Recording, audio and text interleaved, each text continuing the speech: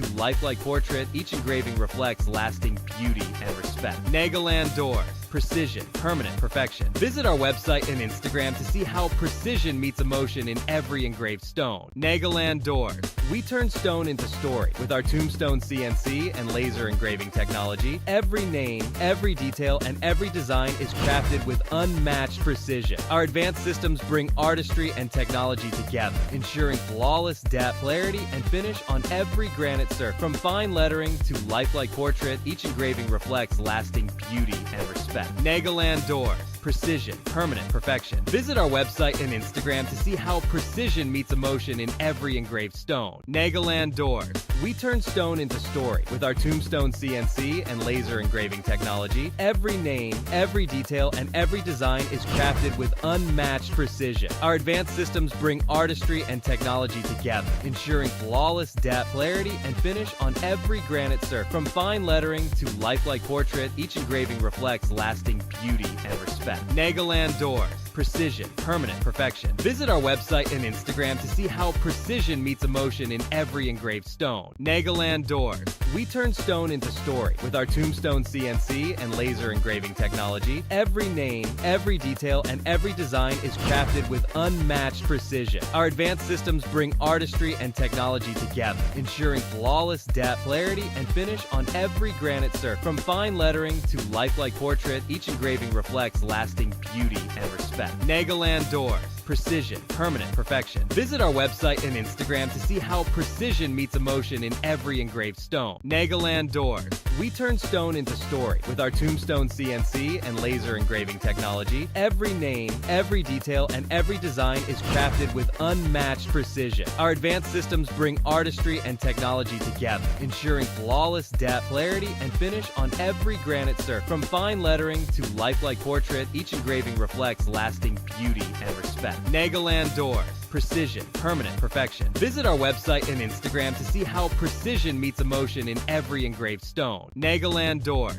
We turn stone into story. With our Tombstone CNC and laser engraving technology, every name, every detail, and every design is crafted with unmatched precision. Our advanced systems bring artistry and technology together, ensuring flawless depth, clarity, and finish on every granite surface. From fine lettering to lifelike portrait, each engraving reflects lasting beauty and respect. Nagaland Doors. Precision, permanent perfection. Visit our website and Instagram to see how precision meets emotion in every engraved stone. Nagaland Doors. We turn stone into story. With our Tombstone CNC and laser engraving technology, every name, every detail, and every design is crafted with unmatched precision. Our advanced systems bring artistry and technology together, ensuring flawless depth, clarity, and finish on every granite surface. From fine lettering to lifelike portrait, each engraving reflects lasting beauty and respect. Nagaland Doors. Precision, permanent perfection. Visit our website and Instagram to see how precision meets emotion in every engraved stone. Nagaland Doors. We turn stone into story. With our Tombstone CNC and laser engraving technology, every name, every detail, and every design is crafted with unmatched precision. Our advanced systems bring artistry and technology together, ensuring flawless depth, clarity, and finish on every granite surface. From fine lettering to lifelike portrait, each engraving reflects lasting beauty and respect. Nagaland Doors. Precision, permanent perfection. Visit our website and Instagram to see how precision meets emotion in every engraved stone. Nagaland Doors. We turn stone into story. With our Tombstone CNC and laser engraving technology, every name, every detail, and every design is crafted with unmatched precision. Our advanced systems bring artistry and technology together, ensuring flawless depth, clarity, and finish on every granite surface. From fine lettering to lifelike portrait, each engraving reflects lasting beauty and respect. Nagaland Doors. Precision, permanent perfection. Visit our website and Instagram to see how precision meets emotion in every engraved stone. Nagaland Doors. We turn stone into story. With our Tombstone CNC and laser engraving technology, every name, every detail, and every design is crafted with unmatched precision. Our advanced systems bring artistry and technology together, ensuring flawless depth, clarity, and finish on every granite surface. From fine lettering to lifelike portrait, each engraving reflects lasting beauty and respect. Nagaland Doors. Precision, permanent perfection. Visit our website and Instagram to see how precision meets emotion in every engraved stone. Nagaland Doors. We turn stone into story. With our Tombstone CNC and laser engraving technology, every name, every detail, and every design is crafted with unmatched precision. Our advanced systems bring artistry and technology together, ensuring flawless depth, clarity, and finish on every granite surface. From fine lettering to lifelike portrait, each engraving reflects lasting beauty and respect. Nagaland Doors. Precision, permanent perfection. Visit our website and Instagram to see how precision meets emotion in every engraved stone. Nagaland Doors. We turn stone into story. With our Tombstone CNC and laser engraving technology, every name, every detail, and every design is crafted with unmatched precision. Our advanced systems bring artistry and technology together, ensuring flawless depth, clarity, and finish on every granite surface. From fine lettering to lifelike portrait, each engraving reflects lasting beauty and respect. Nagaland Doors. Precision, permanent perfection. Visit our website and Instagram to see how precision meets emotion in every engraved stone. Nagaland Doors. We turn stone into story. With our Tombstone CNC and laser engraving technology, every name, every detail, and every design is crafted with unmatched precision. Our advanced systems bring artistry and technology together, ensuring flawless depth, clarity, and finish on every granite surface. From fine lettering to lifelike portrait, each engraving reflects lasting beauty and respect. Nagaland Doors. Precision, permanent perfection. Visit our website and Instagram to see how precision meets emotion in every engraved stone. Nagaland Doors. We turn stone into story. With our Tombstone CNC and laser engraving technology, every name, every detail, and every design is crafted with unmatched precision. Our advanced systems bring artistry and technology together, ensuring flawless depth, clarity, and finish on every granite surface. From fine lettering to lifelike portrait, each engraving reflects lasting beauty and respect. Nagaland Doors. Precision, permanent perfection. Visit our website and Instagram to see how precision meets emotion in every engraved stone. Nagaland Doors. We turn stone into story. With our Tombstone CNC and laser engraving technology, every name, every detail, and every design is crafted with unmatched precision. Our advanced systems bring artistry and technology together, ensuring flawless depth, clarity, and finish on every granite surface. From fine lettering to lifelike portrait, each engraving reflects lasting beauty and respect. Nagaland Doors. Precision, permanent perfection. Visit our website and Instagram to see how precision meets emotion in every engraved stone. Nagaland Doors. We turn stone into story. With our Tombstone CNC and laser engraving technology, every name, every detail, and every design is crafted with unmatched precision. Our advanced systems bring artistry and technology together, ensuring flawless depth, clarity, and finish on every granite surface. From fine lettering to lifelike portrait, each engraving reflects lasting beauty and respect. Nagaland Doors. Precision, permanent perfection. Visit our website and Instagram to see how precision meets emotion in every engraved stone. Nagaland Doors. We turn stone into story. With our Tombstone CNC and laser engraving technology, every name, every detail, and every design is crafted with unmatched precision. Our advanced systems bring artistry and technology together, ensuring flawless depth, clarity, and finish on every granite surface. From fine lettering to lifelike portrait, each engraving reflects lasting beauty and respect. Nagaland Doors. Precision, permanent perfection. Visit our website and Instagram to see how precision meets emotion in every engraved stone. Nagaland Doors.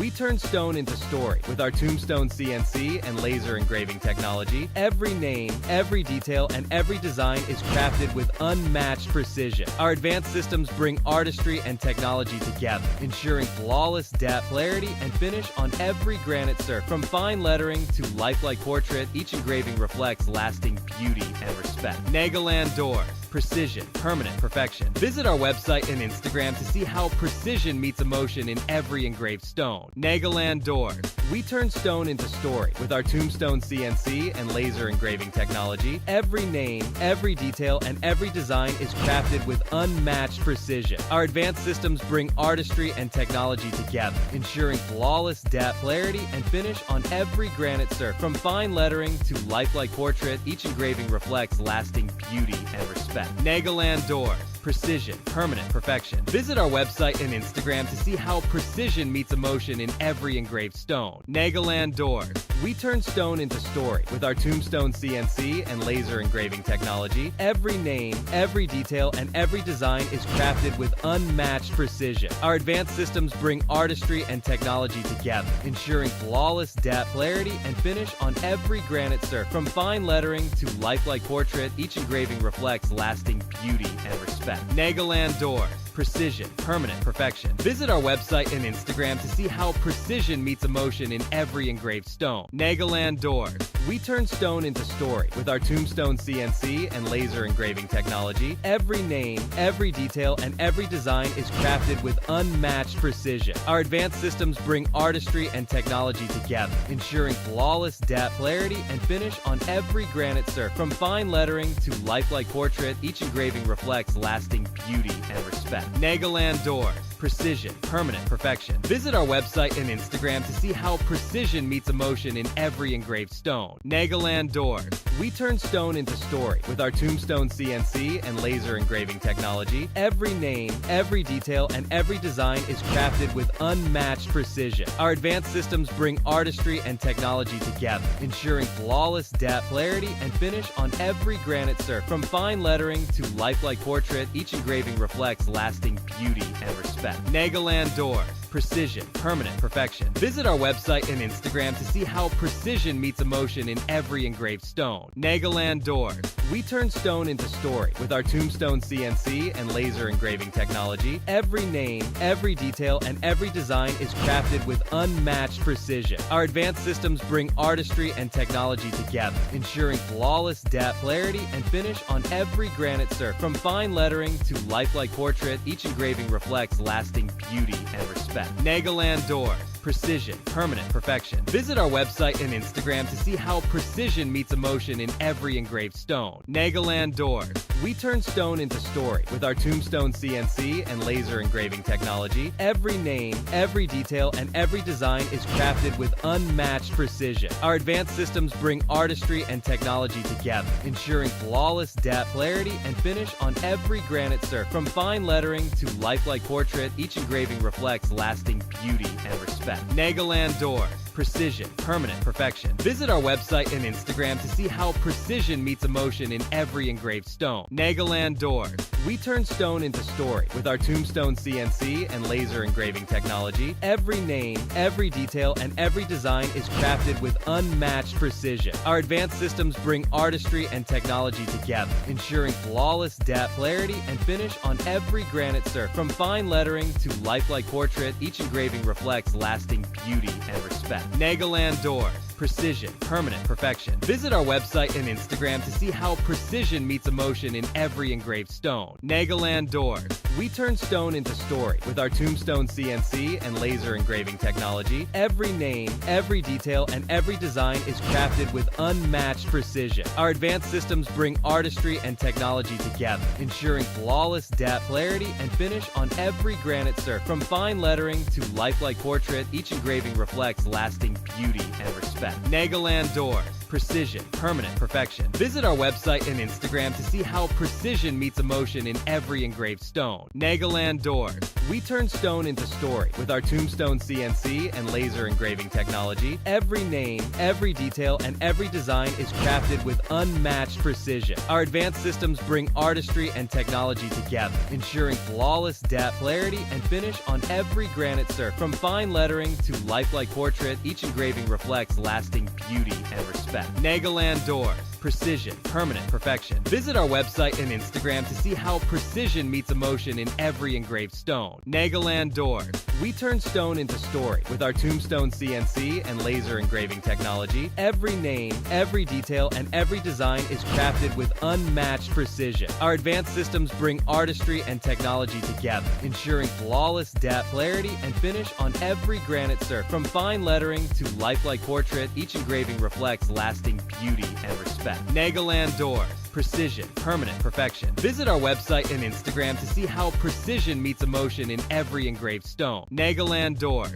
We turn stone into story. With our Tombstone CNC and laser engraving technology, every name, every detail, and every design is crafted with unmatched precision. Our advanced systems bring artistry and technology together, ensuring flawless depth, clarity, and finish on every granite surface. From fine lettering to lifelike portrait, each engraving reflects lasting beauty and respect. Nagaland Doors. Precision, permanent perfection. Visit our website and Instagram to see how precision meets emotion in every engraved stone. Nagaland Doors. We turn stone into story. With our Tombstone CNC and laser engraving technology, every name, every detail, and every design is crafted with unmatched precision. Our advanced systems bring artistry and technology together, ensuring flawless depth, clarity, and finish on every granite surface. From fine lettering to lifelike portrait, each engraving reflects lasting beauty and respect. Nagaland Doors. Precision, permanent perfection. Visit our website and Instagram to see how precision meets emotion in every engraved stone. Nagaland Doors.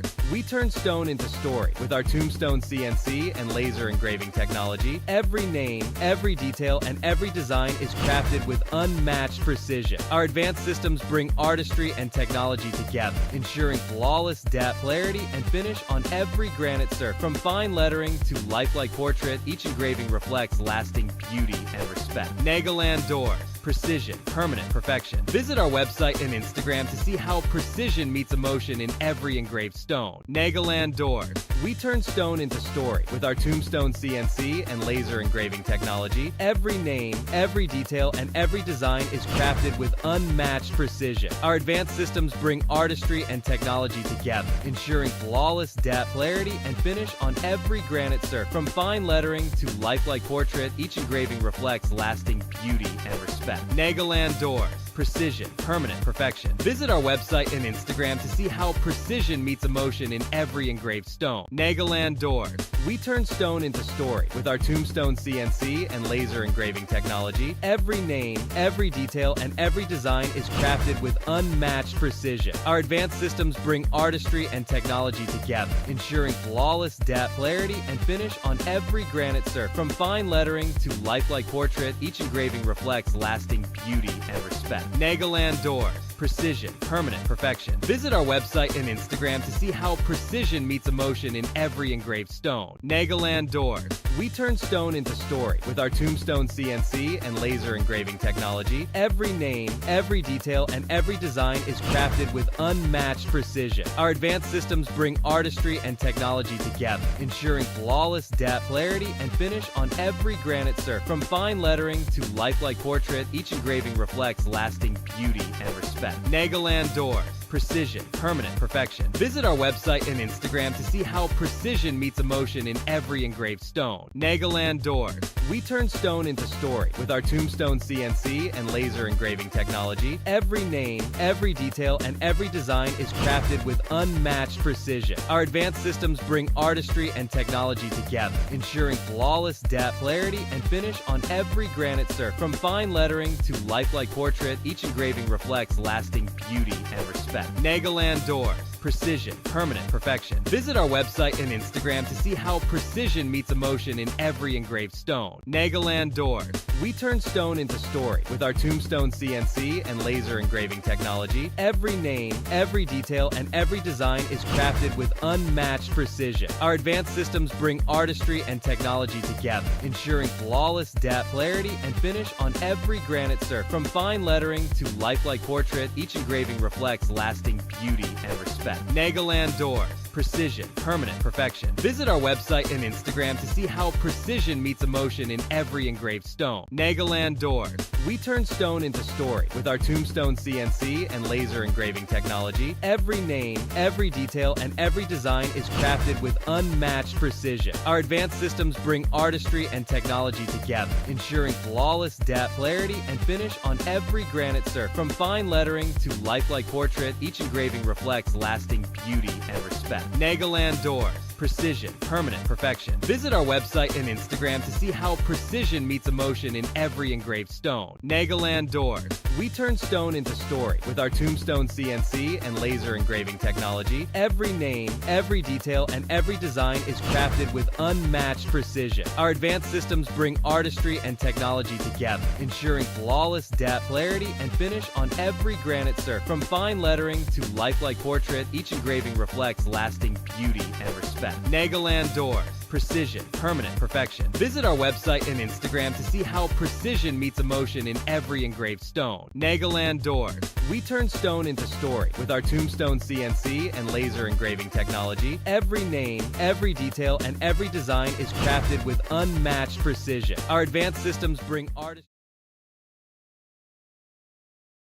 Well, hello, ladies and gentlemen. Once again, we are back, and guess what? We are back with the full pack action. This time, we are live from, Kohima, from the Hornbill Festival itself. This is the Hornbill Esports Festival Season 2, and this is powered by, a lot of people, especially by Hornbill Festival, the government of, Hornbill Festival Government of Nagaland? sports department too. Yes. Okay, let me just get calm my nerves down. I've been here for a while and I've been overwhelmed a little bit, but I have Miss Jenny here, one of the best, and maybe the best here for now. So let's see how it goes on against, ladies and gentlemen. We will go with the first game itself, but let's do a small briefing. What happened, Miss Jenny?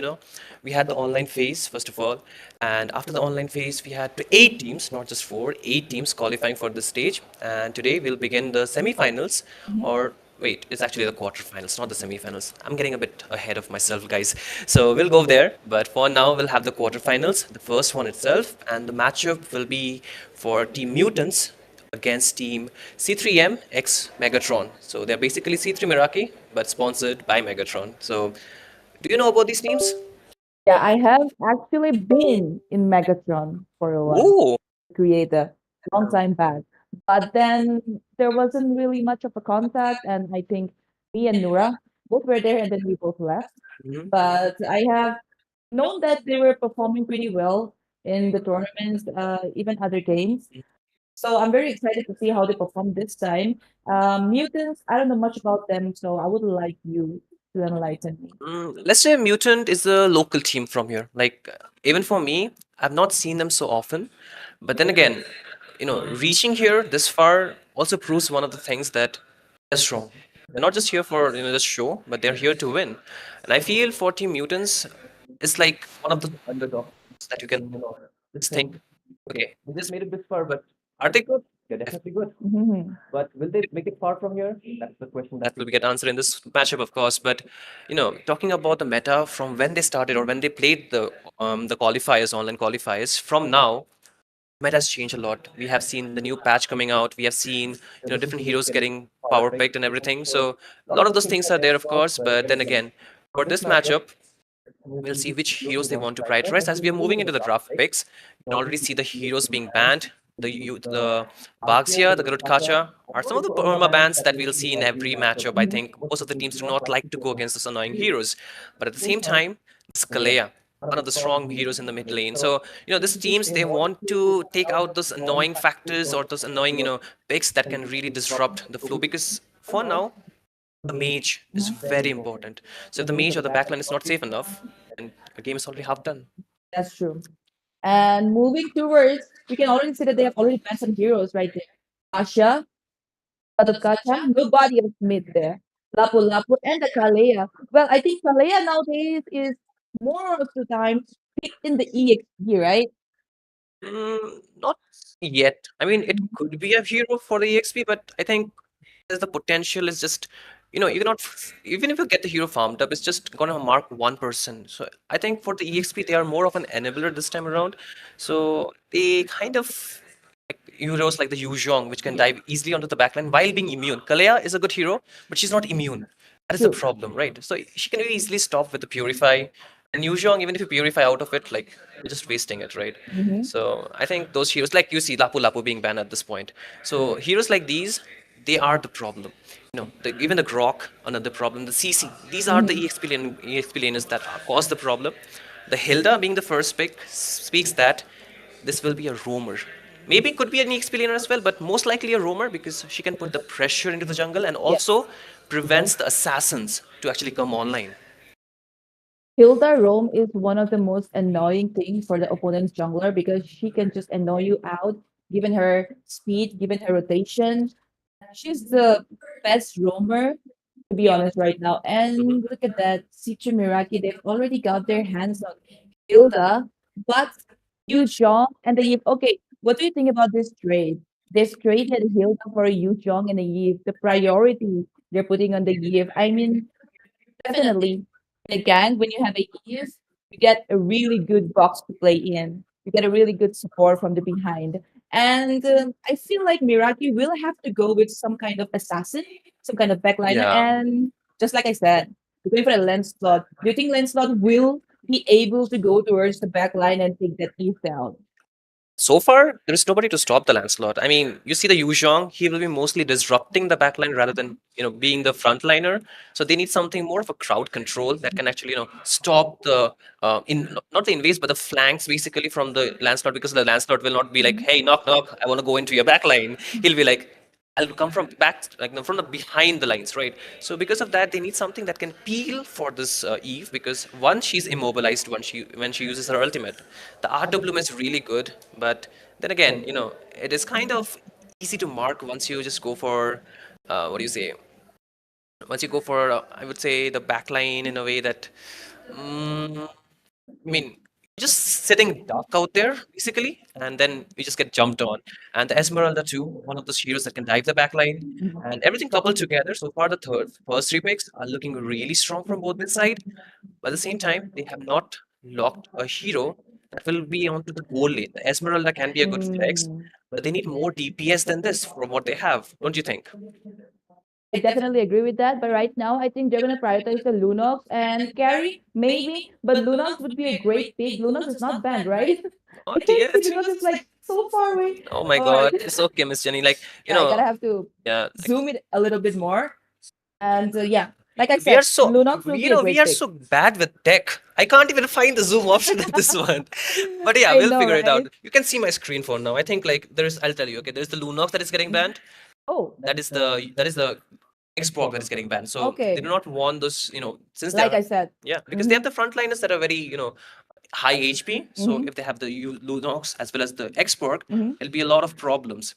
And at the same time, the opponent side or Team C3 Miraki here, they're banning off the goal laners. Like I said, the DPS is still lacking from these teams, and they do not want heroes like the Grandeur as well as the Nathan to be available for the teams.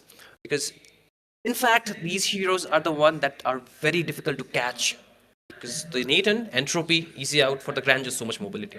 So still, goal lane, yet an option, but I think they can just be little bit creative, put more fighters, because nowadays it's like Yes. double fighter meta. So maybe just go on to that thing, because they can just put some more damage onto the backliners, as in like for Team Mutants, they have the Eve. Now they pick up the Hylos, so double slowdown combination. And for the set of three Miraki, I think they can put the Esmeralda to the goal lane, but I don't know if the damage will be enough though. You know what I feel is that both teams have really heavy front lines so far. They especially mutants, they have the Hylos, the Fredrin, the Yuzhong, and Yiv. It's like a utility mage. You know, his ultimate is gonna help them give the backup, but not the person who's gonna secure the kills.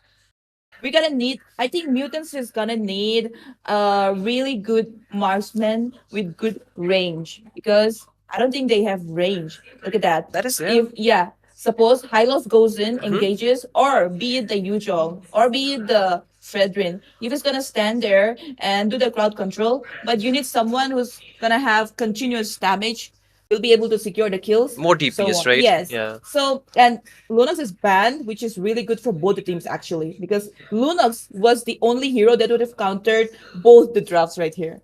I mean, it's a double-edged sword. You ban it, but then again, you won't have the option to pick it for yourself, right? So I think mutants. Oh, we forgot about the carry actually. So I mentioned carry, I don't but think so. nobody. The carry has enough range. Yeah, see? Now it would make sense, right? Because they are going for a frontline heavy draft. The carry tank melter, like tank butcher basically at this point. So let's see if she can do her work or not. But the problem with carry is like very item dependent, very late game centric. So this 4 heroes that are there, the first 4 heroes, they need to make enough spacing for the carry to come online. But look at the dive from team 3 Miraki. I mean, I think it might be a bit difficult for this carry to Honestly, I position. feel like mutants have a better draft because come on, last month, not last month, I think the previous month, I've been in India #2 carry. Oh my god. So I'm like very confident that they can pull this off because they have enough, they have more than enough frontline, and they also have a box because of the RWM. So carry Yeah. is definitely gonna have a really good box to play in, dive, and just deal damage. So I put my money on mutants.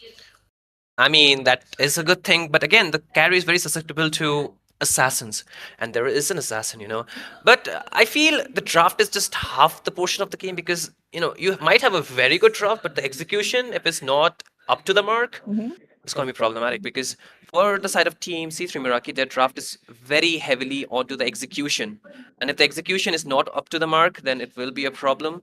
So we'll see from how it goes on from there. But at the same time, for these 2 heroes or for these 2 teams, both the early game as well as the late game will be one of those factors that will decide or that will actually give them a very big factor which one will come online faster because any of the side whoever get the economy first, they're looking more better to win. Yes.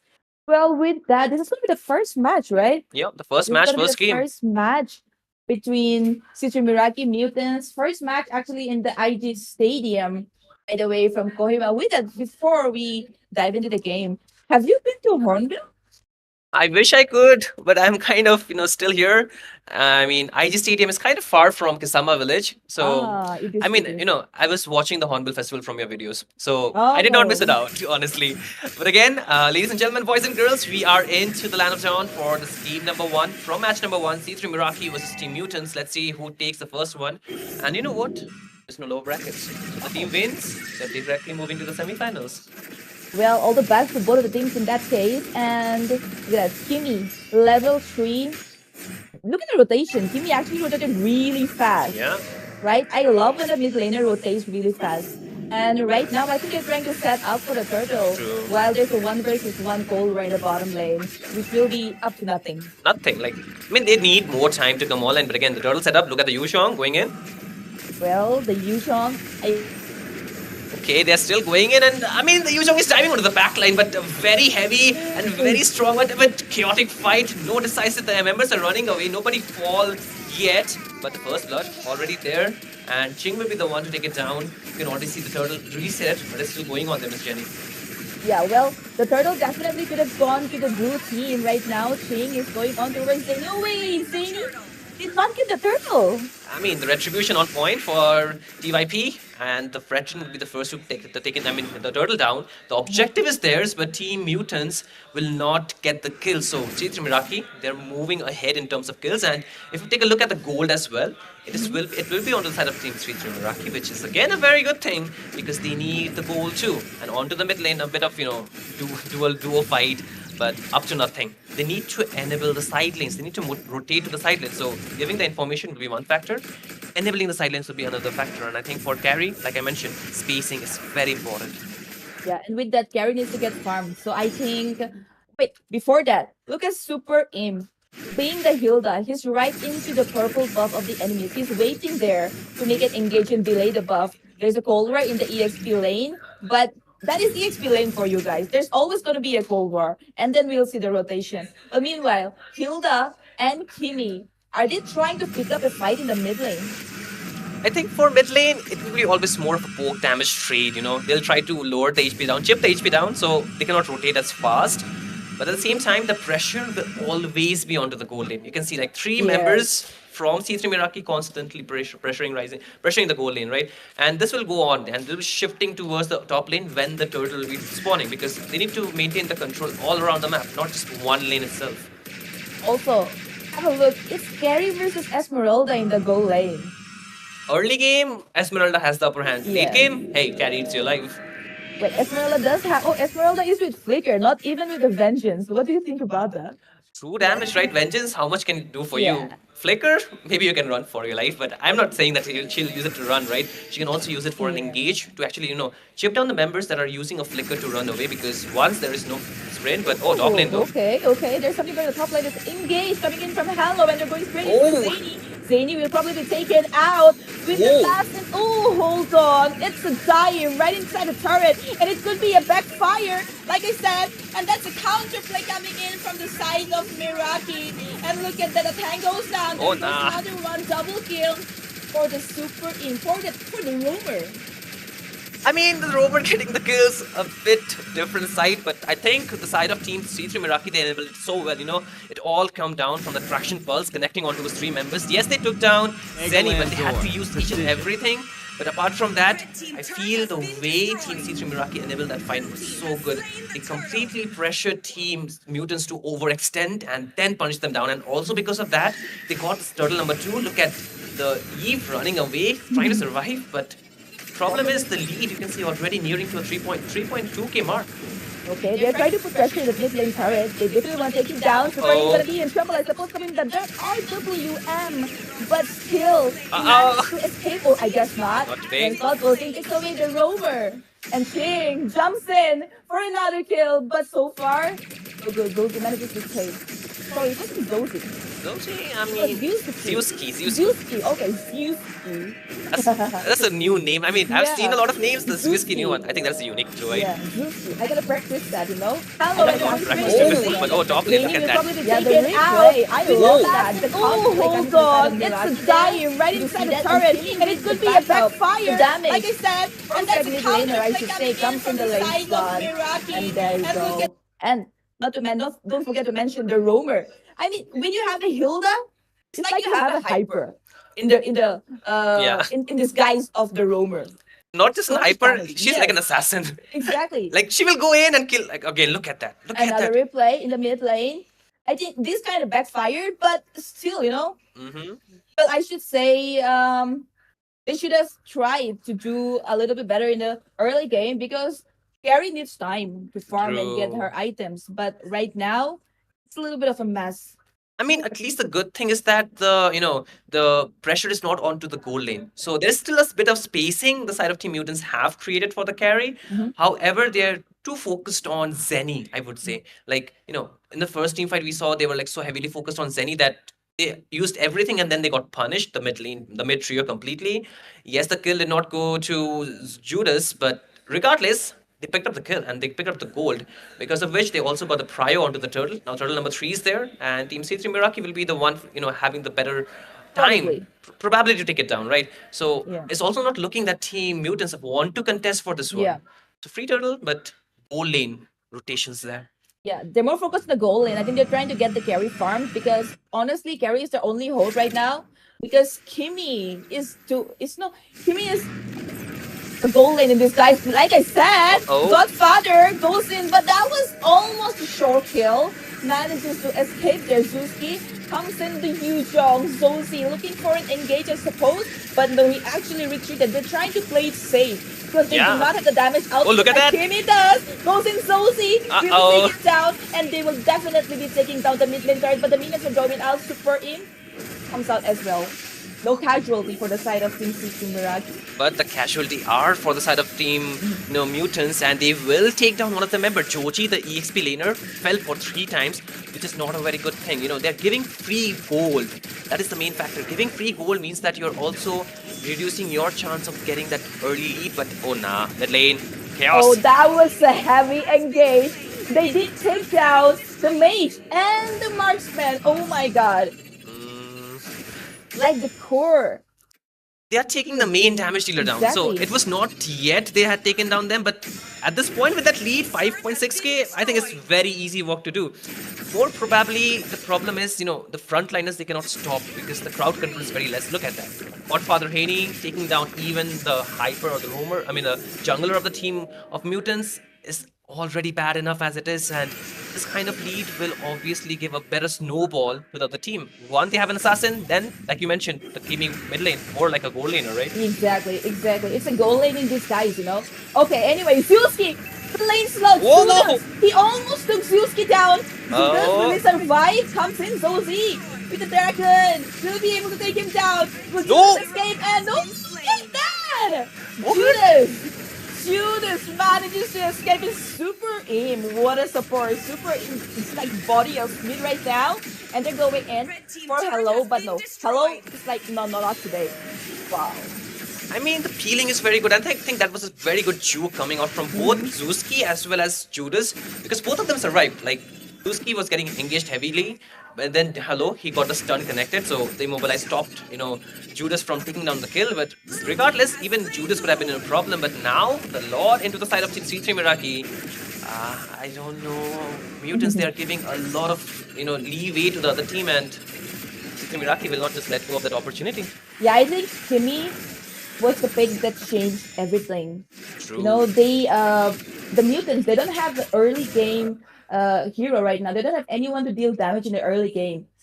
Yes. They're not gonna be able to do much, honestly. There's a lens slot. Who is he gonna keep stunning and giving damage, right? Yeah. He's more like a tank right now. So they don't have any damage dealer right now. Carry cannot do much. And with that, the Lord is marching, but they're looking for a fight, I suppose. They are poking and taking all the passives out, but the Lord is marching in. Do you think they will be able to defend this one? Looking a bit slim, but the holy shields are still like they're there. But Jenny petrified. And he almost, but he's still there. RWM pops in. The turret will be taken down. Comes in. The high loss. Oh wait. Yeah, still. I mean, we need to keep two things in mind. One, keeping their backliner safe. Second, their turrets. The top one already fell, and now the mid lane. Okay, they are definitely going to take down the mid lane inhibitor. They're actually going for it. Just the inhibitors, not the kills. And it was almost there, but they had to retreat. Meanwhile, the bottom inhibitor is still safe. Again, well, the fact that they defended this Lord, this might be a window, Window of opportunity, Yeah. for sure. But, they need a lot more time, because you can see, if we take a look at the items, we'll also figure out which team will, I think for mutants, for carry, at least 3 items required, right? The Trinity will be important, and she has that, which is a very good thing.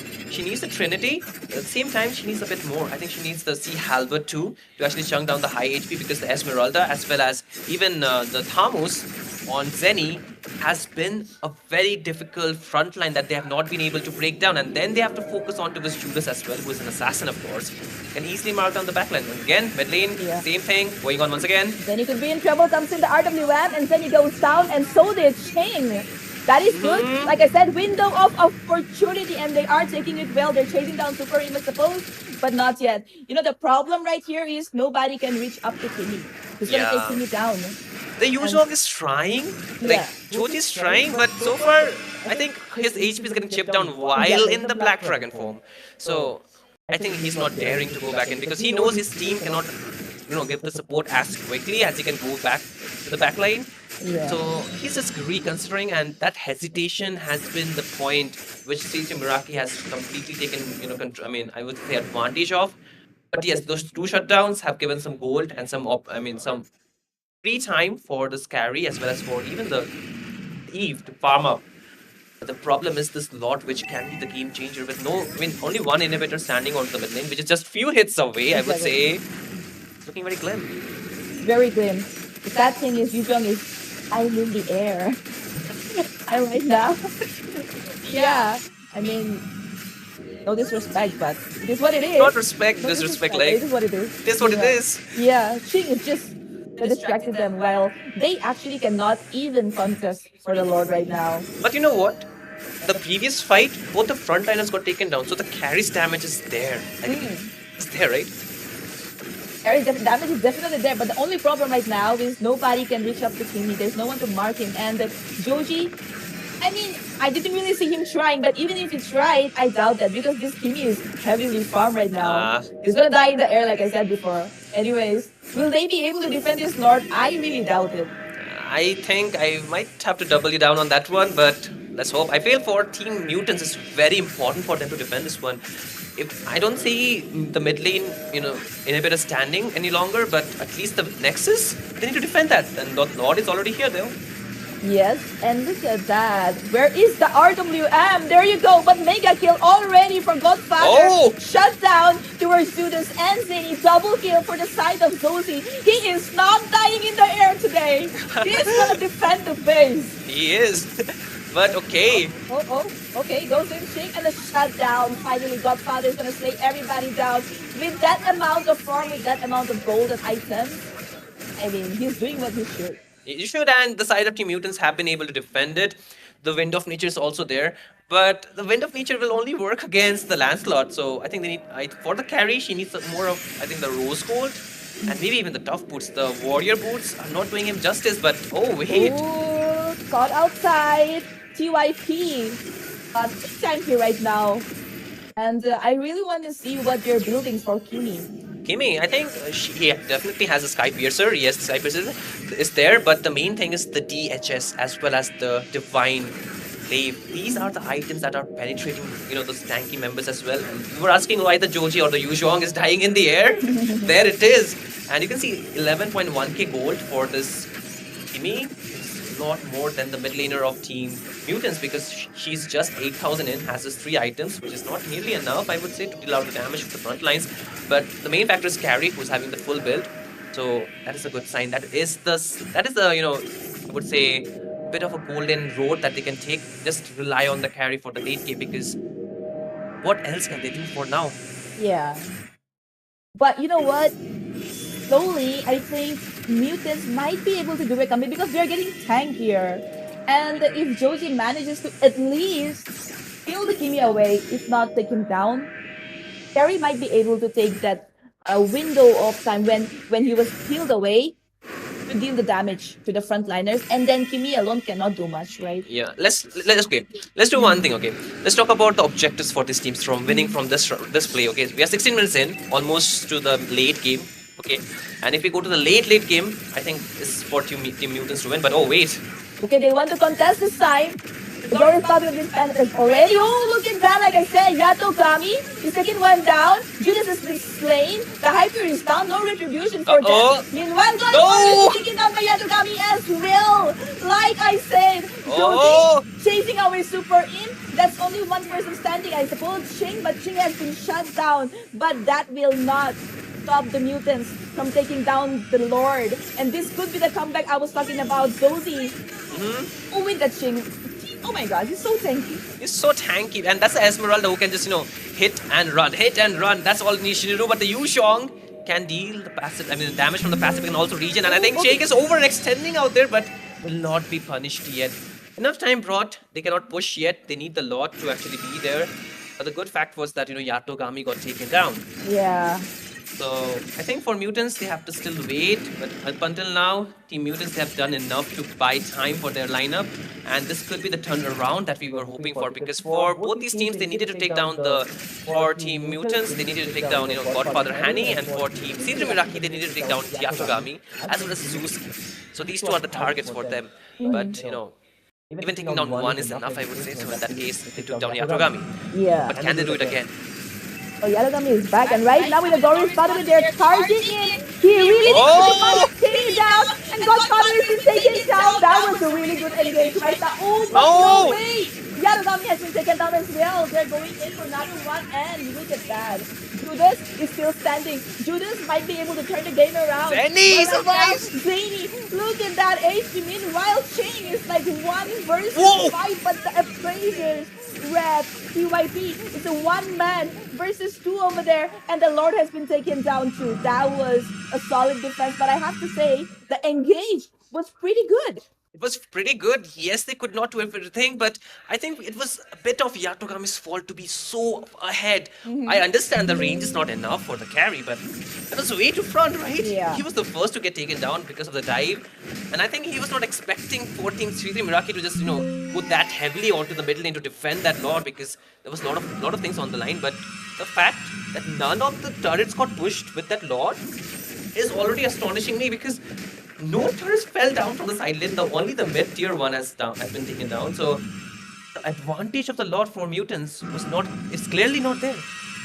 Definitely. I should have to say that Yatogami will have to wait for the opponents to expend the skills, that could be a problem for him. Yes. That's what I do when I'm playing carry. You know, I position myself somewhere where the enemy wouldn't expect it. And once I see that, okay, the skill has been expended, Yeah. then that is when I go in. Because right now, I think Yatogami will have to be aware of the Lancelot, the Hilda, and Tamus, not really, but will have to stay safer because he has the vengeance.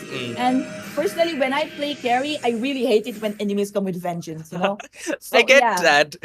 I feel, one factor which was a problem, that the carry went for the Wind of Nature and not for the Sea Halberd, which I talked to you about, Yeah. right? Having the Sea Halberd could reduce the region a lot more, because how many people have the anti-heal is the question. You see the items again, it's 20 minutes already into the game. The gold now back to the side of Team Mutants. You can see the number of anti-heal is one onto the, the mage. And the carry actually sold his shoe and bought the anti-heal. So, which is a very good sign. I wanted that item to be there.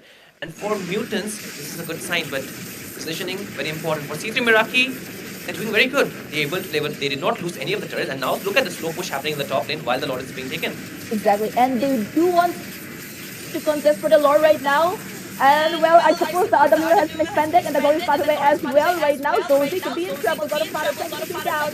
Josie, there has been no support because they had to go back. Oi. This happens when the lanes are not cleared. Yeah. It's gonna be a floored for Cici Miraki, but wait, TYP is there. Could be a retribution battle. Will there be? And well, they need a Yatogami right here, but Yatogami is in the base. Against all the TYP odds. will definitely be taken down before the Lord is even low enough to be executed. Right? And oh my god, what a throw! That is a throw because, oh wait, Zuski does not get the connection, but oh, Flicker, whoa. Very close. They should not have any more bodies falling down. Joji falling down was already bad enough, and TYP going all by himself without his team. I know they wanted to secure the Lord. They did not have the inhibitors, but that was a very ballsy move from the Hyper of the side of mutants, because C3 Miraki, they have all 5 of them members standing there, and they can easily punish even if you're a tanky member at this point.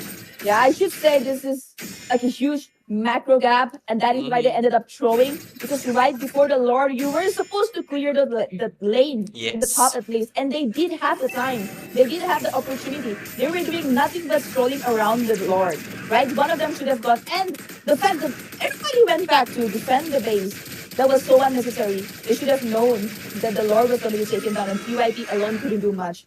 But yeah, well, it is what it is. It's a troll, no disrespect, but... Yeah, but now, I think they have to defend this Lord at any cost, because if they don't, the game will be over here. Yeah, but they're still going in, and look at that. Oh wait, R2M, they're out there, but the immortality will be lost, and Yatogami falls again. Zenny, second one to be taken down. Zuski, a good fight, but a low, and all the members of the mutants are already down except for one. But Joji, what can you do? Can you defend the base as well as take the members down? Not today. That will be a game secured for C3 Miraki. And that will be the first match in the Hornbill Esports in the LAN been taken down by C3 Miraki. Yeah, but I actually put my money on the mutants because of the one pick. Because of the one carry pick. I know. I think, even you mentioned this fact, which I want to, bring back. They need a range. Yes. The carry, yes, it has the damage, and I think that was a very sensible move too. But in terms of range, the carry kind of lacks. And the first game is in their pocket, but we have 2 more games. Mutants, they're not out yet, So I feel they still will have some more time to actually, think what happened from the previous game. But I think it was clear. Problem. Yeah, I think it kind of gets you in your head, but I think it was pretty visible what was the problem. The positioning. And the way they kind of, like you mentioned, the macro gap. They were not looking at the map. The draft gap too, I should say. Because if you're going for carry, if you're going for a Fredrin with all the tanky front, they definitely need a mage that can handle the early game well, Yeah. Suppose the Fredrin decides to engage, you need a mage to deal damage from behind, and they did not have that. I mean, he was there, but not really effective in here. They were trying to do, they were trying to have their own hitbox range. But then Team C3 Miraki, they were smart enough to get out of it. And then engage while the skills were on CD. If you think about the RWM, yes, it is a very good skill. It does enough damage, but the cooldown is a really, I think, a deal breaker, right? And for even the Glorious Pathway, they were trying to pair it up, a wombo combo, double slowdown, but the way team C3 Miraki were running away from that space was, already showing that they did not want any fight inside that range. So they're for the winning condition of Mutant was like fighting inside that box, and for the side of team C3 for Mutants, they had to force team C3 Miraki to make those errors which were not there. But again, we'll see the MVP, and like you mentioned, Yeah. Godfather. Hani was definitely the man behind the mid lane, goal laner. I mean, he was more of a goal lane pick. Was doing both job, right? Yeah. Esmeralda, I mean, obviously, she's just gonna hang around like a tank in the late game. So Kimmy did all the job. And I have to say the positioning as well of Haney was really good. Look at the damage taken. Yeah, exactly. It's 7%. 7%. Nobody could reach Barely. him. Yeah, nobody could reach him. Like I was mentioning 100 times. Can't reach him, you can't win this game.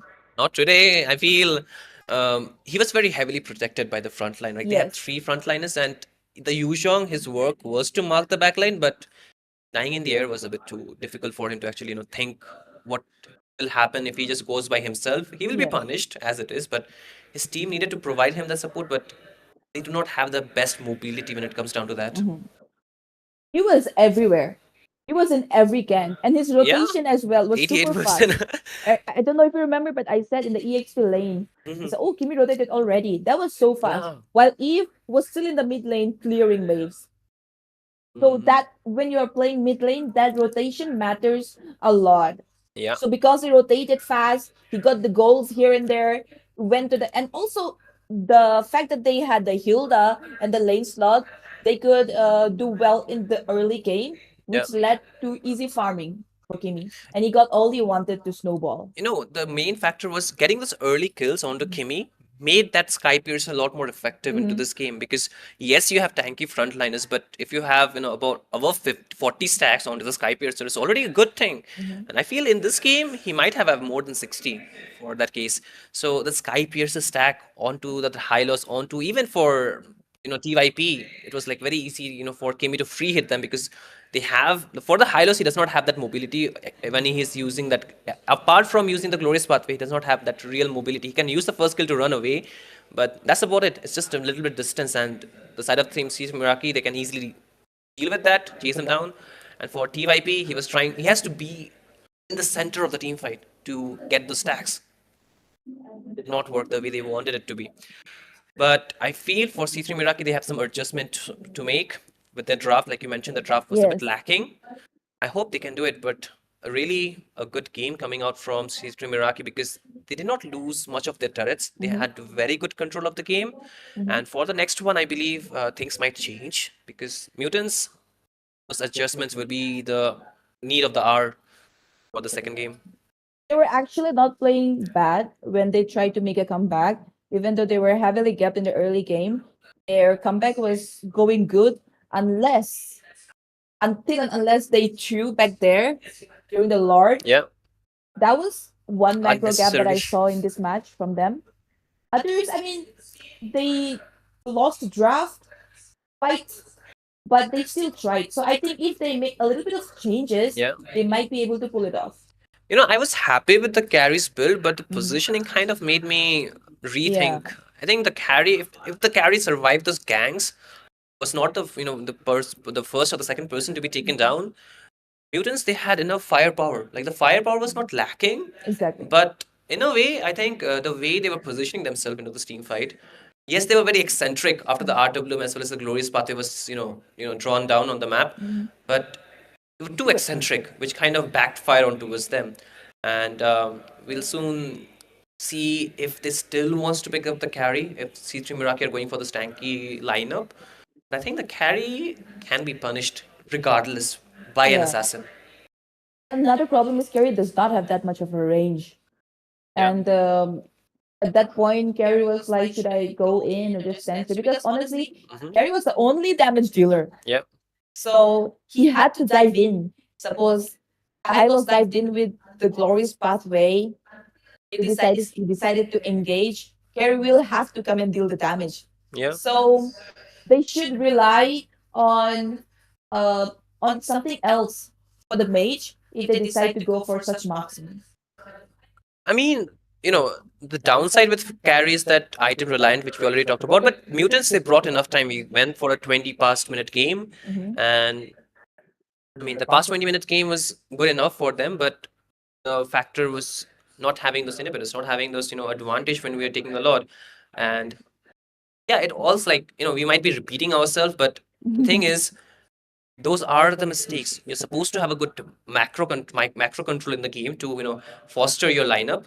At the same time, you also need a very good understanding when your lineup will come online. So, like you mentioned, not having enough damage dealer was already a problem enough. If you take the damage dealt, yes, Zuski onto the Eve was dealing the damage, but she could not chase the members down so far away. And yes, Joji was the highest damage dealer out there. Exactly. No, wait. Joji was not wait, damage hold dealer. on. It's a different one. I'm just trying to figure. Damage dealt from the side of Citri Miraki. The highest one would be Ching. Wait, what? No, No. obviously it's Godfather. The highest damage dealt was by Cheng.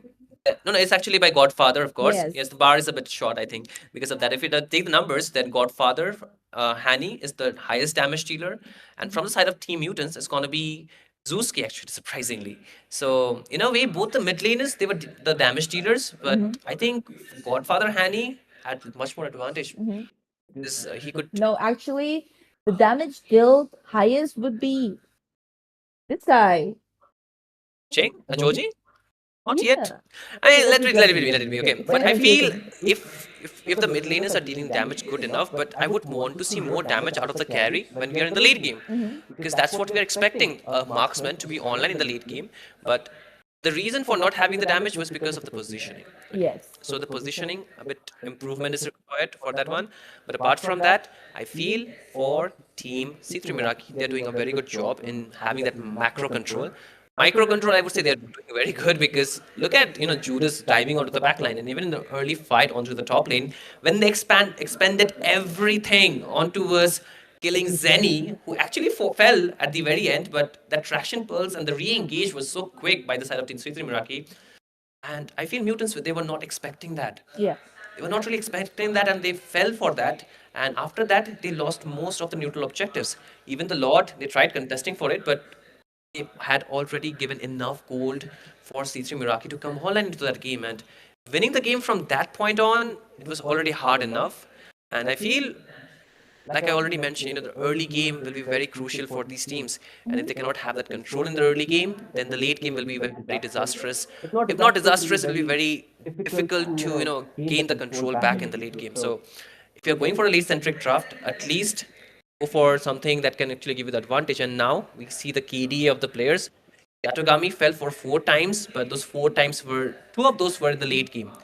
So very important that you don't die in the late game as a main damage dealer. And the frontliners, they were enabling the fights, but you can see with the Kimi being that far ahead, I don't see even the The frontliners. KDA says everything 9 to 12. No one was able to catch him.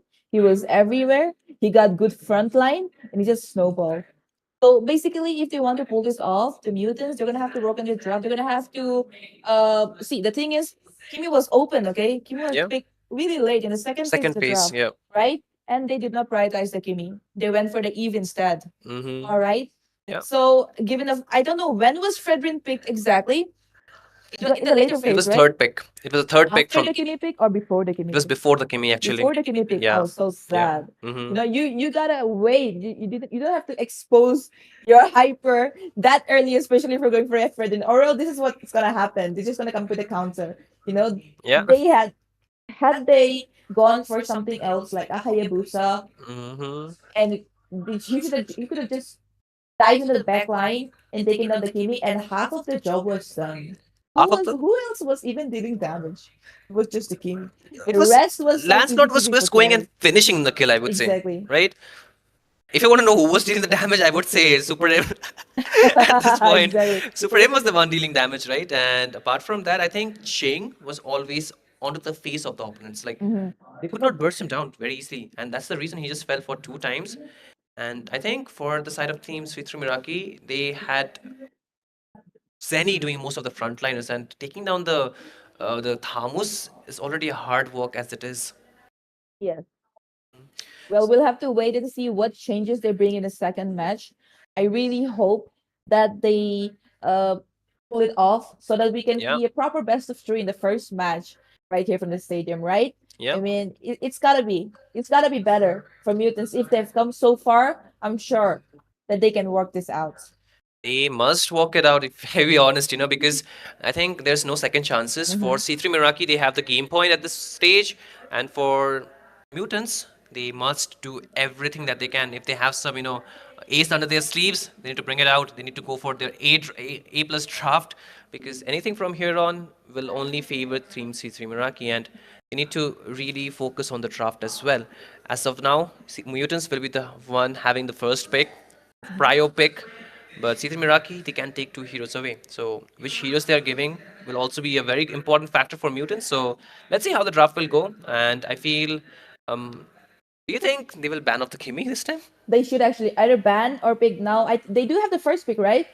They do. So yeah, they don't have to ban, but let's the Mirage ban themselves. I don't think they are gonna let the Will Kimi they? slide for free, right? So But they can play it out. do you think mutants might go for a first pick Kimi? They should actually.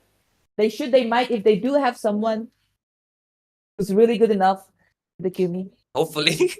But I mean, I'm not trying to make it a very big play, but the Kimi, when it is heavily, enabled in a draft that has a very good front line, it's very difficult to actually shut him down. And we saw it in the last game, right? So even if you're not giving away the Kimi, I think denying those frontliners could be another option. Like ban of the Esmeralda, ban They of did. the. Oh wow, they did. I mean, they did ban off the Esmeralda, so that's a good start, I would say, for Team Mutants. But this will also open up the Lapu Lapu, and in this case, Team C3 Miraki, they can steal away the Yuzhong. Yes. That could be another option. So, disrupting the frontline is another option that they can go for. So, the value of the trades will be shown in the first phase for sure. Hmm. Esmeralda's been taken out. And They don't Hilda, want to deal with that Esmeralda yeah, again. Because I swear Esmeralda was so tanky in the last match. And what is that? Hilda? yeah. Okay. No more Hilda. But No more is C3 annoying. Miraki banning it Yeah. off themselves? Yeah, I told you. They don't want to give away the Hilda. They don't want to give away the Kimi. So not sure if if mutants don't want to pick the Kimi, they're definitely gonna ban it. Okay? But they are not yet. They're still banning the Kalea. They're banning the Kalea. I think Kalea is a bigger threat, they think. Could be, I Could be. mean, it can lock you down, Yes. right? Just gonna lock one person, the damage dealer, and that's it, bro. You're dead. Dead And indeed. yeah, okay, that's the CC ban. Makes sense. Fair CC is enough. good in the goal lane, the EXP, like she's super Flexible. annoying. Annoying, Yeah, flexible flexible. as well as annoying. And it's like she can counter almost everyone in the True. EXP. The thing Just is, yo-yo around. I have not. One of the combos that we have seen a lot, the Lancelot, yes, very required, I think, for mutants to ban because they need to keep their backliners safe. But this will also open up the Hayabusa, another hero. And They if do still have options, but I'm not sure if they're gonna explore them. exploring is very important, ma'am, because I think for these teams, they are already like for mutants, they might be really reconsidering a lot of things. The Garud Kacha. I mean, you see these two heroes side by side, the CC and the Garud Kacha. That's a very good combo. The curtain crawl plus the AOG. If this Yes. blocks down together, it's very difficult to get out of it, and two members will be instantly falling down. So I think that's a very good ban. But like you mentioned, the Kimi ban is not even there. And if C3 Miraki they get it once again, I think they will not leave it by like they will decide to pick it, of course, right? They will not let the other team pick it. And for mutants, they have to go for a very good start. Lapu Lapu, still not the You Kimi. don't want to lock into the Kimi yet. Lapu Lapu can lock down the Kimi in a case, yeah. I mean, okay, no, none of them are prioritizing the Kimi so far. We I are mean, thinking I'm too sure much they about have the Kimi. plans. I think we are putting too much stress on the Let's Kimi. assume they have plans. No Kimi required. I mean, No who Kimi picks Kimi? Who picks Kimi? Kimi is not important, guys. Yeah, We need the front lines and dark system. wow, dark system. Okay, but frontliners, like I mentioned, and the Yu Zhong steal is already there. Joji is not getting that hero. I think Okay, wait. The Lapu Lapu can also be used on the goal lane actually. So it's a good start, isn't it? It is. You can definitely provide the front line. And okay, Another Hayabusa, Kimi. this I mean, time not they PP. should have done this the previous match. But well, it's okay. And, Never too late. Give again. I mean, the emphasis they're putting onto that Eve. Maybe that's the game plan, right? Probably. Probably, right? Because I think they want to set up the fight in a way that can favor them. The what we say, the ultimate from Eve is like more of a a chess match board. So they want to play in the chess board. They want to have their pawns and they want to just taking them down. But the Hayabusa against the Isan Shin, I think the Hayabusa does have the upper hand in this one. No, I feel they this time they're like, okay, let them have the Kimi, and we'll pick the Hayabusa and dive into the back line. Right now. And Yeah. the fact that they're going for a YSS is gonna be a Golden Khalid or what? Rome Khalid Okay, actually. okay, my bad. Rome Khalid. Khalid is definitely gonna go Rome. Yeah. So I don't think they're gonna go for a marksman in the goal lane.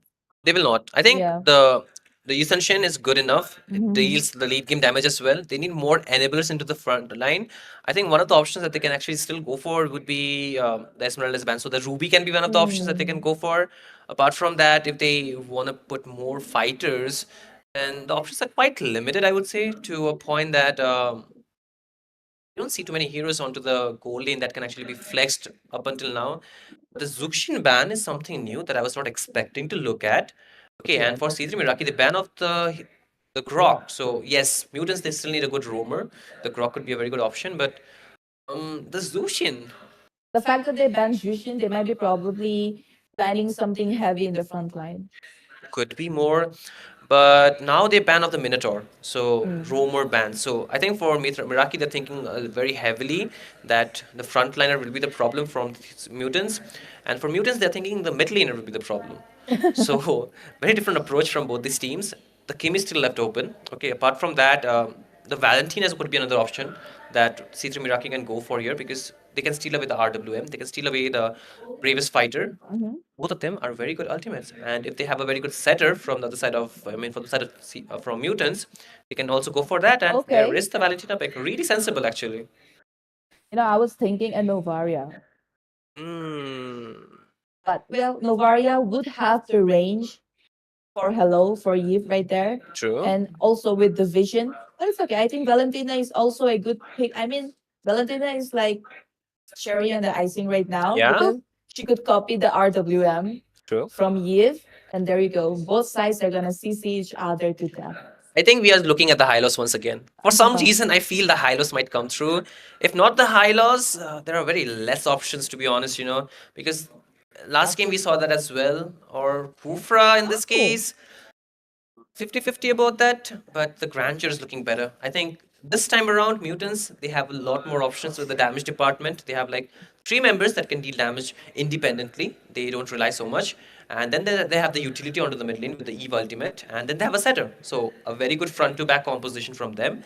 For C3 Miraki, I feel the Minotaur could have been a good option for them to actually punish the dive. But since it is banned, the other option, I mean, even they can go for the. They need actually a gold laner, so the Ruby could be a good option. But if not the Ruby, then they can go for the Harith, or even maybe if they want to go for another assassin onto the gold lane. I don't think so. An assassin will be a I think Ruby would requirement. be the best right now. Okay, Oh, it's Alice. Alice Gold Lane. They are definitely planning to give all the space to YSS and provide all the frontline he needs. And on the other hand, Kufra's engages are going to be very, very crucial for Team Mutants. They're going to have to depend on Yep. that. And so far, the draft, I think the draft looks a little bit better. Which one do you think? I think C3 Miraki looks a little better in here. I think C3 Miraki they still need a scaling. Like they need items first of all for the hyper of course, but apart from that, Judas requires that range. Not the range. I mean for the power spike items, and they have a very good front to back composition as well. So if Godfather Hani can actually steal away the ultimates, especially the RWM, they already have a very good set making capability with the Khalid as well as the Yushong. So I think, like you mentioned, the cherry on the ice. Oh, wait, icing on the cherry. Cherry on the ice. Okay, my bad. I'm just trying to get the hang of it, but since the new phase, I'll get used to it. But this is the problem, the Khalid can put a lot of pressure onto the Hayabusa, which Kufra, if he tries to replicate, will be very difficult feat to accomplish. Like that. As we can see, Judas is actually rotating really fast. He already got the blue, but right now he's not going for the red. He's actually looking for a fight in the golden, I suppose, but no, he's going back. Lapu Lapu versus Alice. I mean, both are tanky, and they're just gonna keep on fighting for like hours, and they're just gonna keep stealing each other's HP. True. I mean, hours might be a bit too much. They might just fight for 2 minutes. Yeah. But the more time they waste, the lower their farm would be. I think rotating would be a lot better option because they does not need to win the lane. Yes, the laning matchup will be important, but winning those team fights will be a lot more important. So fight around those objectives. While your team has a good setup, provide that assistance will be a lot more important. But again, there's a I would say a dragon versus a fighter. I mean a marksman. That's already a bad matchup because if they dive, it will be very difficult to actually stop that dive. But the Hayabusa will not dare to go to the side lane. He'll try to mark the mid laners a lot more, especially the mage as well as the hyper. But again, there's still a time. But look at that, the turtle setup already there. Skirmish in the mid lane, Yeah. but I suppose they're gonna contest for the turtle right now. Judas is already halfway, and TYP looking for a retribution to land in the turtle. The RWM has been popped up already from both sides, suppose, but it's the first blood and the hyper has been taken down, and that's a double kill for Godfather again. This mid laner, I have to say, the turtle though has been taken down by the Zosi, by the EXP laner. Wow. And Joji falls himself too. So in a way, even though we got the turtle, I think mutants, they got that team. I mean, not mutants, but C3 Miraki, they got the team fight once again. And look at that lead. Oh. Nah. And that's another person caught off guard in the bot lane. Godfather will be escaping. Right now, I have to say, this guy and his mid lane skills right on point. You know when to engage, you know when to retreat, you know when to rotate. Give him any hero, he will be performing, right? Exactly. I guess it wasn't the Kimi, it was just Haney. It was him along. Yeah, it was just him, not the hero. Yeah. Meanwhile, in the bottom lane, we can see Hello try to engage. No, not really. Just giving the vision.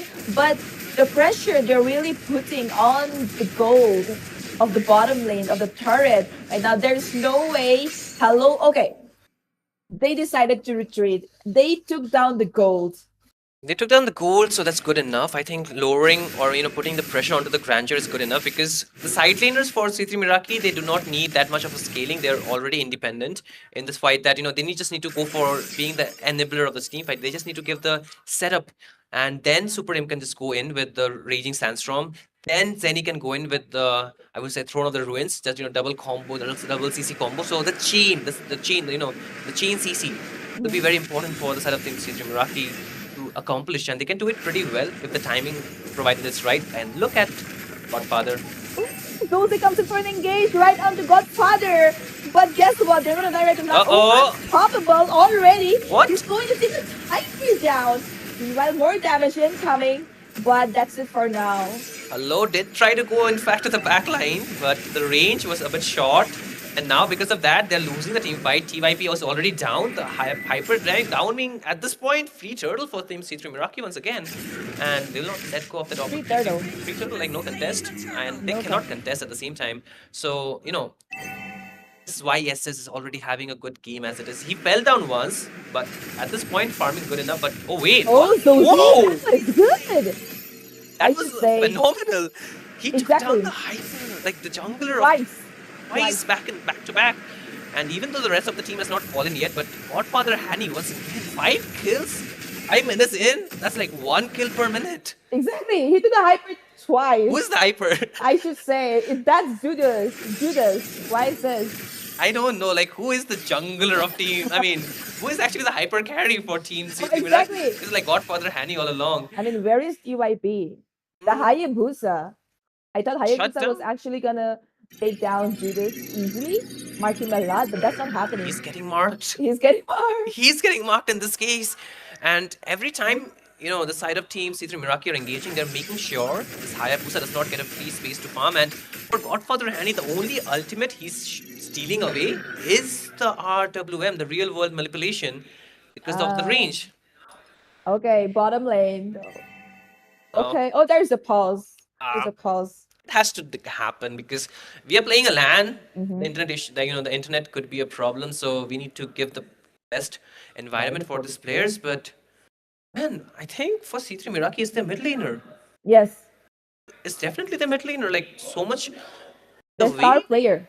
star player, of course, but I would say, like you mentioned, right? Whether it is the Kimi, whether it is the Valentina, doesn't really matter. This is micro onto that, onto the heroes that is actually making the difference for both the side. And even though I do not want to compare the mid lanes at this point because it's still early game, but I think the Valentina is doing a lot more rather than the Eve in this factor, Exactly. because we are seeing the Valentina in much more active position compared to the Yes. Eve.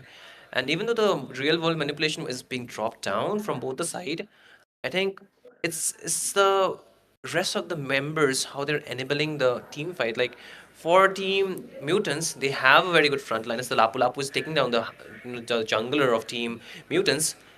Not mutants. I mean, it is the jungler of team mutants. What I'm saying is like more of, I would say, team C3 Miraki. But I think both the junglers so far have not been impactful in this game. It's more of the side laners as well as the mid laner for Team 3 Miraki, and for the side of Team Mutants, it's more of the side laners like the Lapu Lapu in action. Yes. I have to say, it's like it's kind of funny actually. Zosie there, the way he rotated to get them down, while the entire team is like so clueless, struggling. You know what? There was a time in the mid lane, Yeah. Zosie came solo, single-handedly engaged and took down the hyper, and his entire team was somewhere else. It's like he Not even came, he near. saw, he conquered. Yes. He did everything by himself. But this is also a downside of their draft. Mhm. They need to actually have a very good, I would say, let's just say they need to have more insight on what's happening around the map, like map awareness in a way that if one of the members is going in, then the rest of the team needs to follow that up. Because yes, you're punishing the jungler, but still, in a way, I think it's a problem that they are not really having too much of a time.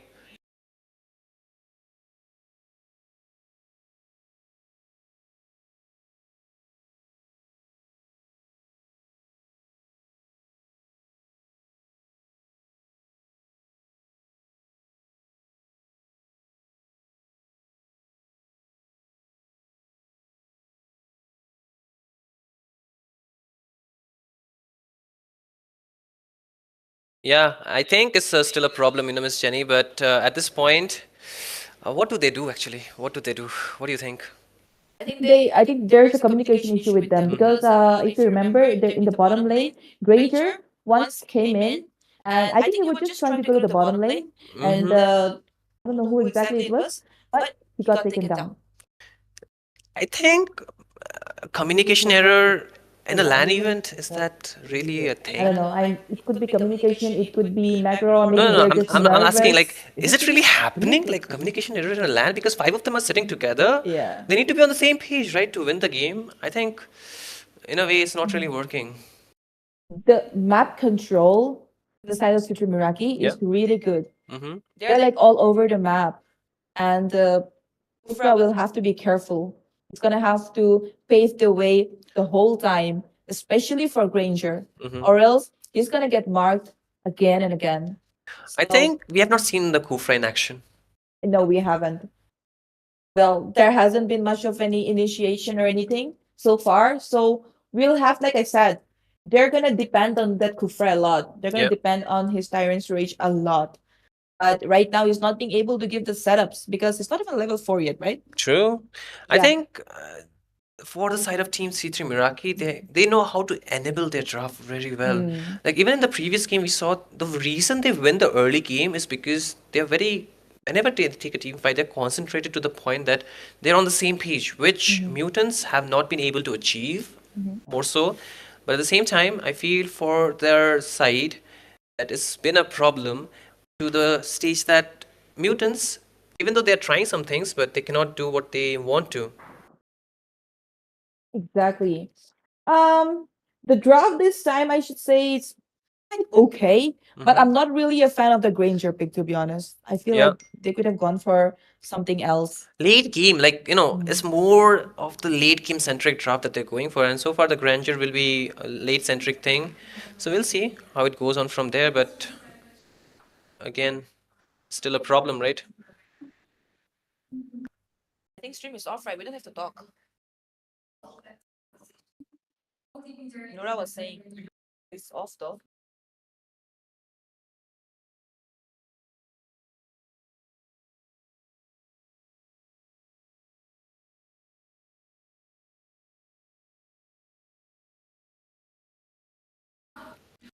Yeah, and you know, put an animation or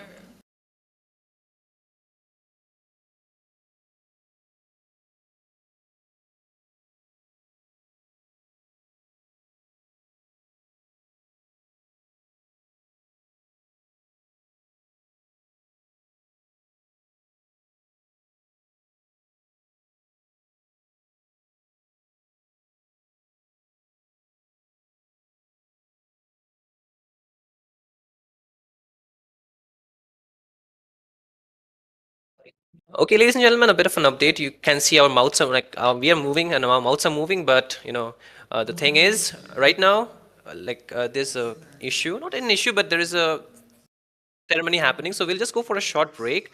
So just stay tuned. We'll be back really soon, and after which we'll bring back the game number 2 as it is. So just stay tuned, ladies and gentlemen. We'll be back in a jiffy. We turn stone into story with our Tombstone CNC and laser engraving technology. Every name, every detail, and every design is crafted with unmatched precision. Our advanced systems bring artistry and technology together, ensuring flawless depth, clarity, and finish on every granite surface. From fine lettering to lifelike portrait, each engraving reflects lasting beauty and respect. Nagaland doors. Precision, permanent perfection. Visit our website and Instagram to see how precision meets emotion in every engraved stone. Nagaland doors. We turn stone into story with our Tombstone CNC and laser engraving technology. Every name, every detail, and every design is crafted with unmatched precision. Our advanced systems bring artistry and technology together, ensuring flawless depth, clarity, and finish on every granite surface. From fine lettering to lifelike portrait, each engraving reflects lasting beauty and respect. Nagaland doors. Precision, permanent perfection. Visit our website and Instagram to see how precision meets emotion in every engraved stone. Nagaland doors. We turn stone into story with our Tombstone CNC and laser engraving technology. Every name, every detail, and every design is crafted with unmatched precision. Our advanced systems bring artistry and technology together, ensuring flawless depth, clarity, and finish on every granite surface. From fine lettering to lifelike portrait, each engraving reflects lasting beauty and respect. Nagaland doors. Precision, permanent perfection. Visit our website and Instagram to see how precision meets emotion in every engraved stone. Nagaland doors. We turn stone into story with our Tombstone CNC and laser engraving technology. Every name, every detail, and every design is crafted with unmatched precision. Our advanced systems bring artistry and technology together, ensuring flawless depth, clarity, and finish on every granite surface. From fine lettering to lifelike portrait, each engraving reflects lasting beauty and respect. Nagaland doors. Precision, permanent perfection. Visit our website and Instagram to see how precision meets emotion in every engraved stone. Nagaland doors. We turn stone into story with our Tombstone CNC and laser engraving technology. Every name, every detail, and every design is crafted with unmatched precision. Our advanced systems bring artistry and technology together, ensuring flawless depth, clarity, and finish on every granite surface. From fine lettering to lifelike portrait, each engraving reflects lasting beauty and respect. Nagaland doors. Precision, permanent perfection. Visit our website and Instagram to see how precision meets emotion in every engraved stone. Nagaland doors. We turn stone into story with our Tombstone CNC and laser engraving technology. Every name, every detail, and every design is crafted with unmatched precision. Our advanced systems bring artistry and technology together, ensuring flawless depth, clarity, and finish on every granite surface. From fine lettering to lifelike portrait, each engraving reflects lasting beauty and respect. Nagaland doors. Precision, permanent perfection. Visit our website and Instagram to see how precision meets emotion in every engraved stone. Nagaland doors. We turn stone into story with our Tombstone CNC and laser engraving technology. Every name, every detail, and every design is crafted with unmatched precision. Our advanced systems bring artistry and technology together, ensuring flawless depth, clarity, and finish on every granite surface. From fine lettering to lifelike portrait, each engraving reflects lasting beauty and respect. Nagaland doors. precision, permanent perfection. Visit our website and Instagram to see how precision meets emotion in every engraved stone. Nagaland Doors. We turn stone into story. With our Tombstone CNC and laser engraving technology, every name, every detail, and every design is crafted with unmatched precision. Our advanced systems bring artistry and technology together, ensuring flawless depth, clarity, and finish on every granite surface. From fine lettering to lifelike portrait, each engraving reflects lasting beauty and respect. Nagaland Doors. Precision, permanent perfection. Visit our website and Instagram to see how precision meets emotion in every engraved stone. Nagaland Doors. We turn stone into story. With our Tombstone CNC and laser engraving technology, every name, every detail, and every design is crafted with unmatched precision. Our advanced systems bring artistry and technology together, ensuring flawless depth, clarity, and finish on every granite surface. From fine lettering to lifelike portrait, each engraving reflects lasting beauty and respect. Nagaland Doors. Precision, permanent perfection. Visit our website and Instagram to see how precision meets emotion in every engraved stone. Nagaland Doors.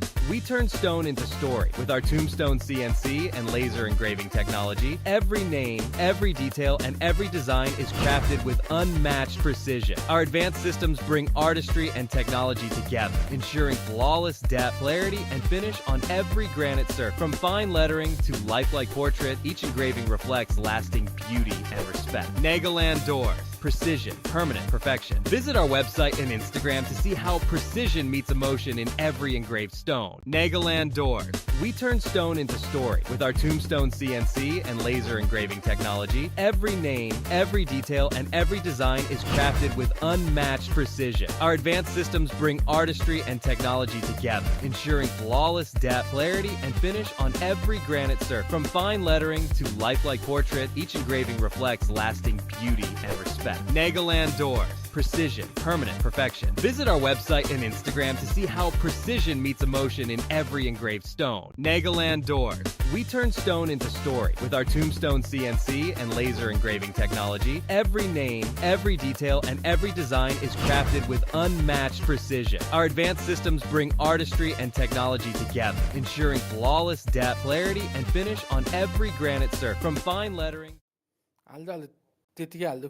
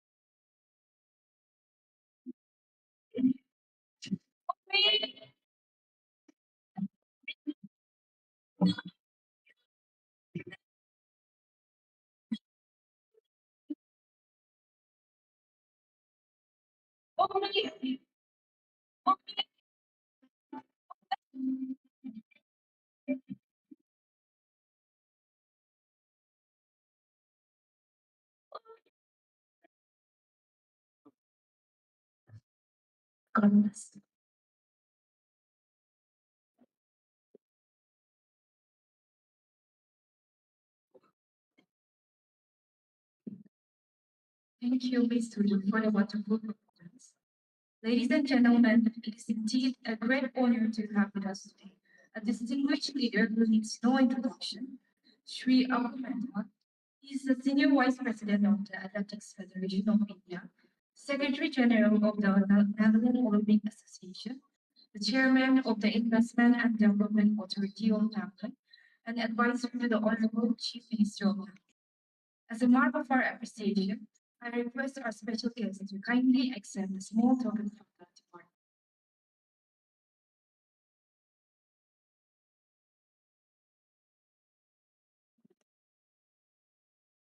Sir, may I now invite you to kindly deliver your address.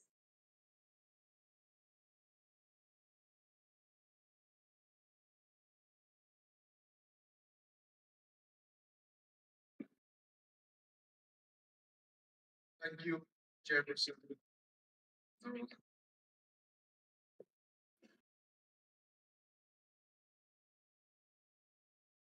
Director of the Department for Education and Sports, my good friend, Mr.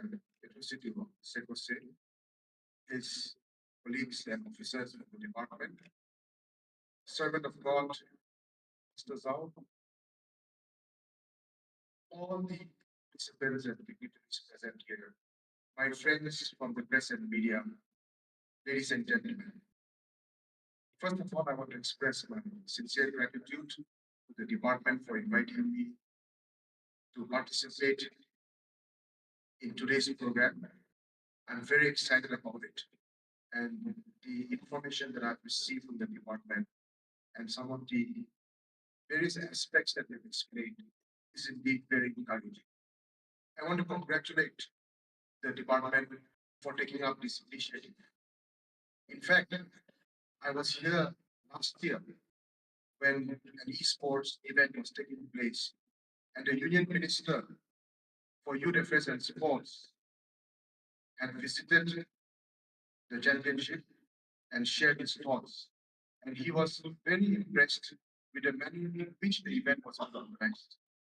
He was also impressed that it was being organized here at the state when many other states in the Northeast, the governments are not organizing esports events.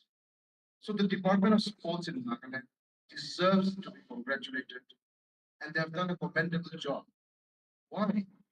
Because today, esports is an area you cannot undermine.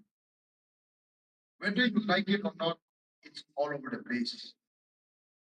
It's a modern day fight. It's a modern day trend.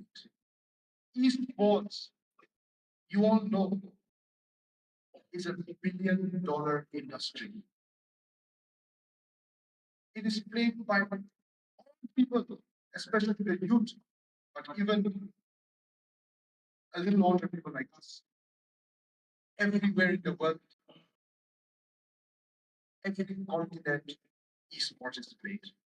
It has become a part and parcel of today's modern day life.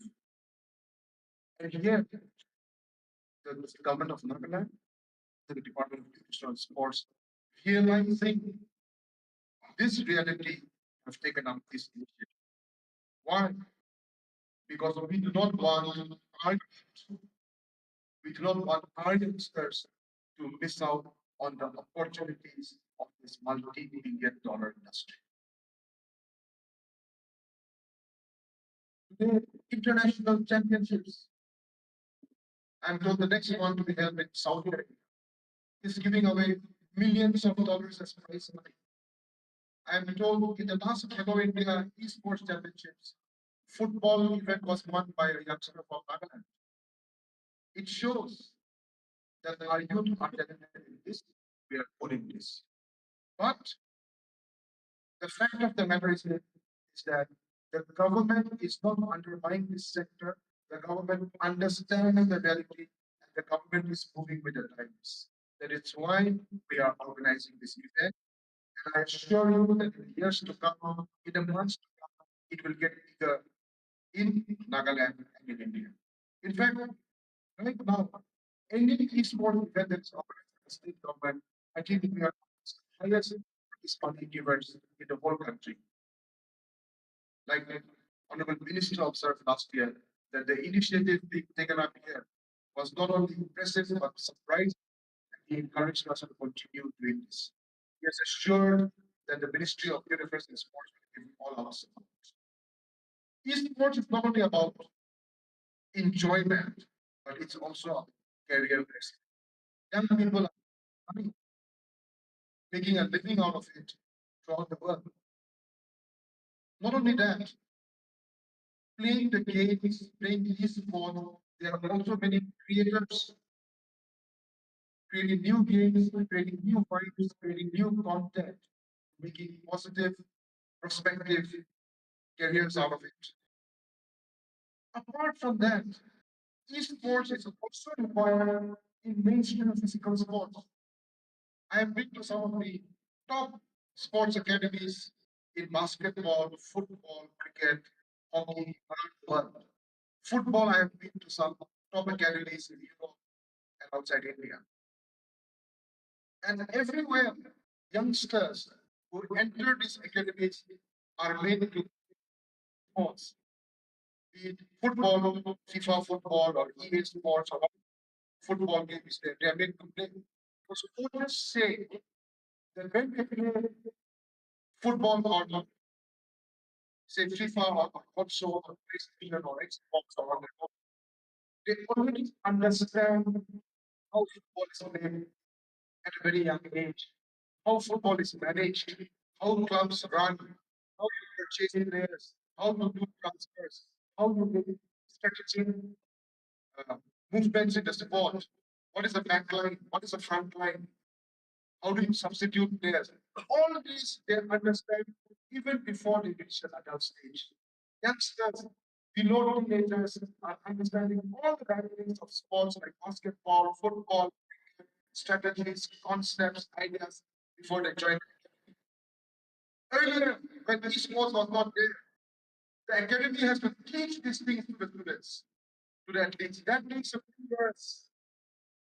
They are spending at least 2 years to teach these aspects to the youngsters before they actually start playing basketball and football every day. So not only in sports, but in other physical sports also, Esports is required, esports is healthy, esports is contributing towards the advancement and development of these sports. I want to welcome each and every one of you who've come to this festival, especially to the Hornbill Festival.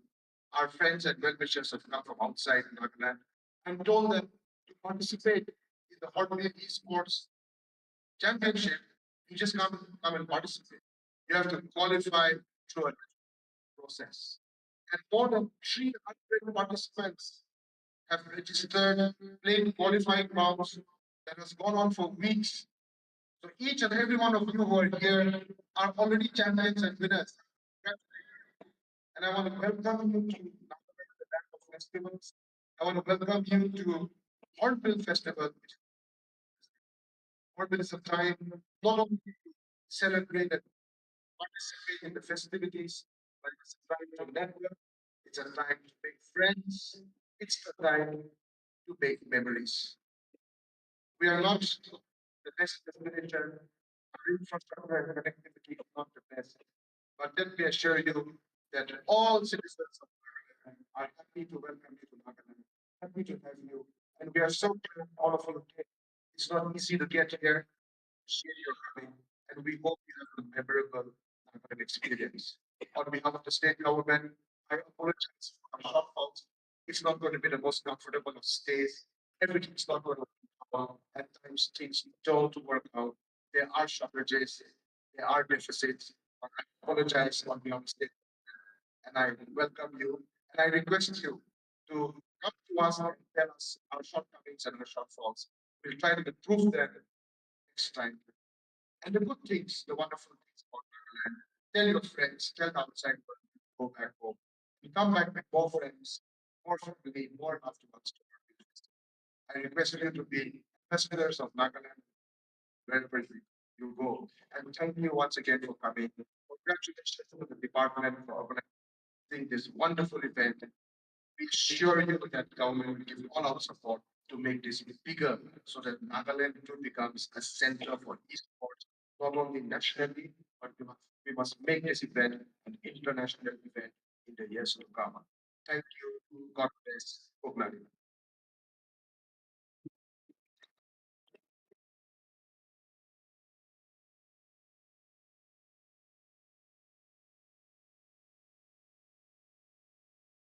Thank you so much, sir, for your encouraging and visionary message.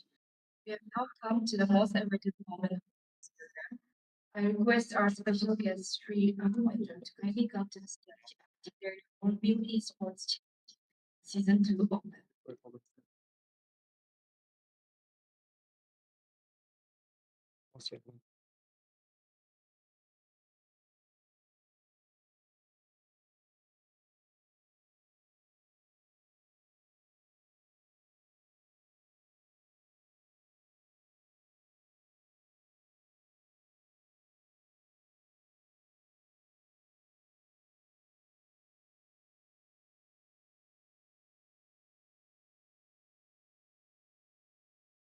State government and dedicate these championships to the youngsters, the Gen Z and the Gen Next of Naga society. We to inaugurate the 2025 edition of Hornbill Esports Festival Season 2. So here we go.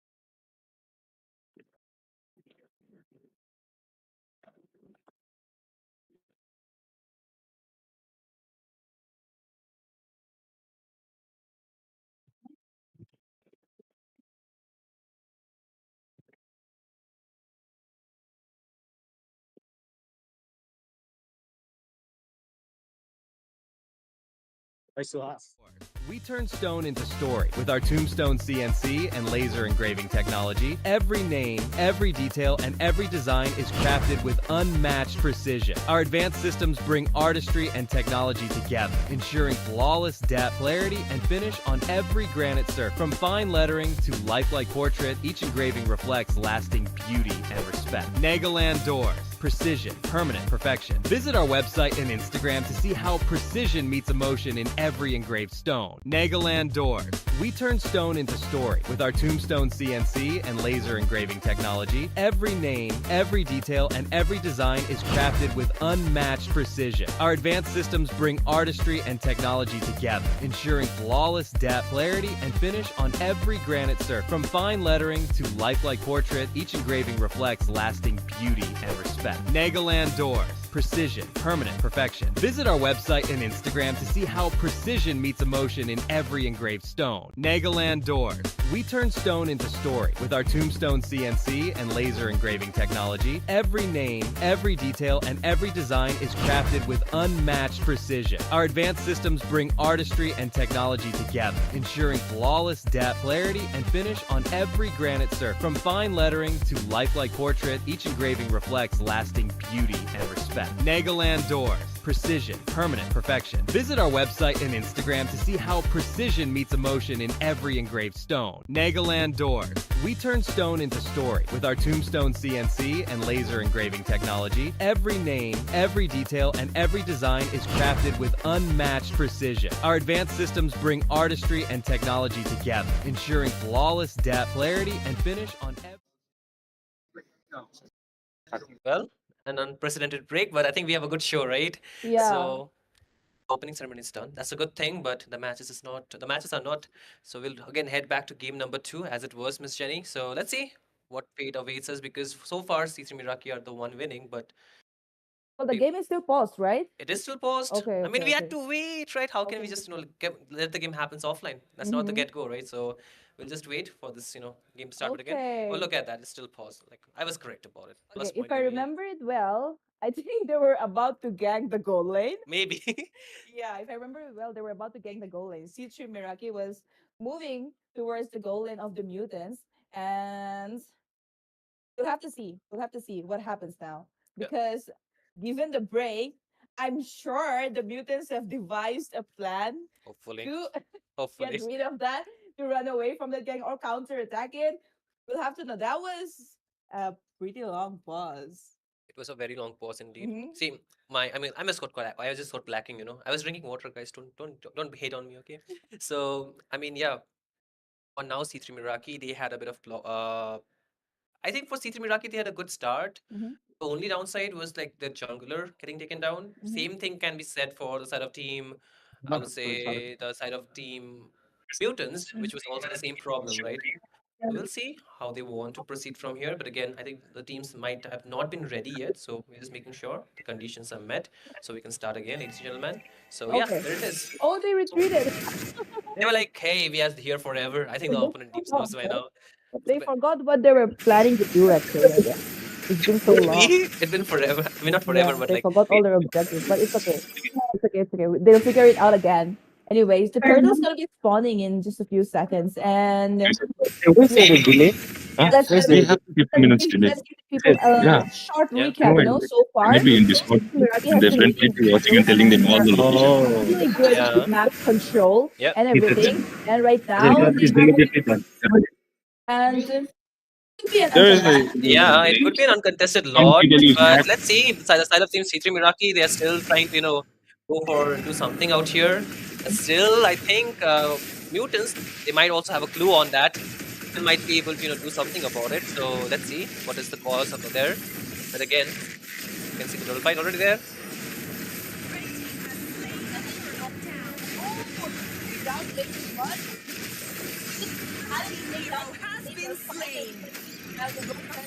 Down by the one for one trade, but the turtle is gone. Towards the side of C. No,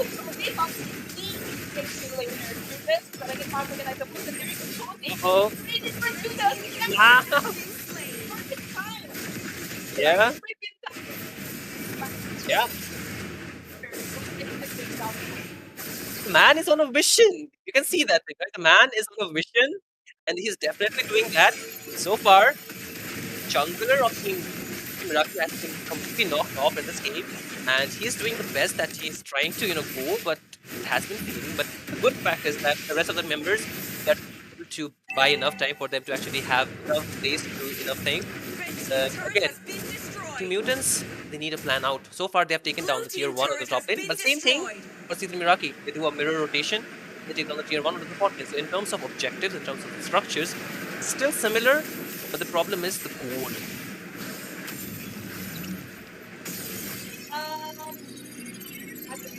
Performing really well, and the economy is slowly going down. I feel like it's not late at all. Yeah? They could bounce back anytime. Did you see something? Right now. You know what? Judas just picked up the Sky Piercer after getting taken down 3 times. What? I mean, what are the conditions for Sky Piercer again? Excuse me? Not dying. Oh wait, hold on. This is right, but Uh-huh. did he get? Oh, there's a turret. Turret, but oh wait! It's down. I have to say, I was really excited about the higher pick, but now I'm kind of disappointed. I mean, understandable. Both the junglers getting taken down 3 times each is very bad sign as it is, but so far, the good factor is that C3 Miraki, they will have the Lord Cryo, and you can see the level difference, right? I mean, not much of a level difference, but not having the jungler is definitely a problem, as C3 Miraki, they have everything available for them. They'll be able to take it easily down, and that's a good sign, but now they want to take a fight here. Oh, Getting taken down one after the other. The mage, then the roamer.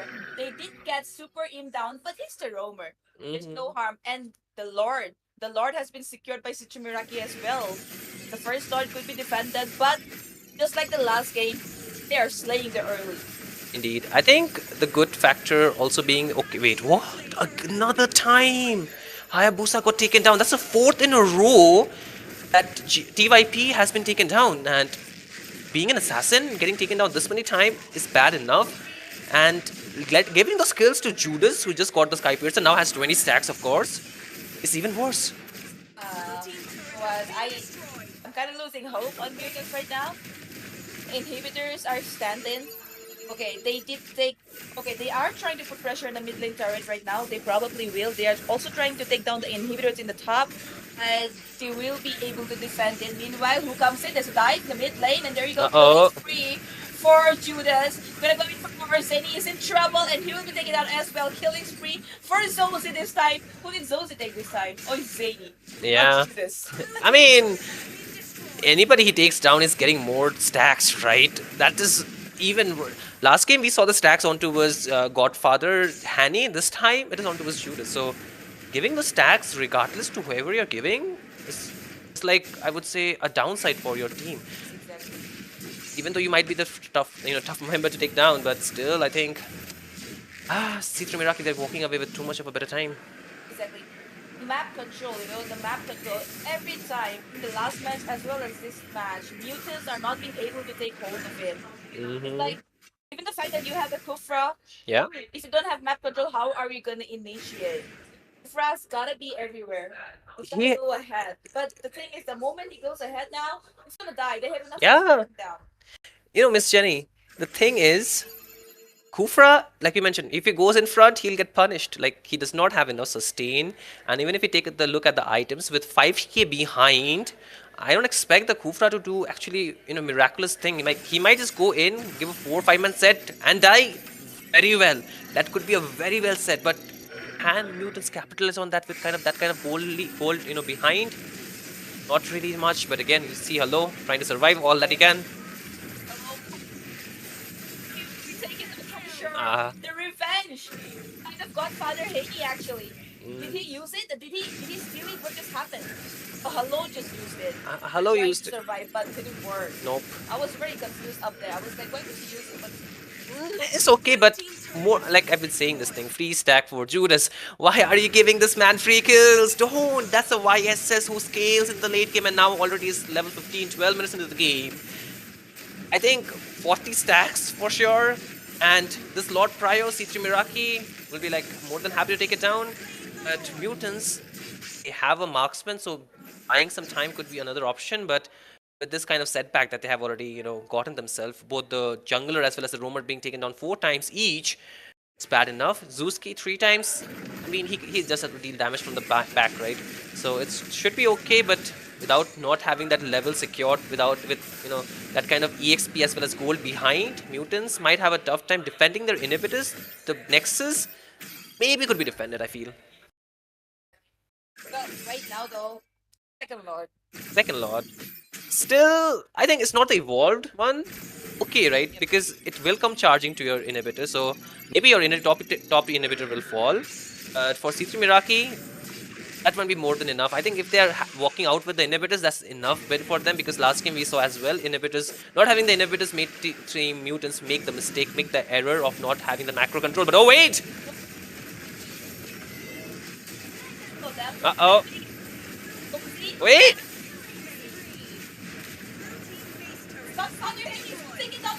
Yeah. There, CYB trying to defend. Oh, wait! Nothing much, there's nothing else to do, and wait, hold on, actually still managing to Wait, what? They're doing it? Would there be a defense? No. No. They're coming straight in for the base, and there wasn't much they could have actually done, even though I thought that they could have been able to defend it. They could have, in fact, but not enough. I think, for Hello, he went in with a good setup, but the problem was the follow-up. Joji went back, but after some time, the engage from Yu Zhong was just too good. Like, the Yu Zhong just came in, and he just got the very good setup.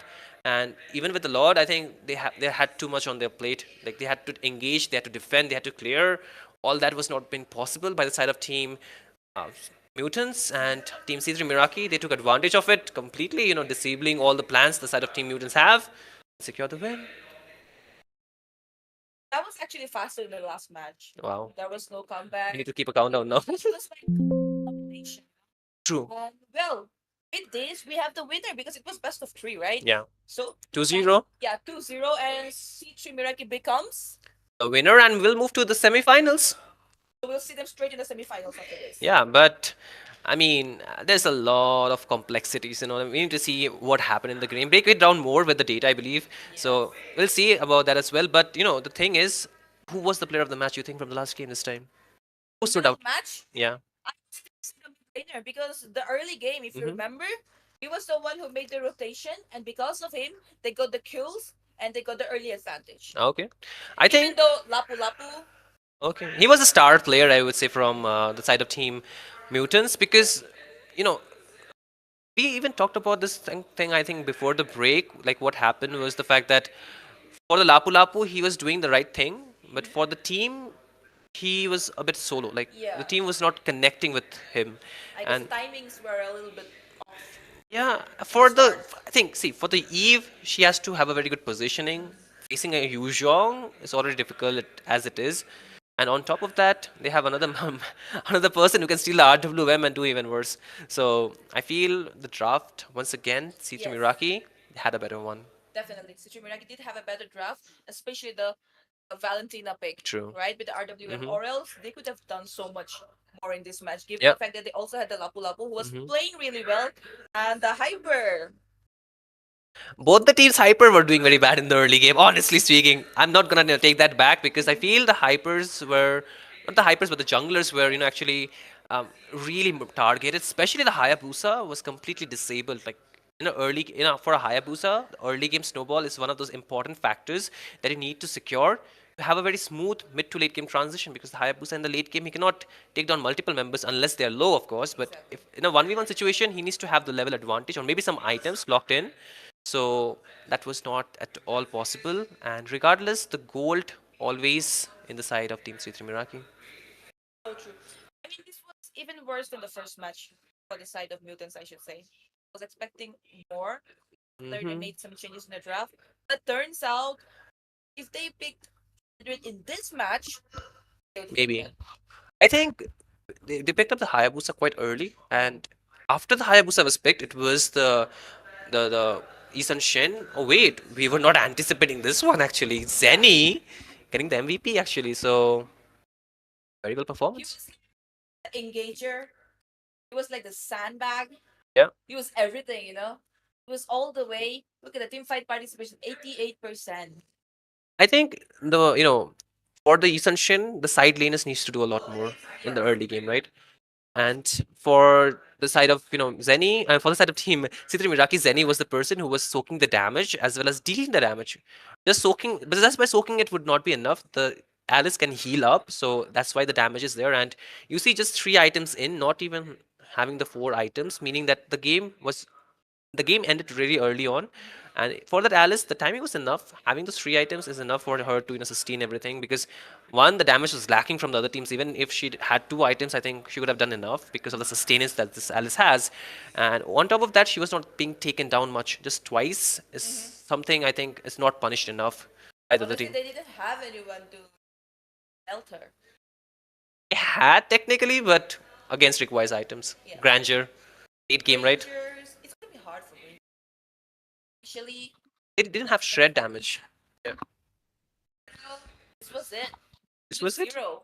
It was it. Respect that. I mean, at least for mutants, they like. Would you consider having that long break was a momentum breaker for their team?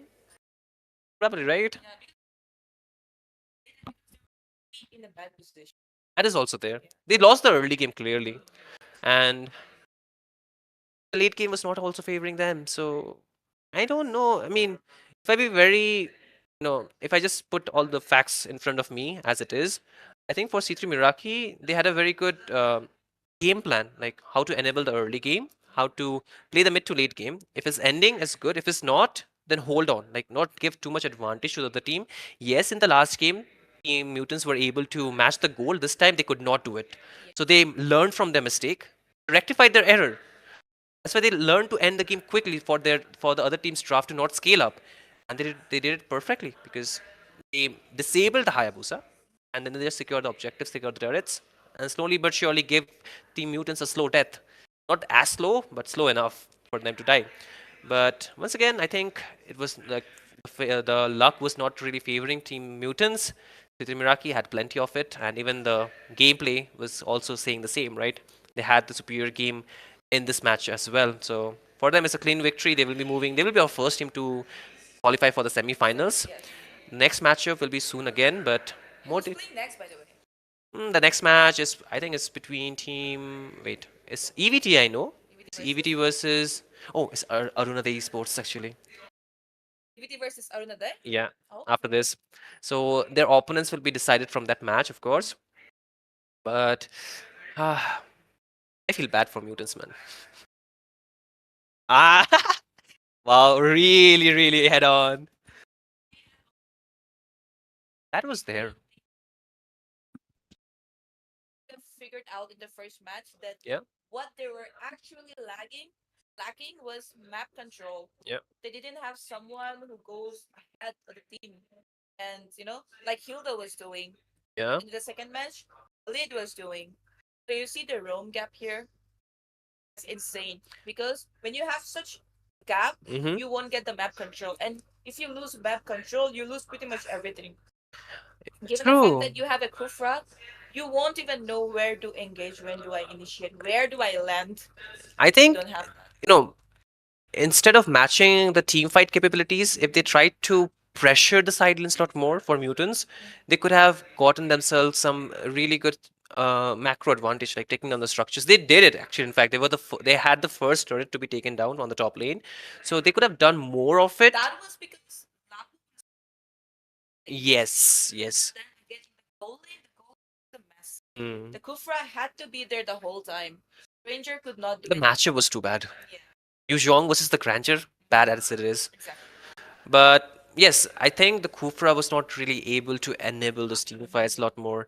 And for the Khalid, it's quite easy. And now we see the game statistics as well. And you can see this time the maximum damage from the side of Team Mutants will be dealt by the not Kufra, it's actually the Eve. Kufra is second on the line. And not really surprised. I think that much damage from a why am I saying Kufra? The Lapu Lapu, my bad. The Lapu Lapu actually. The Lapu Lapu and the Eve are the most highest damage dealer. And the Lapu Lapu, we saw why. The Eve, because of the DPS, continuous DPS, damage per second. But on to the contrary, the side of Team C3 Miraki, it's gonna be Judas because he really enabled himself in the late game. No, it's actually wait, my bad. It's Zenny. I'm Look. Okay, they lost, but still, the damage that Josie has dealt. He should have been the hyper, right? Lapu Lapu hyper. maybe About Lapu Lapu hyper. just make it work. Make it work at this point. Honestly, given the fact they would actually make it work, maybe. Now, no wonder they pick Lapu Lapu first, right? Yeah. Remember, they pick Lapu Lapu first. I think the priority was right. In fact, it was very good. But for the Hayabusa, he needs to get enabled by either getting this early assist, early kills. So it was just a bad game, very bad game for Hayabusa, honestly. Like back-to-back deaths. Yeah. Like just not even a minute apart, just getting taken down. And also the timing of being taken down was like right before the Lord. So the other team got the Lord. And again, we'll see more game statistic, like a lot of stats, right? So we need to go with. For Zuski, the Eve was being marked in, of course. Lapu Lapu did good, but even for Hayabusa, that is, TYP, he was marked as well. So the mid trio was the one that got punished the most in this game. Whereas for C3 Miraki, they had a very good early game with Godfather Hani having that early game advantage, getting this 5-0 or some KD, I think, 5-0 and 1 or something. For Judas, not the best early game, but he then capitalized on the Sky Piercer. He got kills after kills, so able to farm really quickly. And rest of the members, I would say, especially for like who else did a lot of impact? I think it's basically the side lanes, right? Zenny as well as Ching, they were the enablers, and then Super M, he just had to go in with the setup.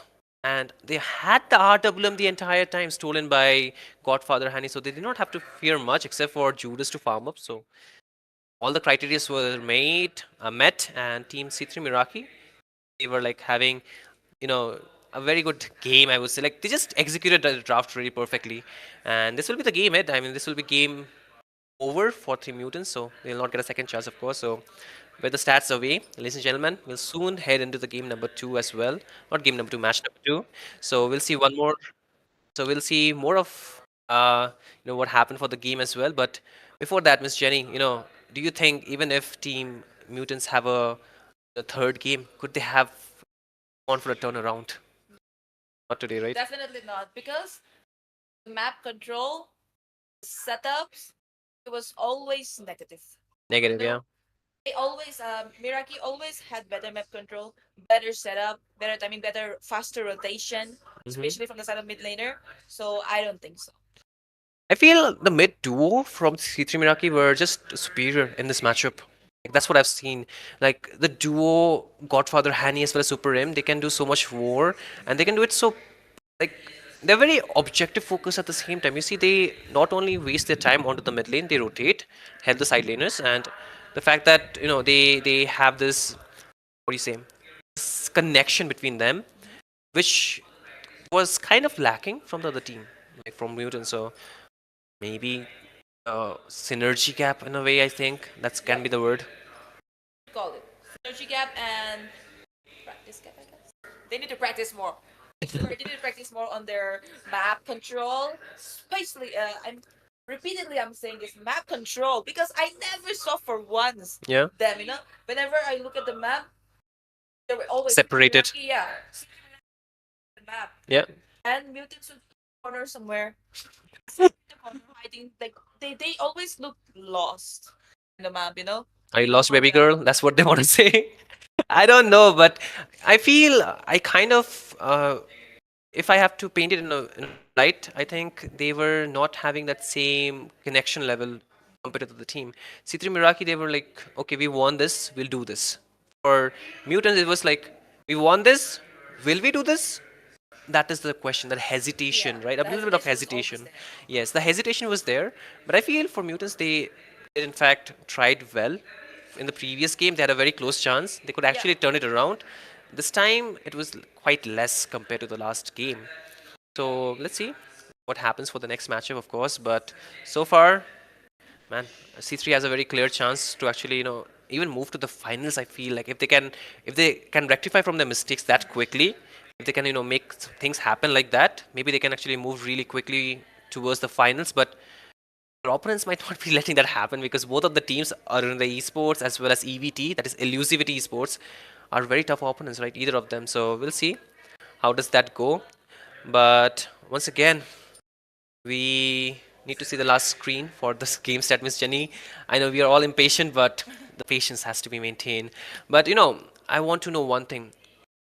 This first matchup really showed us, where the team stands and what it will be the things. But we have the final game screen as well.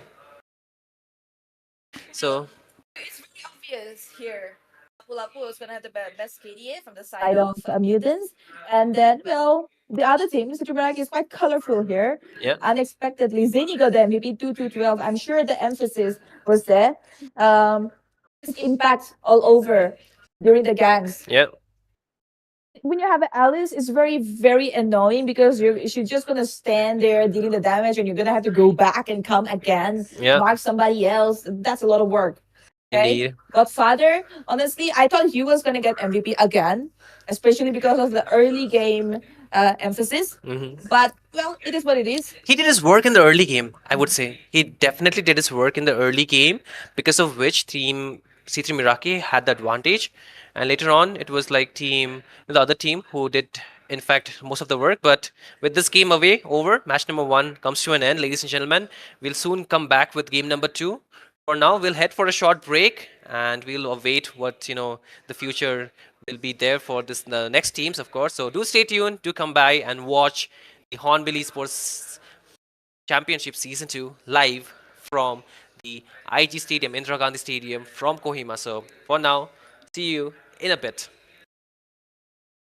We turn stone into story with our Tombstone CNC and laser engraving technology. Every name, every detail, and every design is crafted with unmatched precision. Our advanced systems bring artistry and technology together, ensuring flawless depth, clarity, and finish on every granite surface. From fine lettering to lifelike portrait, each engraving reflects lasting beauty and respect. Nagaland doors. Precision, permanent perfection. Visit our website and Instagram to see how precision meets emotion in every engraved stone. Nagaland doors. We turn stone into story with our Tombstone CNC and laser engraving technology. Every name, every detail, and every design is crafted with unmatched precision. Our advanced systems bring artistry and technology together, ensuring flawless depth, clarity, and finish on every granite surface. From fine lettering to lifelike portrait, each engraving reflects lasting beauty and respect. Nagaland doors. Precision, permanent perfection. Visit our website and Instagram to see how precision meets emotion in every engraved stone. Nagaland doors.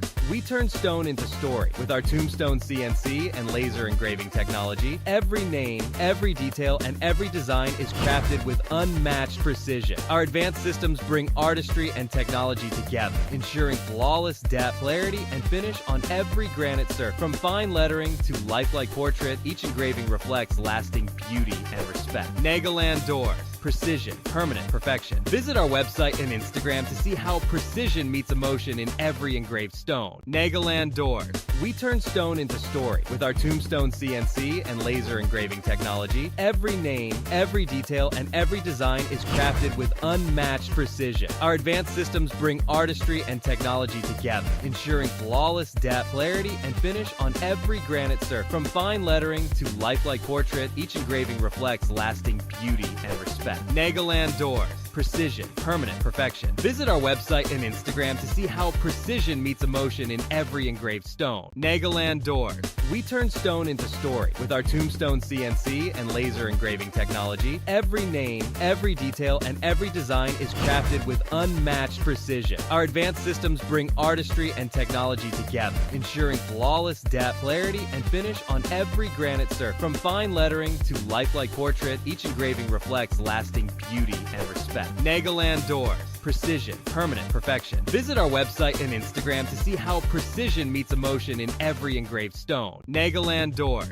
We turn stone into story with our Tombstone CNC and laser engraving technology. Every name, every detail, and every design is crafted with unmatched precision. Our advanced systems bring artistry and technology together, ensuring flawless depth, clarity, and finish on every granite surface. From fine lettering to lifelike portrait, each engraving reflects lasting beauty and respect. Nagaland doors. precision, permanent perfection. Visit our website and Instagram to see how precision meets emotion in every engraved stone. Nagaland Doors.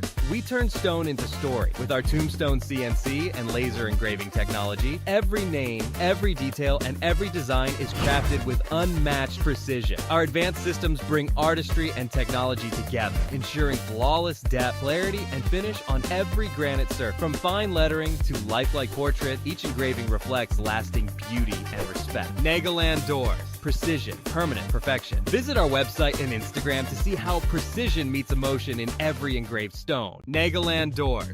We turn stone into story with our Tombstone CNC and laser engraving technology. Every name, every detail, and every design is crafted with unmatched precision. Our advanced systems bring artistry and technology together, ensuring flawless depth, clarity, and finish on every granite surface. From fine lettering to lifelike portrait, each engraving reflects lasting beauty and respect. Nagaland Doors. Precision, permanent perfection. Visit our website and Instagram to see how precision meets emotion in every engraved stone. Nagaland Doors. We turn stone into story with our Tombstone CNC and laser engraving technology. Every name, every detail, and every design is crafted with unmatched precision. Our advanced systems bring artistry and technology together, ensuring flawless depth, clarity, and finish on every granite surface. From fine lettering to lifelike portrait, each engraving reflects lasting beauty and respect. Nagaland Doors. Precision, permanent perfection. Visit our website and Instagram to see how precision meets emotion in every engraved stone. Nagaland Doors.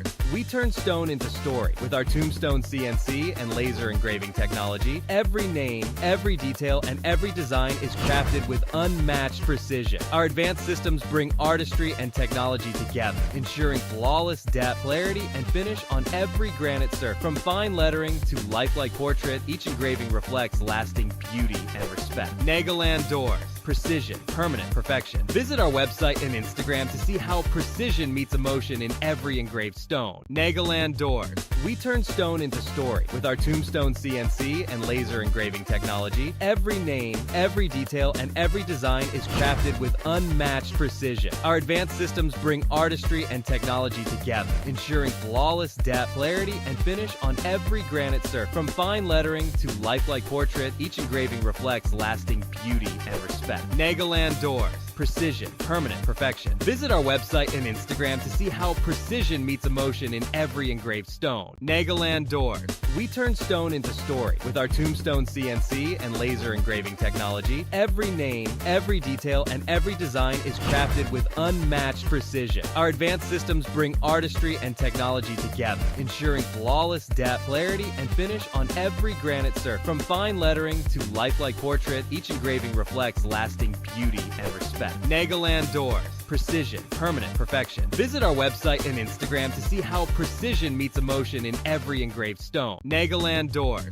We turn stone into story with our Tombstone CNC and laser engraving technology. Every name, every detail, and every design is crafted with unmatched precision. Our advanced systems bring artistry and technology together, ensuring flawless depth, clarity, and finish on every granite surface. From fine lettering to lifelike portrait, each engraving reflects lasting beauty and respect. Nagaland Doors. Precision, permanent perfection. Visit our website and Instagram to see how precision meets emotion in every engraved stone. Nagaland Doors. We turn stone into story with our Tombstone CNC and laser engraving technology. Every name, every detail, and every design is crafted with unmatched precision. Our advanced systems bring artistry and technology together, ensuring flawless depth, clarity, and finish on every granite surface. From fine lettering to lifelike portrait, each engraving reflects lasting beauty and respect. Nagaland Doors. Precision, permanent perfection. Visit our website and Instagram to see how precision meets emotion in every engraved stone. Nagaland Doors. We turn stone into story with our Tombstone CNC and laser engraving technology. Every name, every detail, and every design is crafted with unmatched precision. Our advanced systems bring artistry and technology together, ensuring flawless depth, clarity, and finish on every granite surface. From fine lettering to lifelike portrait, each engraving reflects lasting beauty and respect. Nagaland Doors. precision, permanent perfection. Visit our website and Instagram to see how precision meets emotion in every engraved stone. Nagaland Doors. We turn stone into story with our Tombstone CNC and laser engraving technology. Every name, every detail, and every design is crafted with unmatched precision. Our advanced systems bring artistry and technology together, ensuring flawless depth, clarity, and finish on every granite surface. From fine lettering to lifelike portrait, each engraving reflects lasting beauty and respect. Nagaland Doors. Precision, permanent perfection. Visit our website and Instagram to see how precision meets emotion in every engraved stone. Nagaland Doors. We turn stone into story with our Tombstone CNC and laser engraving technology. Every name, every detail, and every design is crafted with unmatched precision. Our advanced systems bring artistry and technology together, ensuring flawless depth, clarity, and finish on every granite surface. From fine lettering to lifelike portrait, each engraving reflects lasting beauty and respect. Nagaland Doors. Precision, permanent perfection. Visit our website and Instagram to see how precision meets emotion in every engraved stone. Nagaland Doors.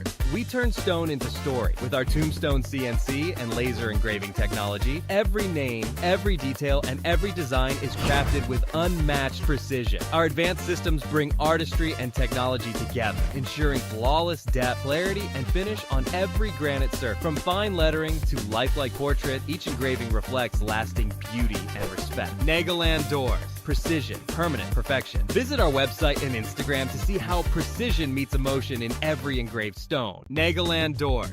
We turn stone into story with our Tombstone CNC and laser engraving technology. Every name, every detail, and every design is crafted with unmatched precision. Our advanced systems bring artistry and technology together, ensuring flawless depth, clarity, and finish on every granite surface. From fine lettering to lifelike portrait, each engraving reflects lasting beauty and respect. Nagaland Doors. Precision, permanent perfection. Visit our website and Instagram to see how precision meets emotion in every engraved stone. Nagaland Doors. We turn stone into story with our Tombstone CNC and laser engraving technology. Every name, every detail, and every design is crafted with unmatched precision. Our advanced systems bring artistry and technology together, ensuring flawless depth, clarity, and finish on every granite surface. From fine lettering to lifelike portrait, each engraving reflects lasting beauty and respect. Nagaland Doors. Precision, permanent perfection. Visit our website and Instagram to see how precision meets emotion in every engraved stone. Nagaland Doors. We turn stone into story with our Tombstone CNC and laser engraving technology. Every name, Woo, we are back. Yes, We're just back.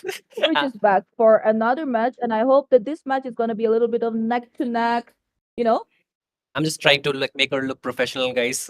But still, you no know. professionalism today. Why? Because we're here to have fun. Are we? Yeah, it is Hornbill. No, it's Guys, Hornbill after have you been all. to Hornbill? I have not been. I mean, You I should have go, been you to should the go. esports now. Like that is a plus point. But I think for Miss Jenny, she had a lot of fun. I saw the Actually, I vlogs. did. I did. We How had the was the rice silkworm? beer. Silkworm. We had the rice beer. Have you tried silkworms? No. You should try. Okay, it's I'm very tasty. skeptical. I'm skeptical about trying it. No. It's like eggs. Have you Eggs. you know eggs, right? What eggs? Normal eggs. Okay. Anda. Anda. It's like eggs. Like Okay. just a tiny egg. It's like a tiny egg. Okay. I like it fried, but over there I had it in like they cooked it a different way. I like Yeah. it so much. It's like a chutney with garlic and everything. Oh my god, Oh, my mouth is watering. I interesting. want to have that again. I mean, we can go again, right? We after Definitely. this thing is over, we can go again, but it's not going to be over until it's over. So, oh wait, I was actually wrong. It's not Arun the Esports. It's actually Revelation Oh, versus Team Elusivity Esports. Wait. elusivity versus revelation. All right, all right. Oh, Okay. okay. Actually, my bad. I just made a mistake, guys. Sorry. I should have been more careful. But still, Elusivity. You know, even in the last LAN, I think you have been there, right? To the Mhm, autumn LAN, mhm. they were one of the finalists. Yeah. I was there and I was cheering up for them actually because I got some friends over there. Devrel is the manager, I guess. Yeah, Devrel is the Yeah. manager, and he's like, we've been friends for a very long time. He's also a streamer. Yep. So right now, though, even now, I don't know much about Revelation, but I know that Elusivity has done their homework this time. Hopefully. Okay, so I think this is gonna be fun.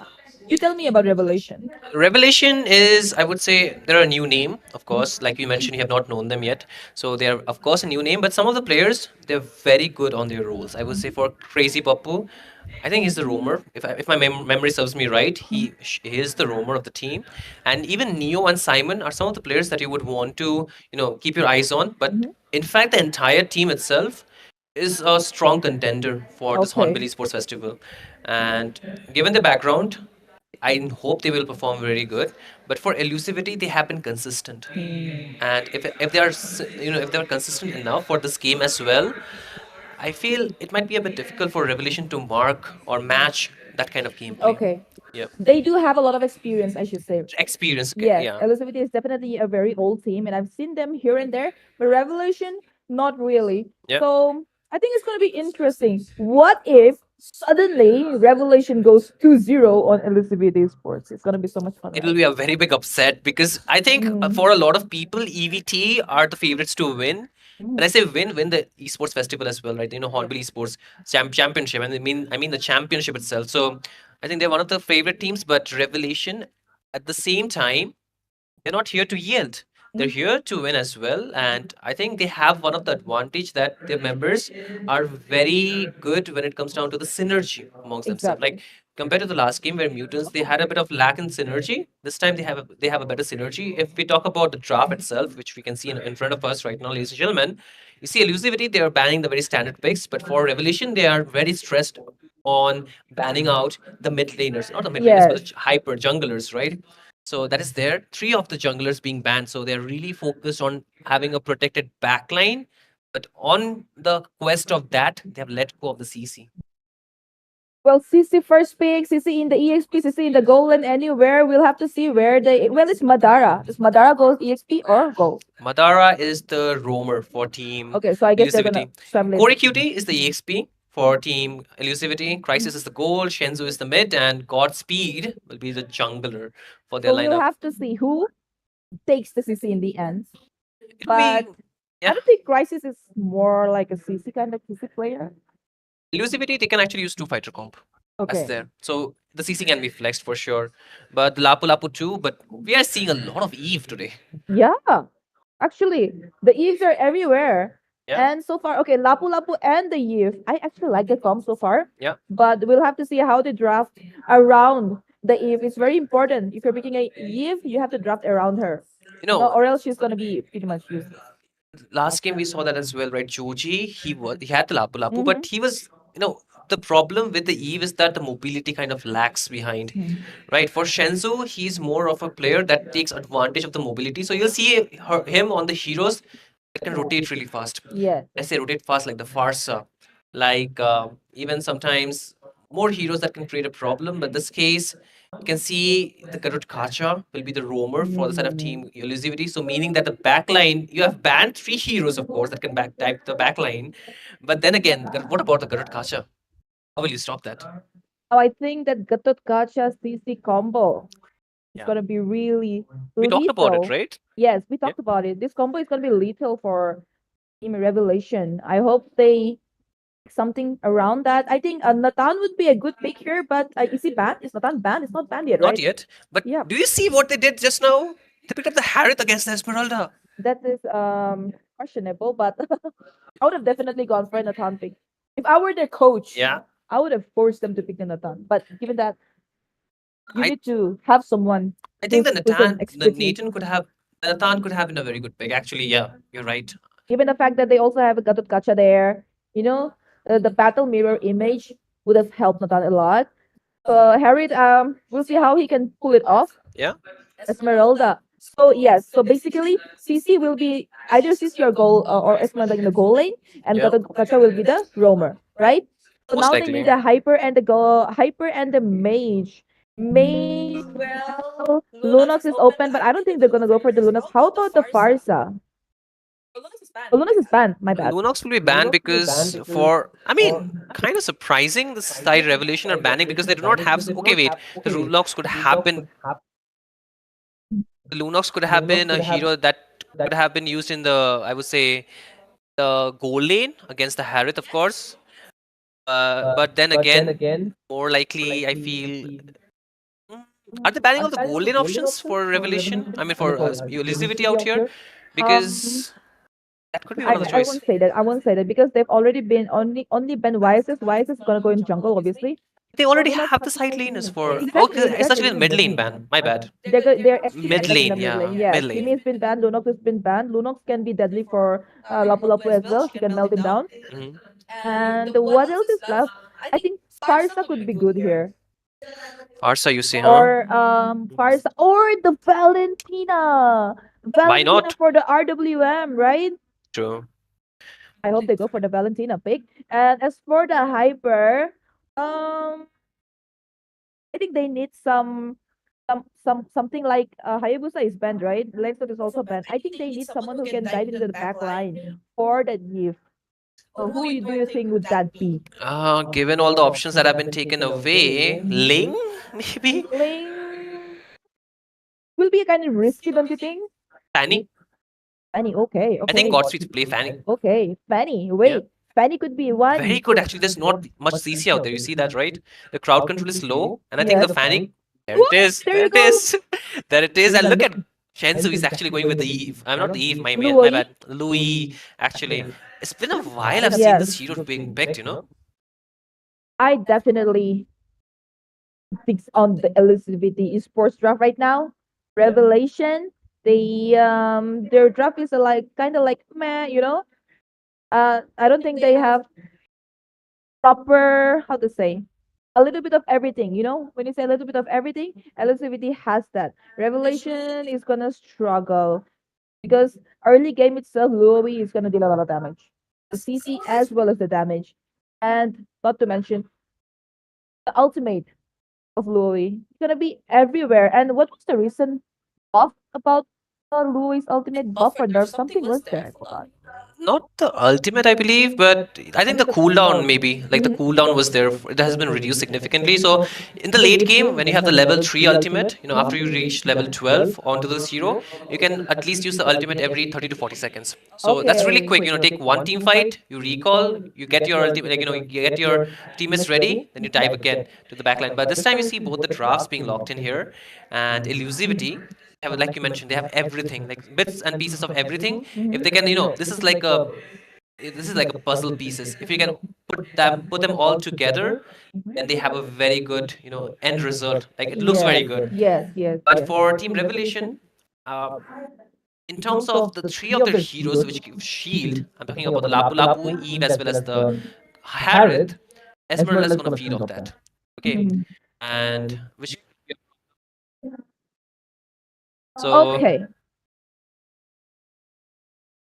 Well, the match has started. We're in the land of Son. Me, myself, Miss Jenny, and along with me, I have Shinryu for the first match of Elusivity versus Revelation. yeah. This is gonna be the best of three. So whoever takes two matches will be forwarded to the semifinals, right? Yeah. And they will be playing against who won the last match? Citri Citri Miraki, yep. Yes, they will be playing against Citri Miraki. Well, I have a feeling that EVT is gonna take away this round because they have a really better drop, and with that, the first blood could be on WIS Wiz. And like I said in the drafting session, the Luowi's damage is gonna be insane in the early game. She did take the Indeed. first blood down with the yin and the yang. You see, the problem is the Balmond, right? The Balmond, he is a very good hero. He can deal the true damage from his ultimate, of course. But at the end of the day, he's very susceptible to ganks. Like, you can mark him down pretty easily. And with the lineup, or the early game of elusivity, it is about that early game punishment. It's about, Forwarded to the catching those semifinals, members, right? yeah, And they will be off playing guard. against And even if you who take won a the look last at match? these Citri streams, Miraki. Balmond was not doing much. He was just trying to farm, and then he wanted to just get the little water. He was like, oh, I'll just get the little water, and I'll be happy. But look at the unbreakable connecting, and then the HP shredded low. And then Shensu flicker forward, getting the kill. Like I said, Luowi, the early game would be trouble. And not just the early game actually. Yeah. It's just if you compare the Eve and the Luowi, Luowi will excel, no doubt. With that, the turtle is already here and they are kind of trying to set up. EVT is already there, Mazara trying to make a way, pave the way for everyone towards the turtle. Meanwhile, Cory Cutie kind of dominating in the EXP lane, but look at the HP of Crazy right there. Crazy will have to retreat right before the turtle. This is bad news. This is really bad news, but I think Team EVT can take the advantage of its objective number 1, of course, the first turtle of the game. And Which they will, which definitely they will. Yeah. As you can see, okay, the Lapu Lapu here comes in, engages, and the turtle has been taken down by Corey Cutie there. Sorry. It's Godspeed, and with that, the RW pops up as well as the shield. Okay, Avatar of the Guardian. Meanwhile, Crisis dealing the damage, dishing out all the damage, and there you go. Simon is very low, will be taken down for sure. Neo, though, will survive for now. But wait, they are chasing him down. They're going for a dive, goes in the Fanny with the steel cables, but Neo manages to. Oh, Savage! oh, nah. The Savage! What? Godspeed! What? I did not notice that he was the one taking down all the kills. In Oh, what? man. 2 minutes of the game. That's a triple kill. Look at the replay. Yeah. Triple kill. He goes in for another one, takes him down, Maniac, and he chases down Neo. And just when I thought the duo was gonna escape, goes into steel cables, followed by Godspeed, and that is the Savage. That's too good, but oh wait! Oh, Once it's again, no! Fanny takes away the kill, but receives the tower damage and gets shut down. Yeah, you know, I told this already, right? 3 of the heroes with a shield is already so crazy in this game. You're giving free shield to an Esmeralda, and of course she's gonna take advantage of that. Because of that, the Savage came through, the first Savage of the playoffs, I would say. And you look at that, the punishment. You give free kill, if you give free gold. This will be the problem, but again, bot lane, Crisis still trying to do something out of it, but look at that. He's too Get that. tanky, he's too tanky, he's too Yeah. tanky for that. Neo, not yet, not now. That's Esmeralda right in front of you, and that too, one with the Savage in 2 minutes of the game. So you cannot yet. Meanwhile, bit of a skirmish, nothing much, no casualty, but they are trying to put pressure because of the goal in the bottom lane. And no minions. No minions yet, but good thing is that the more pressure they put, and Team Revelation, they need to buy enough time because they have some of the damage dealers that depends on to the items, especially the Harith. Neo needs the items, then he can burst down the members. And for this Eve, his positioning is good, but the dive by the Fanny, by the Esmeralda, by everyone out there from the side of Team Elusivity has been the constant problem. And again, at this juncture that we are in, you can see Elusivity can start in the turtle, but wait! Okay, RWM pops up, Fanny goes in the steel cable, so they take down, okay. Corey Cutie takes down instead. Fanny's been taken down. Wait, what? Godspeed is that? Godspeed is that? Crisis is still there. Wait, hold on. My bad. It was actually Crisis with the Esmeralda who got the Savage. My bad. Crisis goes again for Neo. Neo escaped. Right now, they will have to retreat. The turtle, though. Who took the turtle? I think it is Team Revelation this time around because you can see the jungler being active, so the Retribution Wiz will be the one securing the turtle. So Elusivity, they lost the objective this time around, but the goal is still there, right? You see the replay, it started really good, the AOG dropped in, but just for a good zoning, but still Neo free hitting. Crisis was there, but Simon, I think he had a problem. He was going to the wrong direction. He went out of the turret, got taken down, of course, but Crisis is just too much of a monster in this game. You fed him with 5 kills, and now he's gonna be in your face, and there is another fight onto the bot lane. Okay, Corey Cutie. Okay, he's safe for now. You know what? I am so disappointed by myself that I did not see the names properly. Esmeralda is Crisis and Godspeed is Fanny. Yeah. And it is Crisis with the Savage and not It's the C, Godspeed. I mean, the C and the G sometimes look the same. I don't blame you, you know. But again, what is ahead of us is the side of Team Elusivity having that lead. And if they maintain this lead, the problem is like for Revelation, their hyper or their jungler is not more of a damage one. And for Elusivity, it's much better because not only they're getting the kills onto the members, they're getting the assists. But look at top lane. Neo. Uh-oh. It could be a turnaround, you know. Okay, but look at the damage. Corey Cutie is dealing with a yo-yo girl. Damn. There you go. Don't underestimate the yo-yo girl. Meanwhile, wait, something's happening. Esmeralda Uh-oh. versus the Falmon. That Wiz will be able to take down Esmeralda. Crisis is fully farmed, by the way. We would like cameraman. I think Focus a bit, it's right? okay, it's okay. It's just a fight. I mean, it's skirmish, but no clear result. But look at Godspeed. Like, he knows that he's not getting those kills. So he's instant focusing on to taking down the turret. It's tier 1 onto the bottle has already fallen, the first turret of the game. And, oh wait, he's going for a what? He won that 1v1 and now, but, mid lane. Instantly punished off 2 members from Team Revelation will be getting taken down right before the turtle. So another uncontested turtle for Team Elusivity, even giving them more lead in terms of economy. Exactly. Well, I have to say, the impact of Crisis He's a goal leader, right? Yeah. Well, that's crisis for you. Okay, a diversion. Where will it land? Oh my Oh, god! it's in the top lane. I feel bad for Neo. I feel bad. Oh wait, not Neo. Who was coming on the? Somebody was on the way, but I think they were smart enough to Yeah. retreat. If you do not get the vision, don't move around the map, right? Yes, yes. Madara though waiting to steal that orange buff. Oh There wait. you go. No, he actually secured it. Wiz with Yeah, the yeah, yeah, yeah, retribution. I feel he needs those level, right? Or even if you're on a Balmond, like it doesn't matter which hero you are on. You need to get those level. You need to get your resources. You need to have that level 15 for this objective control. And as of now, level 10 versus level 11. So Wiz is not doing too bad, but he needs to farm. But again, the curtain call being used up just for the zoning. But Neo, My god, Neo. There is no escaping that.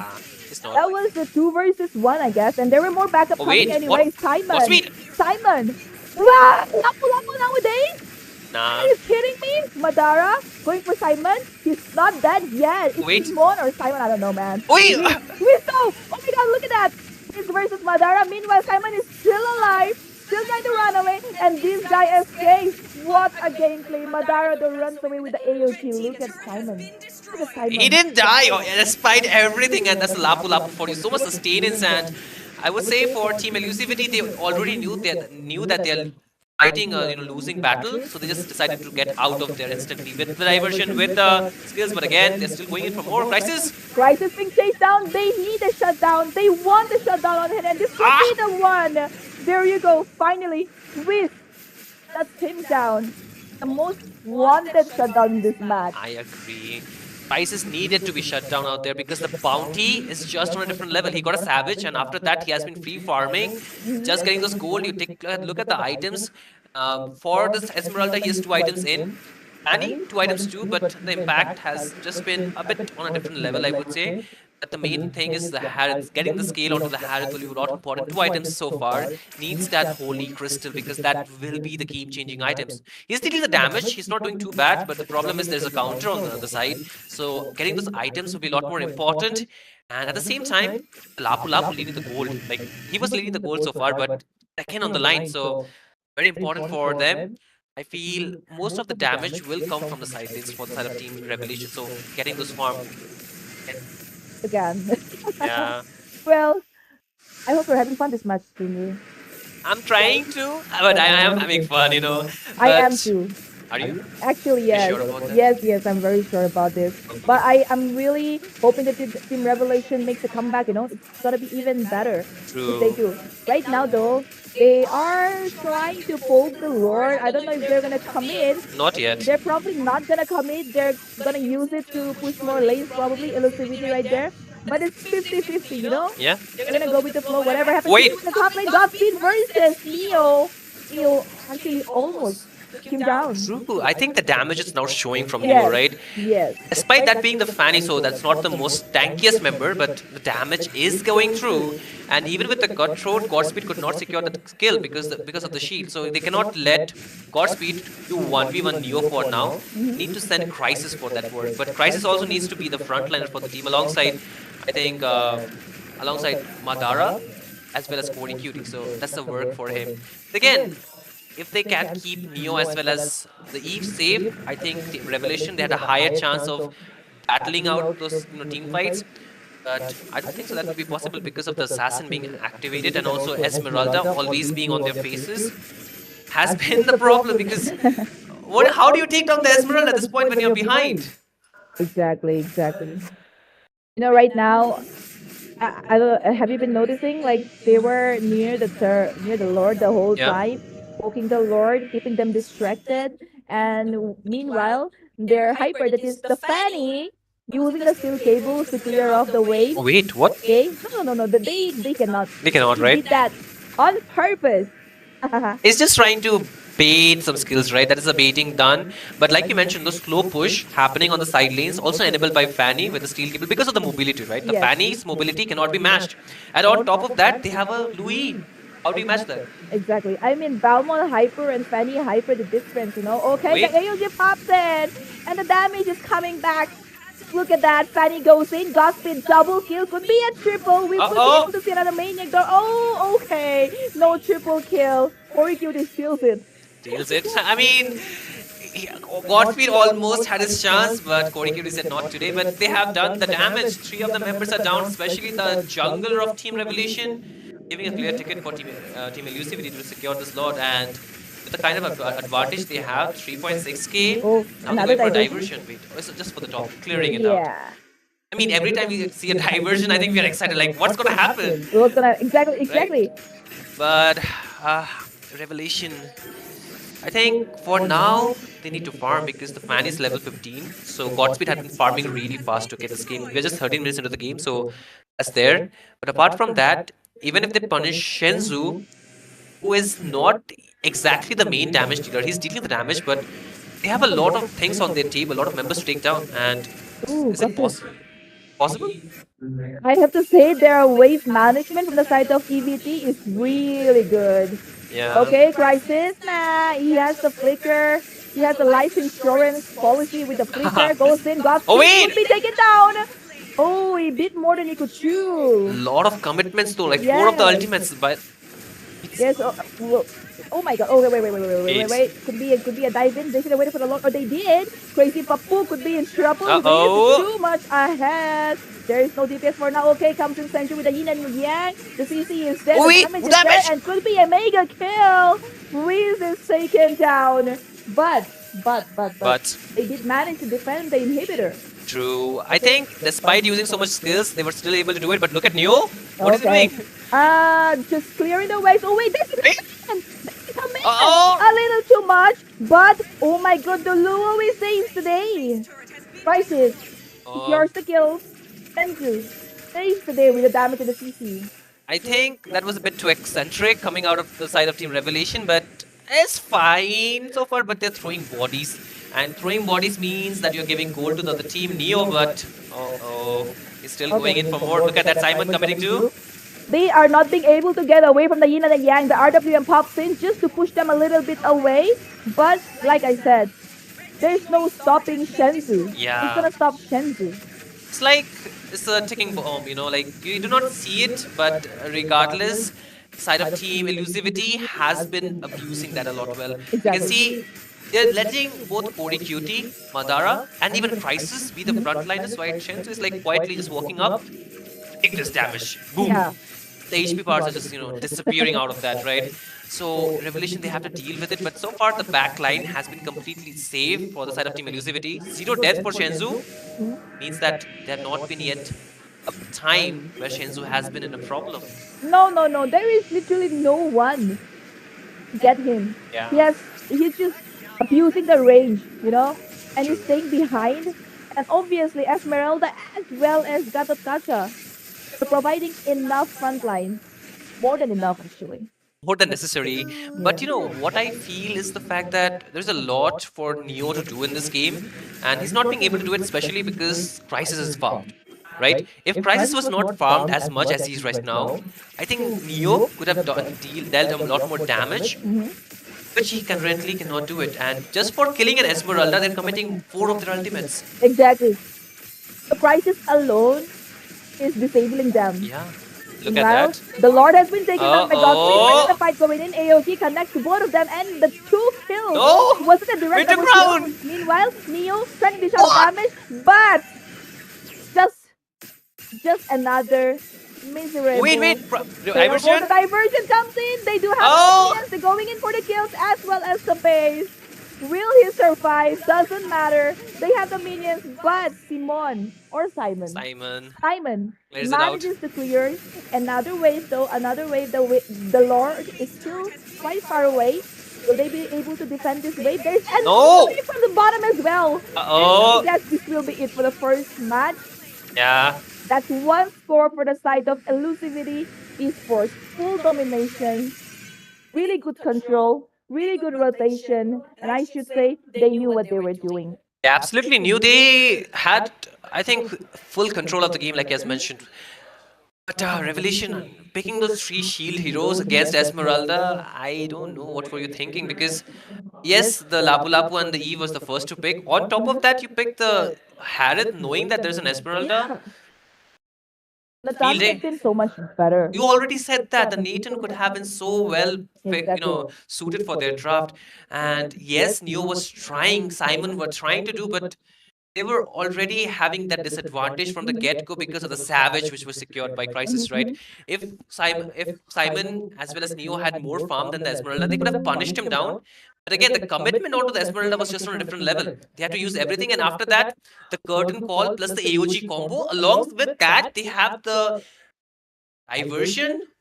Then comes the fanning. What was hurting more than a diversion was the yin and the yang. Yeah, the Every duality time, combo. yeah, every time Neo tries to dive in to deal damage, there you go. He's like, you know, got the CC, and then he's like pretty useless. That amount of You said burst. it. You said it yourself. But at one point at the end, I did see, Neo trying to mark down Shensu, but the Winter Crown. Yeah. Man knew, like, they will try to dive on him in the late game, and he was like, not today. He used the Winter Crown. He used the Yeah. flicker. Neo got punished. He got taken down. But what a gameplay from the side of Team Elusivity, though. Definitely, definitely. I think they were very much well prepared and throughout confident. There was not a single moment where they were like where we could see hesitation Yeah. or cluelessness. They knew what only there was one time, I guess, Yeah. where Godspeed went Overcommitted. in. Yeah, he tried to beat more than he could chew, like 1 versus 4 or something. Yeah, yeah, He yeah. was taken down Yeah. right before the Lord. But that was like not a problem. They were able to Yeah. defend, right? Mhm. So still okay. But I think for the side of Team Elusivity, they did not have any unexpected moment. Like they anticipated most of the moves that Revelation will make. Mhm. So therefore, Yes. that experience which we were talking about from the start, right? It actually came Came in handy. handy. Yeah, for Elusivity, of course. Revelation, like I said, they are a new name, but not new as a players. They have been around. So, that newness brings something unexpected. We wanted to see something unexpected from their side. They went for a bit unique draft with the Balmond Jungle, which we have not seen so much being, I think, popular amongst the Indian teams yet. Okay. And on top of that, they put 3 shield hero against the Esmeralda. So I'll just keep on mentioning that. Very important, but oh my god, look at that guy, Madara, getting that MVP.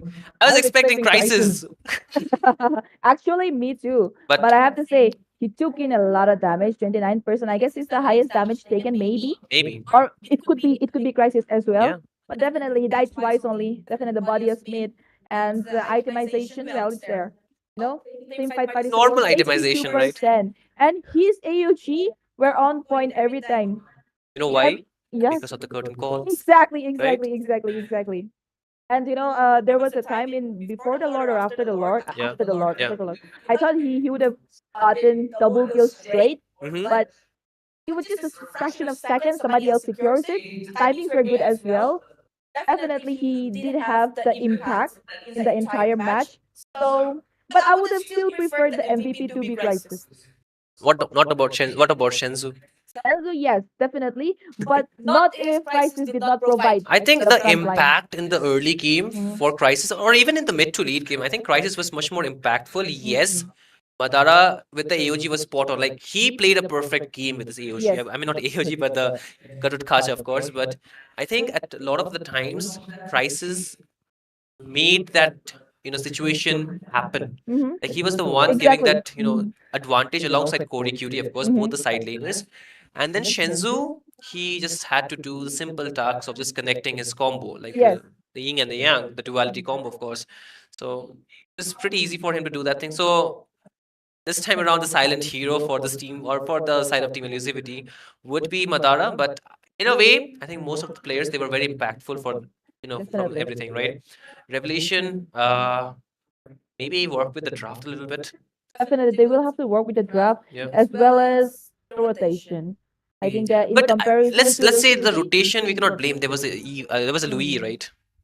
No, not really. Like until she got the diversion in the early game itself, Yeah. I could see that the mid laner rotated faster. Okay. So whenever I see a tournament like this, or even when I'm playing myself, Yeah. I always observe the rotation of the mid laner. Like if your mid laner is rotating faster, you always have the upper hand. You I can mean, out rotate basically. they had a Khalid, right? So they had technically Yeah. faster rotation with a roamer for Let's say for the mid laner, right? I think the Eve is again slow. Eh, We saw it in the that's what- last that's game what- too, right? That's what. The rotation kind of becomes slow with the Eve. Yes, you get a very good ultimate, but you have to sacrifice on the mobility. Um, is Eve kind of unlucky because so I think far so. whoever has picked Eve has lost. 3 games in a row, the Eve Exactly. draft has lost. And guess what? A Valentina draft who's stealing away the art is Exactly. winning. Because Valentina still has more mobility than Yes. Eve, right? So I think just ban Eve if that's a big problem. Leave it open. How about Farsa instead of Eve? You know, Better range, better mobility. better range, better mobility, But better I think burst. it's equally. I think with the Eve, you're locked in. With the Farsa, you can reposition with the Flicker too. So I think the Farsa can actually be better compared to the Exactly. Eve. But if you're looking for a slowdown, looking for a continuous DPS, then maybe the Eve could be an option because with the second skill you can slow down a lot more, and with the Void Blast that is the first skill for Eve, you can actually deal the damage, and you also get shield out of it. But since there is a Esmeralda, I think getting more shield is already bad enough. But talking Well, of, they tried. That's all we can say. But this is not the end. I mean, it's only the first match. we have been They still saying have that two we have more been saying that it's just not the end, but let's see how far is it true, They because still for have two more Revelation I chances, feel and let's root for them. I'm not rooting for anyone. You don't want to root for them? I'm a very bad person. I'm just kidding. I want to root for everyone, but see, um, I will say Okay. I'll root for the drafting only. After that, Yes. I'm not rooting for any team. Till the draft, I'm gonna be very interested. After the draft, You're gonna support whoever has the better draft, basically. technically, And yeah, That's called being biased. that's called playing safe. I don't play safe. I'm Wow. the dark system. People say, you know. You're the risk taker. I mean, you either you either lose your mind or you either get a win. So either of the two. But if you talk about the game statistic as well, Mhm. I think for the side of Team EVT, they threw quite less body compared to the side of Team Revelation. They had much more deaths on towards them, which kind of slowed down their farm. If we talk about the goal difference, you can already see, right? 10k apart. Yes. And also in terms of itemization, they're very behind. Most of the members from the side of Team EVT has completed their build. In fact, 3 of them have completed their build. So 3 of the damage dealer can do Lot Wonder. And for the side of Team Revelation, uh, still lacking a little bit in Yeah, I mean, the because of the KDA gold. says it all. You can see how dominating EVT was from the KDA itself, right? You don't even need to see the True. whole game. You can just see it from the KDA. And the draft definitely did have a part in it. I mean, do you think Belmont Jungle was a wise pick? Not against the Farsa. I mean, not Farsa, I mean Fanny. Not Yes. against the Fanny and not against the Louis as well. Mhm. Because you see, the Louis can free hit any front, I mean, any utility jungle. Like, I don't consider Balmond as a damage dealer, he's more of a utility, right? Yeah. Like, he's there to soak the damage and then uses lethal counter, which does deal true damage, of course. But in a way, he's more of a utility compared to the if they wanted to pick something, then maybe just go for a different what do you call that, a jungler, maybe not the Balmond, because it's very susceptible to I mean, getting. honestly, there were so many options.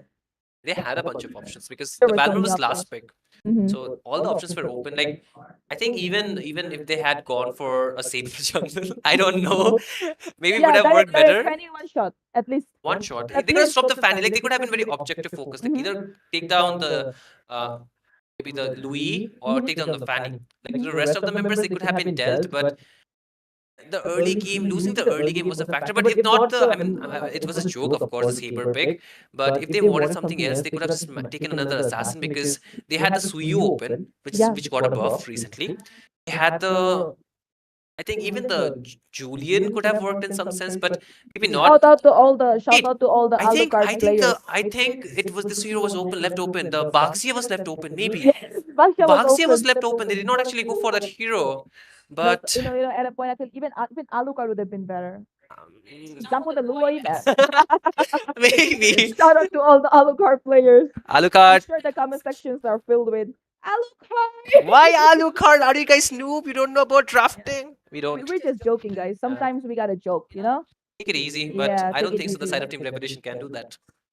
anyways, now I think we gotta get serious again because Do we're we? back into the drafting. We're back Okay. into the drafting. But I Yeah. feel elusivity, like what kind of gives them the upper hand is again what we saw from C3 Miraki, having that good set of communication and rotation around the map.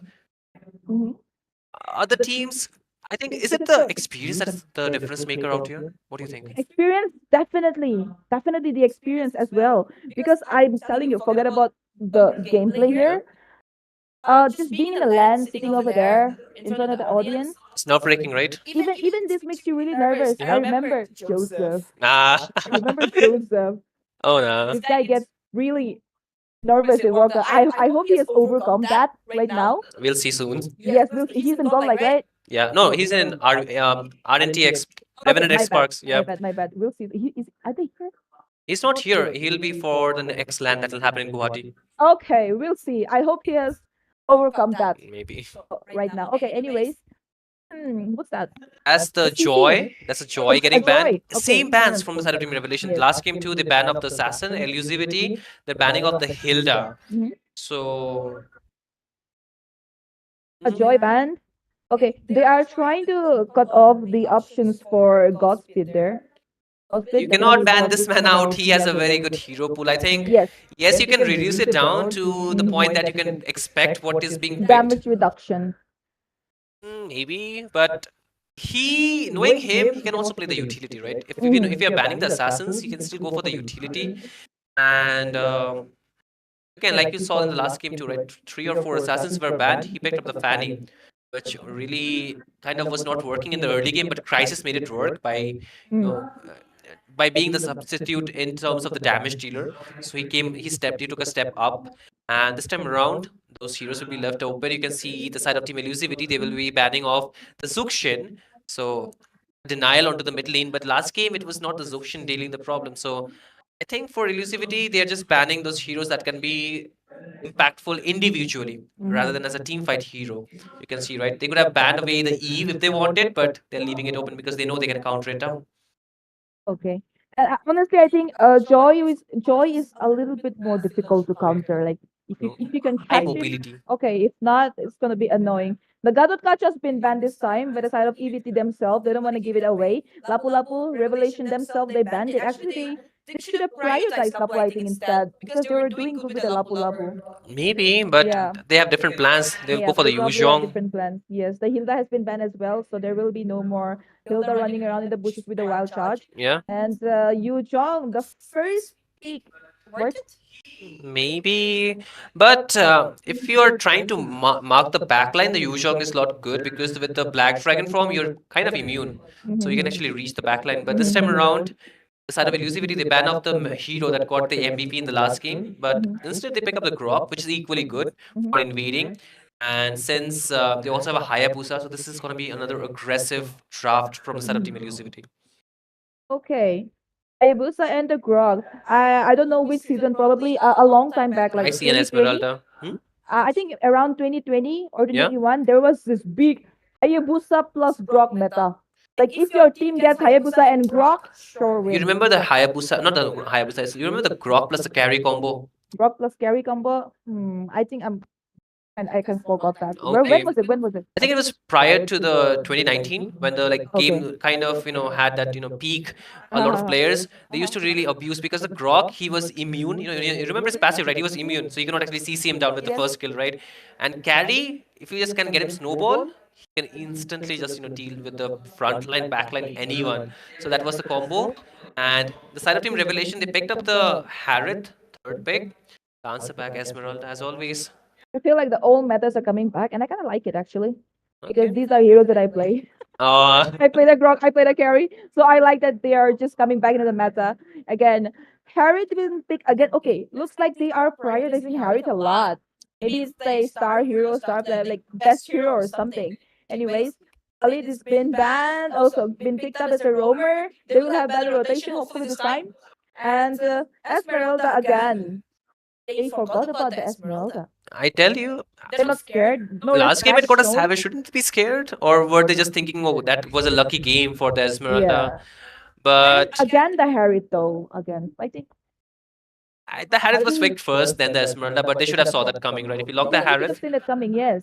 and the good thing about the Esmeralda in this meta is that you can put him onto the gold lane, so already a losing matchup for the Harith, right? And if you talk about the bans, 2 of the mid laners will be taken off from both the sides. So Fun fact, they banned Luno themselves. I mean, don't know. I Oh wait, believe- elusivity, they pick up Louis. Yes, Luowi is still open. Pick it up. They did not like Will they break the show curse? respect to the Luowi. They did not show respect to the No, Esmeralda as well. You see this. You see the pattern might be broken this time because last 3 games the losing team had the Louis elusivity. They picked it up. The Eve. I'm sorry, not the Louis. My bad. The Yeah, Eve. yeah. I'm getting confused by Shenzu's gameplay. I was like a bit of. I mean, I'm slowly becoming a fan for Shenzu with this gameplay, right? But the Eve, it was a curse in the last 3 games. Is it okay to say is this a curse? Because Kind of actually. maybe like a The bad Eve pick. curse. The Eve curse in Why the are Hornbill you picking an Esports Angela? Championship. Angela! Oh my god, I love the puppy boom Wait, over the it's against the dragon. Esmeralda, ma'am. Oh my god. Why? Ah yeah. Alright. You know I what? don't know. I am so excited to see what's gonna happen right now. Hello, draft good is- the morning. draft is You're not messy, no supposed to doubt. pick shield heroes against the Esmeralda. The draft is messy, but just because it's messy, it's becoming funny, you know? It's getting more interesting. If they had even picked the Lapu Lapu, Is this could be their, you know, if best hero or best if the best Lapu pick or Lapu was something. not banned, if they had picked it, I would have just stood up and walked out of this room. Like hit the win to elusivity. Oh, no wonder they banned the Lapu Lapu. Wait, what? They knew That if they had let it Esmeralda was open, they would coming. have picked it up. No. They knew that Esmeralda was coming. So they prioritized the Yu or something like that. But if you see the overall fact that it's not just the laning phase, isn't it? It's like the entire team fight. So anytime the RW, not the RW, I'm saying the hard card will be used, and whenever Neo will go with the Harith inside the team fight, Esmeralda will only jump onto the members that have the shield. The only good factor for the side of team Revelation is the true damage that they can deal out with this X-Borg. And even in the last game, they could have actually used the X-Borg. If I think it was banned, maybe, or if it was not, maybe if they could No, have. actually, Angela can also be annoying for Esmeralda with the first two. What do you call that? The heal Hard hard card, No, the hard card. The first kill. the heal, something heal. I Something. forgot. I'll figure it out in a minute. Okay. It's so rarely picked that we seem to forget, right? Yeah. Anyways, we are here for the second match between Revelation versus Elusivity Esports with once again myself, Jenny, and I'm Michael joining. Simi. I'm joining Jenny. Don't forget, guys. She might steal the spotlight because. But I won. are you sure about that? Yes, We'll very see. sure about that. But Miss Jenny, I think the factor again this time Crisis with the marksman figured out might get. Oi! No! Oh. I told you. They have something planned. By the way, Shunru, can you speak Nagami? Not yet. I'm trying to learn. How about this? For like a few minutes, since we're here Okay. to the Hornbill Esports Championship, Kohima, Nagaland. Yeah. Actually, it's Kisama, but I think the IG Stadium is in Kohima, right? Yeah, it is. Yes. So how about this? To show respect Yeah. to our Naga viewers, Yeah. we try to cast for a few minutes at least in Nagami. I cannot speak. Okay. I'll try. Yeah. I'll follow your lead, but Okay. wait. 一天都播回些啩。 I had. See, with the moment we'll speak in Naga, is the first Yeah, stream. yeah. Oh, was this a bad plan? We'll see. But the game, this time around, Crisis being the first to take down. So Mhm. help me out, God. Let me learn Nagamis in a few seconds. I'll try to speak it up, but I think taking Just Crisis. whenever I say something, Yeah. just say hoi hoi. Hoi. Hoi hoi. Hoi. Yes. Okay, I'll follow your lead from now. Okay, Hoi, but hoi. Miss Jenny, what do you think Crisis being the first blood? I think it's a really good thing Nagamis. for Rebel. Moi babishe ito na Revelation karne bishi balas eh. Hoi. Because crisis to na. Even my Nagamis is not good again. Okay. Ito एक बार farm kurila to pura mari takiwo. Hoi. Keday na mariwo. Ito karne first blood crisis pura to bishi bal for Revelation. Oi. Revelation. Hoi. Ishibal Revelation. Hoi. Yes. Okay. আৰু এতিয়াতো bottom lane তে Simon আৰু Korikito to ini like fight কৰি না আছে হয় আৰু Turtle to 25 second তে আহিবলে আছে হয় Turtle to কোন লৈ যাব elusivity Elusivity to Turtle লৈ যাব নিচিনা লাগি আছে না হয় Elusivity to এতিয়া early game তে বেছি পাল খেলি আছে এইটো কাৰণে Turtle বি Elusivity কাৰণে লৈ যাব নিচিনা লাগি আছে হইলে বি চাই যাব হয় হয় হয় Okay. Nah, Nah. nothing yet. We'll have to wait. Yeah, but these kind of those warning shots that the teams needs to give, that the teams can actually provide, is already a problematic for either of the team because they can both poke each other down. But look at that, they're trying to take a fight here. Purple is low. Crazy Papu Muriula said, nah, he won't die right now. Okay, he did. He did die. There we go. This time around, though. Wait, hold on.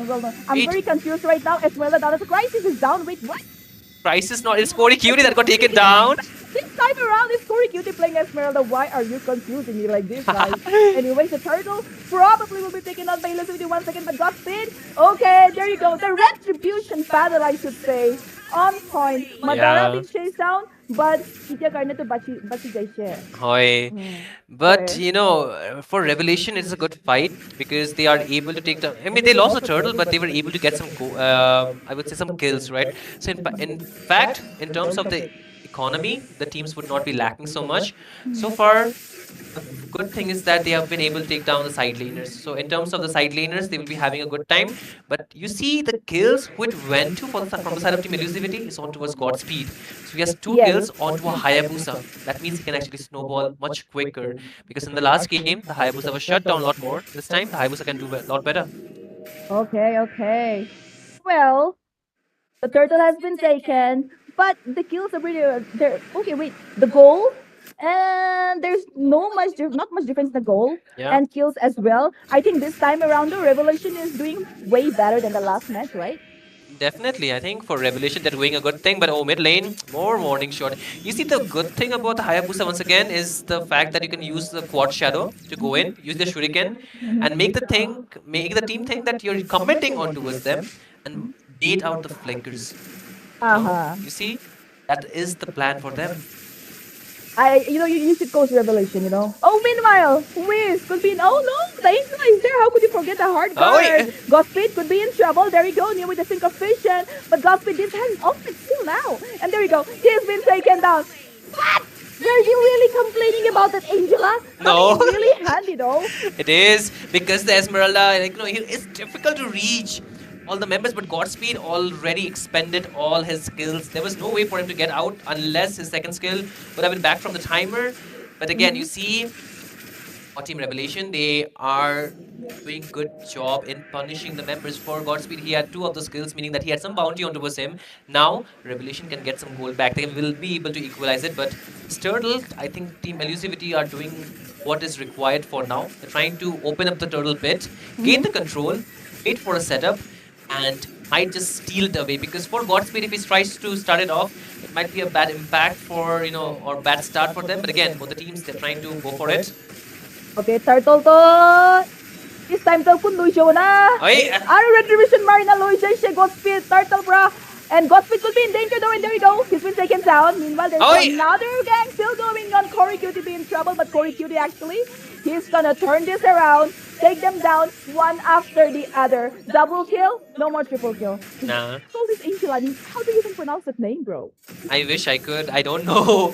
I mean, I'll figure it out soon. But again, Yes. you see the way, again, we'll see the instant replay. It is out there. But the way the side of Team Revelation started that fight, and then Elusivity, they waited for it, and then they engaged. Look at the tech chart that came out from Madara. It enabled, Hornbill just chase the low members, no HP members down and punish them, as Hornbill is just a monster at this point. Getting those free kills, Exactly. it's bad enough. And now, need to take another fight. Okay, he's charging in with the puppy poop right on top of him. Oh, wait, Crisis! Crazy Papu take one, and there will be Crisis next, and they're gonna go for the Corey Cutie next. But no, wait, he's tanky. He's tanky. Genji is gonna stay back, but that Sonata did hit him, right?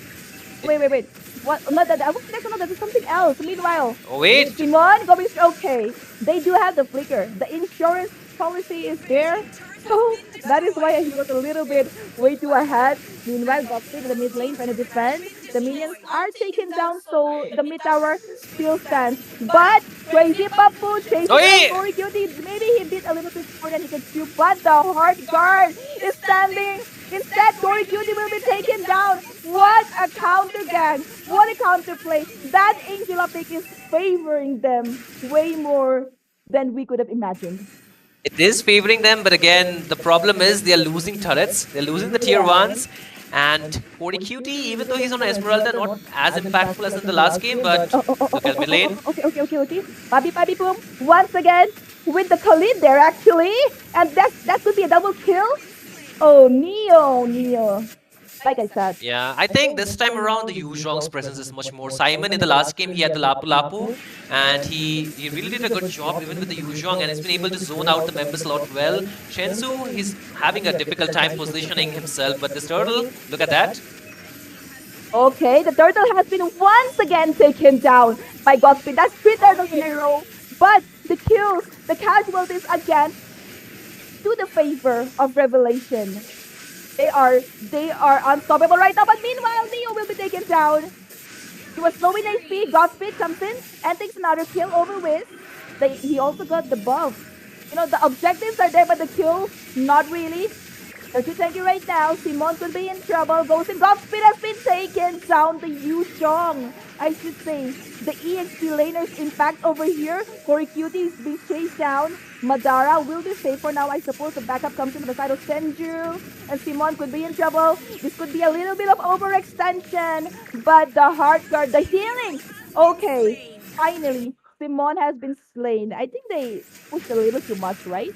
Absolutely, the hard card was on cooldown. They were trying to chase them out, but not the best option for the side of Team Revelation. Yes, they have those, winning moments in a lot of those team fight, but with giving so many kills or giving so many shutdowns, you can see the gold now shifting in the favor of Team Elusivity. So that's going to be a problem, because if you give them gold, they have a marksman first. Though prices have been taken down 3 times, his time will come in the late game. Chenzu, he can also deal the damage, but the problem so far has not been them. It's Godspeed, 40 QT and Madara. There's 3 of them, but oh wait, Godspeed might be in trouble. Godspeed could be in trouble, yes, exactly, but oh, he did have the shadow. But meanwhile, nah, not anymore. He's gonna go down. Oh, wait. Hold on, he's recalling. Okay, there is no one to catch him. Finally, Madara comes in for the backup. Could be in trouble, Senju over there, but he manages to work the bush. Wait, hold on, that's the dragon. With the hard gun, I suppose. Comes in and takes down the hyper. Meanwhile, going for another one, I suppose. Wait, hold on, Madara. Madara trying to peel them away. And, oh, Crazy Papu will be taken down. Cory Cutie chasing in one after another. He is just unstoppable. Look at the shield. Look at the tankiness. But the damage, not too much, I should say. They don't want to dive. There's no minion. They're going to go back. And this was a really bad time for Crazy Papu to actually go down, because the Lord is standing. True, right? And if you see, okay, the problem is for Revelation, they can win the fight, but they overextend a lot. Like, if they stop overextending, then they can keep the lead towards themselves. This overextension has been the problem in this entire game. And Elusivity, they are not someone who will just let go of such overextension. They will try to punish them down, even though they're losing some bodies, but they're not really afraid to actually, push their advantage, push the trigger. They're actually leading right now in the goal, in the map. Because everywhere. of this, they're not afraid to pull the trigger, even though they are on the losing side. And they're forcing Team Revelation to make those mistakes. And they are getting the upper hands for that, sure. Exactly. Well, and you know what? Yeah. Every goddamn time, Godspeed stole the turtle with the retribution.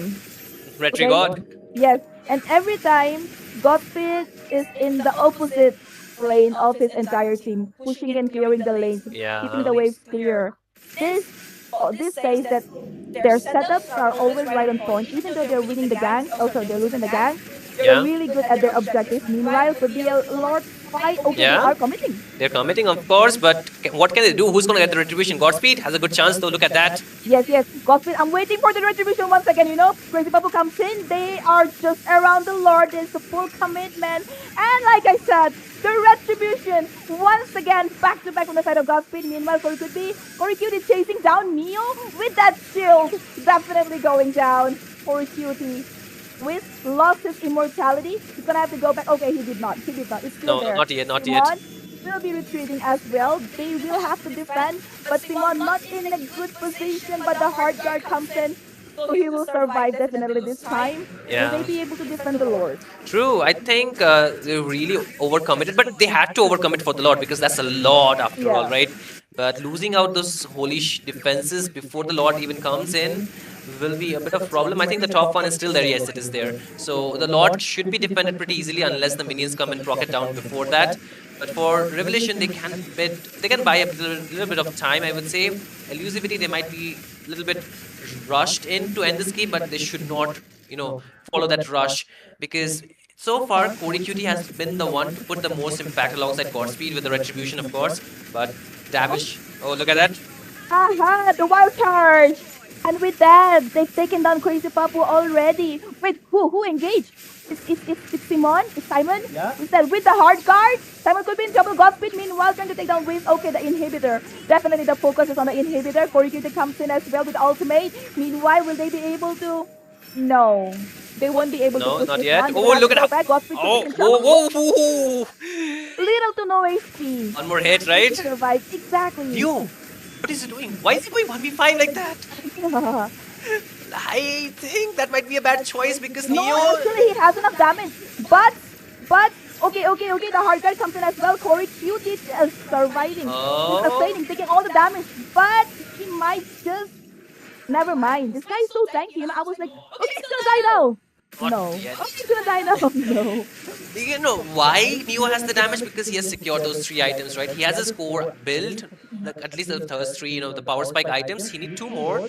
I think he can work with that. Again, 40 QT has been onto the place. Like last game it was Crisis, this time it is 40 QT, right? Either of them putting the pressure on towards Neo is kind of, resisting him to actually deal the damage to the backline. They have to deal with the Esmeralda first, then they can do something else. And the Esmeralda, while she's taking the damage, she can steal away the shield. Not only one, but from 2 members because of the hard guard, right? So Yes. that's why she's surviving or she's able to, withstand the front line this long. And Crisis finally is getting that power spike, so we can deal the damage. They need to be wary of Crisis at this point. But look at Godspeed going in with the Yeah, shadow his kill. KJ is only gonna get better. Meanwhile, the hard guard completely failed. Hayabusa over there. Madara being chased down. Corey Cutie. He's playing a little safe right now. Madara will be taken on, I suppose. Yeah. Neo, yes, dishing out the damage. Corey Cutie is still tanky. But a double kill. Godspeed is taken out as well. That's the last incentive. Neo! Senju is slow. They're chasing down. Crisis run. Crisis as well. But monster kill to the side of Corey Cutie. He's still standing strong. Going for Simon, double kill. Uh-oh. Crazy Papu comes to the hard guard. Meanwhile, Corey Cutie, 1 versus 5. But I guess this time around, he will be dead. Should be, man. If he survives that, I don't know. Yeah. Everyone is dead, and that's a wipe out at the 14th minute mark while the Lord is there. Exactly. What a turnaround with the Angel of Pig. Hey, the Eve pick. Right? Eve pick. Is it the Eve pick not working? What do you think? Could be. The Eve curves, Yeah. But there comes the conceal. Godspeed will be back. Can he seal with the Oh, retribution? this time around. Oh, where is Godspeed? Oh, coming. he's almost there. Don't tell me.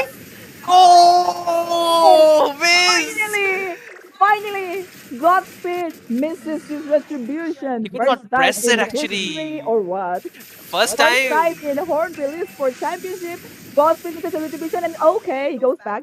Well, I have to say, this Lord was really crucial for Revelation, and Wiz could finally land that retribution in time. Yeah, I think Godspeed could not get the retribution because of the zoning. Yes. And this is very good for Revolution. Wiz winning it out when it mattered the most, right? In the Exactly. late game. And now I think Revelation can bring back the lead because the Haddle is online. You saw the damage double kill in the previous team fight, and they also have a true damage from Wiz. So that's things are working in favor of Revelation. This grandeur has not been working so far. So Yeah. the late game has been a little bit failing for the side of Team Elusivity.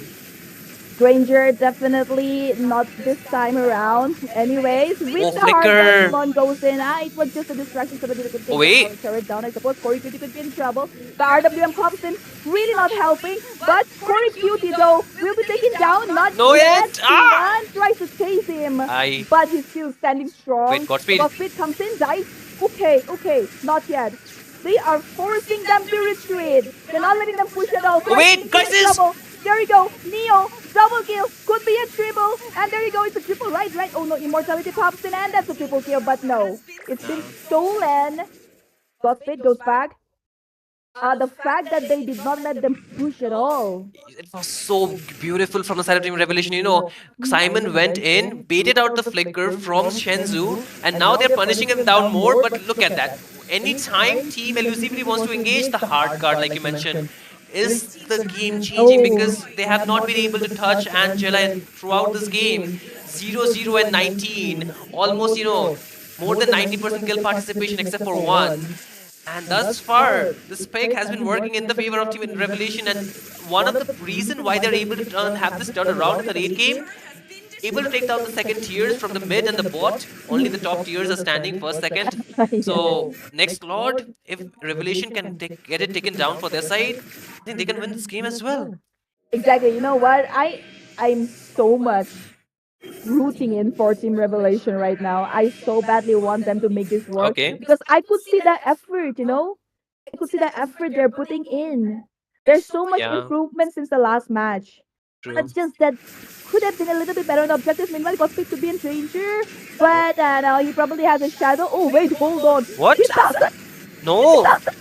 Godspeed gets taken down by Simon with the hard guard, I should say. They're going in for more. They're Look coming at in for the that. fight. Could be a wipe if they can pull this off, but no, this would be a little too Oh, much. last insanity! Oh, last insanity, and the immortality pops in. I suppose no, it was a freeze. Yeah. Again, Crisis goes down. Uh, Oh my god, crazy Papu. Cory Cutie will manage to escape. The Lord is there. Yeah, this is Revelation's time to take down the Lord, and they're doing it so systematically. You see, they have a proper plan to whom to take down first, marked down Godspeed, and then they went for the rest of the members. Crisis did have the Winter Crown, but in the end, he used it. It still got him taken down. The flicker did not come through.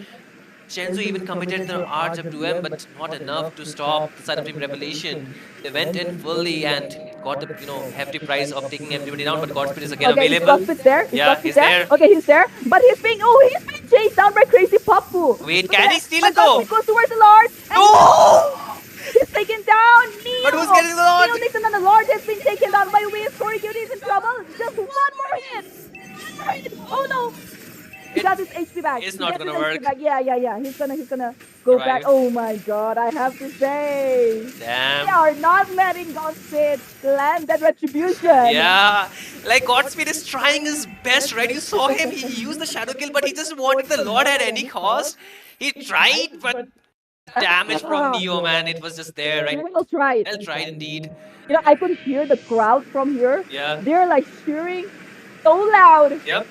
for Revelation right now. For good reasons, and at this point, I think Revelation with this Evolved Lord, they have a good chance to win this game. Oh my god. Shout out to all the Angela players. Look at this.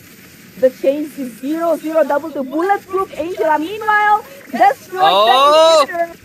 Wait, RWM Oi! pops with the wild charge, and the Angela has been taken down. Just what I said, shout out. Gospel has been taken out as Madara is down as well. Neo dishing out the damage. Neo! He's gonna go for Oh! a triple kill. Could be a maniac. But look at that, it's been Crisis! shut down by Crisis. So, Crisis, again, Crazy Papu. Oh my god, look at his HP. What? No. Crisis manages. It changes low, to changes save the low. day.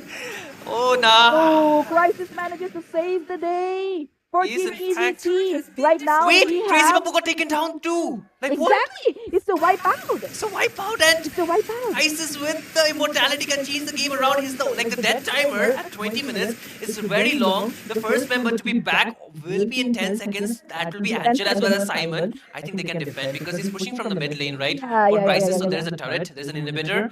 Cannot end the game. Yeah, he cannot end the game, but oh my god, the way he saved the day, it's commendable. Absolutely. Like, deserves a replay, but Deserve the replay, but elusivity has been pushed at their extreme for this game, right? They were almost losing it out if not for the tech charge from Madara coupled with RWM and the damage dealt. But Neo triple kill almost had I think the last kill as well, but Crisis flickered in, got a shutdown, and he again brought the Winter Crown. Now you see, right? He's just trying to switch the items between one or the other to just keep him survive. But It is what it is. It is what it It is is. what it is. We'll have to wait and see until the next Lord. That's 5 more seconds for the next Lord. It's too close. I mean, it's too fast for the next lot to come. I was like not even done with the previous one. There was a lot happening actually. Yeah. But Godspeed, can you steal it? They will have to take care of Godspeed, or else he's good with his retribution. Look at Angela where Look she at is. the- Look at Angela where she is. Exactly. In the base. In the base. In the base. She doesn't want to get taken down. You know, Angela has always been in the opposite side. She's never in near. I mean, they are expecting a backdoor, but Yeah. the Angela, her hard guard is the most important thing, so they do not want her to get marked down. Yes. That's why they have kept her in the base, Exactly. right? Yeah. Just looking at what's happening there, Angela standing in the mid. They need a proper setup for the Lord. If they could isolate somebody, right now the positioning from both the teams are like, meh, they're trying to set up. But this Lord is very crucial for True. both the teams. Whoever gets this wins this. And it's very important for Revelation actually because Elusivity has already won one match, right? Yeah. If they win this one, it's 2-0. 2-0.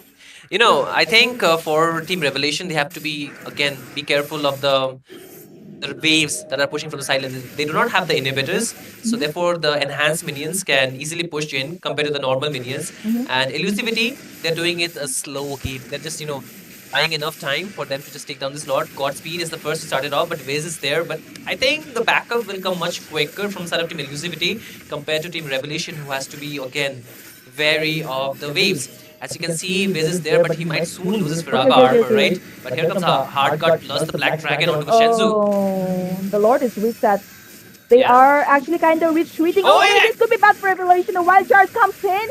Simon is in trouble. I suppose, but Madara will be taking down Neo. What? This is the damage. The Immortality pops in as well. Neo still dishing out the damage. Madara has been taken down. The kill has been secured by the Angela though. Crisis Yeah. He's gonna make a kill. He's gonna go in for more. Okay, they got Crazy Papu down as well as Simon. Now it's down to just Neo. Yeah, Roamer for Roamer so far, but even the Wait. EXP, right? It's gonna be 4 versus Yeah. 3. Yeah. Are they gonna try and end? Wait. It would be Godspeed and the hard guard for the protection. There it is. Yeah. The minion waves are there as well. Elusivity trying to end the match with the minions and not going Oh, for the wait. Lord. Will they be able to end? Yes, they will be. Yo! Neo will be taken down and the base would be taken down with the help of the minions. Elusivity. What a turnaround. Ooh. One good retaliation and they took away the match. That engage from the side of Simon Yeah. was the throw, I should say. I think they became a bit more eccentric in going there because you saw the flicker plus the tech charge from Madara from the draw, Mhm. like onto the right members because they lost Simon, who was the main, the frontliner in this case because yes, Crazy Papu was there, but he also flickered to the back line without having proper support. And I would say, in a way, Team Elusivity, they had a better control in the team fight and they were not making they were not the ones making the mistake. It Yes. was Team Revelation. They overextended and slowly but surely all Team Elusivity had to do was just punish the members down, and they did it in fact very properly. Good thing was that Crisis did not get taken down in the team fight. Yes, this time around, what happened is that I think Elusivity cracked it down. Every time it was Simon, along with the hard guard, engaging and initiating, Yeah. and then the cavalry would follow. Hoi. But this time, Elusivity was like, okay, let's wait for them to expand their skills, and then we'll go back to counter. And that's what exactly happened. I think that initiation was not really necessary. They should have waited for Elusivity, right? Also considering that they are not having that lane advantage in terms of the minions, you saw it pushing from the top lane. That's why they had to retreat back. If they had not got back on time, the waves would have ended the game. Exactly, Isn't it? exactly. Mhm. So I think Elusivity prolonging the team fight around the Lord Pit was the right option because they did not have to worry about the side lanes. All they had to do was clear the mid lane because they did not have the inhibitor from the mid lane. Had Team Revelation taken the side inhibitors down too, then the fight would have been a lot much equal. But in this case, Elusivity, they did it smart. Very smart. Very smart played. Anyways, guys, that was it. The score is 2-0. We got Yeah. another semi-finalist, none other than Elusivity Esports, right? And they will be playing up against C3 Miraki X Megatron, right? Yes, sir. I mean, yes, ma'am, for this case. But I think we need to see who the MVP of the last game is, because Mhm. that's something Who do you think is going to be the MVP? pretty cute. For Cutie? Yes. Yes. If it was from the side of team Revelation, I think it was the Angela, because Angela, zero yes. death maybe in the last game, Angela, I think died only once. She was like almost bulletproof. It was like 0-0-20. because she was not coming out of the base. Yes, Like yes, she yes, was at yes. the end of the line. Like she did not want to be the one being taken down. So wait. I think the side of team Elusivity, they did one more thing. They let the Angela to ult first, and then they Mm. took the team fight, Exactly. because it was not required for the Angela to ult that quickly onto the Yuzhong. If his HP was low, then the Angela could have ult. But ulting that early on was the problem. Yeah. Not having that ultimate to save Simon later on would have been the Exactly. problem. And the wild charge in the last game was right on point. And with Yeah. that, like you said, MVP, none other than Corey Cutie, the Esmeralda, he was so tanky. He was like taking in all the damage. I have to say his impact was 41%. insane. Yes, 41% damage 41% taken. damage taken. And Teamfight participation 82%. He was everywhere. He yeah, got 8 kills as well. I also consider one thing, that the shield that was given to the Esmeralda really fed off her more sustain. If it was not for the shield, the Esmeralda could have been easily punished, but Yes, I think but I have to say, even though the Esmeralda was there and so Neo and the Angela did come in handy still, true. right? Yeah. And I think had they banned Esmeralda, they would have had a chance this time around. They picked up the Harith, and then the Esmeralda came through, right? So maybe they could have saved the Harith for the later half, but maybe one of their prior heroes was the Harith for Revelation, because you saw the Harith doing pretty good in the last game, right? So they had to pick the Harith despite the, I think, the odds that were against them, despite the the incoming threat from the Esmeralda. But I don't know, it was 50-50, because Revelation, they had a pretty good point in the game where they could have ended and won the game. But that one, I would say, mess up by them at the inside the base was the game changing, because the side of team Elusivity, they made sure that everyone get punished. They got a Yes. wipeout, and yes, Crisis could not end the game right then and right there, but it brought enough time for Elusivity to rethink where they made the mistake, Exactly. and just couple up as well. So we'll see the post match game statistics, of course, and see. Angela just got taken down once, like you mentioned. Yes, And 1-1-25. Says a yeah, lot. but Insane assist.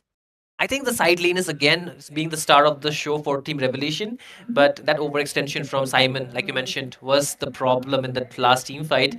Regardless, X-Pork not having that immortality, I think he sold it off maybe after it got procced. He needed the mobility or something like that. But apart from that, for the side of Team Elusivity, they just played a perfect game. Yes, Crisis had a very rough start in the beginning, but slowly he pulled up the pace and he got the damage in the late game. But I think he had a rough time till the end, but it just that some outplays that he made saved the day. True. Because they almost lost the match. Remember when Revelation pushed towards their base Yeah. with Crystal? It was Crisis who saved the day. Had he not, they would have lost.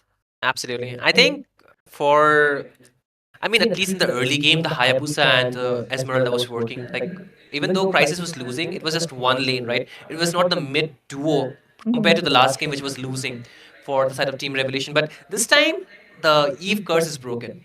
That's what Yeah, the Eve curse is finally. broken, right? Finally. But I think even the Eve was almost point. Like, it also brought a point for Team Elusivity to lose, but I don't know if the rest of the teams would actually prioritize the Eve because of the mobility. The mobility has been the problem. If there's a hero like the Lapu Lapu, like the Yushong, the backline will get marked a lot more. But regardless, Team Elusivity will clear this game with a score of 2-0. Yes. Congratulations to them. We have one more game, Miss Jenny, for another Who's quarterfinal. next? This time it is Arunade for sure. Last time, Arunade versus uh, Fatal Eclipse is the team of Eclipse? It is Fatal Eclipse. Oh, You know who is there? okay. Respect and Thousand. Okay, and I think they are also sponsored by Dev Arcade. Most likely, yes. Who sponsors me as well. Wow. Oh, You have a there's no lot of doubt that- sponsors, No, ma'am. there's just one actually. Okay. But there's no doubt that I'm going to be supporting them in the back of my mind. Bias. Bias. Bias. Okay. Honestly, It's my okay. biasness won't help them win or lose. Yeah. So it doesn't really matter. Absolutely. And with this game coming to an end, ladies and gentlemen, we will wait for the next game to be brought back up. For now, we'll go for a break and prepare Yes. for the third match to be there, to be aired. So do stay tuned, do be around as we will be preparing for that. But don't forget to check out this Hornbill Esports Festival and also Hornbill Festival in general if you're in and around Kohima. So we will be going for a break in a bit, but these games will go on. There are two more quarterfinals that are there, as this quarterfinal stage is not yet over. So two more teams needs to play this match, and then we will figure out which teams will move to the semifinal. Miss Cherry, we have two already, and two more are left. The downside of this tournament is that there is no lower bracket. So if they lose, they lose. We go back home. And for now, C3 Miraki as well as Elusivity, they have a better chance into staying for long. But one of these teams will also have to say goodbye in the future. But apart from this, I will tell both Arunadhi Esports as well as Fatal Eclipse are I see this time everything because I'm just playing a safer game. I'm just being diplomatic maybe, but they have equal chance. Like even for Arunadhi, they are a new team, but they are pretty stable as a team. Dab Arcades, like the team that they have. You just mentioned Dab Arcade, I have to mention it as well. For Fatal Eclipse, of course, they actually it's Dab Eclipse right now. The team Dab X Eclipse. So Dab X Eclipse, they have a very good. I think that most of their players are Naga as well. Right? Yeah. Most I of know the that. players are Yeah. Naga, and they have that they won't have the problem in communication, right? And they will be having a very good chance of having that synergy with each other. For Thousand as well as Respect, they have been playing for so long together, right? So I believe mid does not be a problem for Team Arunadhi Esports. I have seen them play, and I've seen them do a lot more. So we'll go on from there. But as for now, it's still the future. We cannot predict it, right? So we'll go for the break as we talked about it and prepare for the next game. So do be around, ladies and gentlemen, as we will be back soon enough. For now, see ya. We turn stone into story with our Tombstone CNC and laser engraving technology. Every name, every detail, and every design is crafted with unmatched precision. Our advanced systems bring artistry and technology together, ensuring flawless depth, clarity, and finish on every granite surface. From fine lettering to lifelike portrait, each engraving reflects lasting beauty and respect. Nagaland Doors. Precision, permanent perfection. Visit our website and Instagram to see how precision meets emotion in every engraved stone. Nagaland Doors.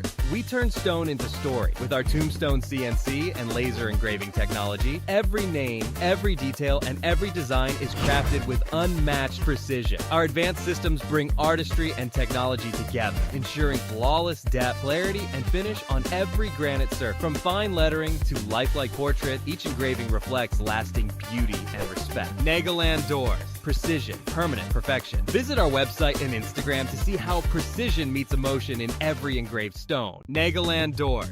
We turn stone into story with our Tombstone CNC and laser engraving technology. Every name, every detail, and every design is crafted with unmatched precision. Our advanced systems bring artistry and technology together, ensuring flawless depth, clarity, and finish on every granite surface. From fine lettering to lifelike portrait, each engraving reflects lasting beauty and respect. Nagaland Doors. Precision, permanent perfection. Visit our website and Instagram to see how precision meets emotion in every engraved stone. Nagaland Doors.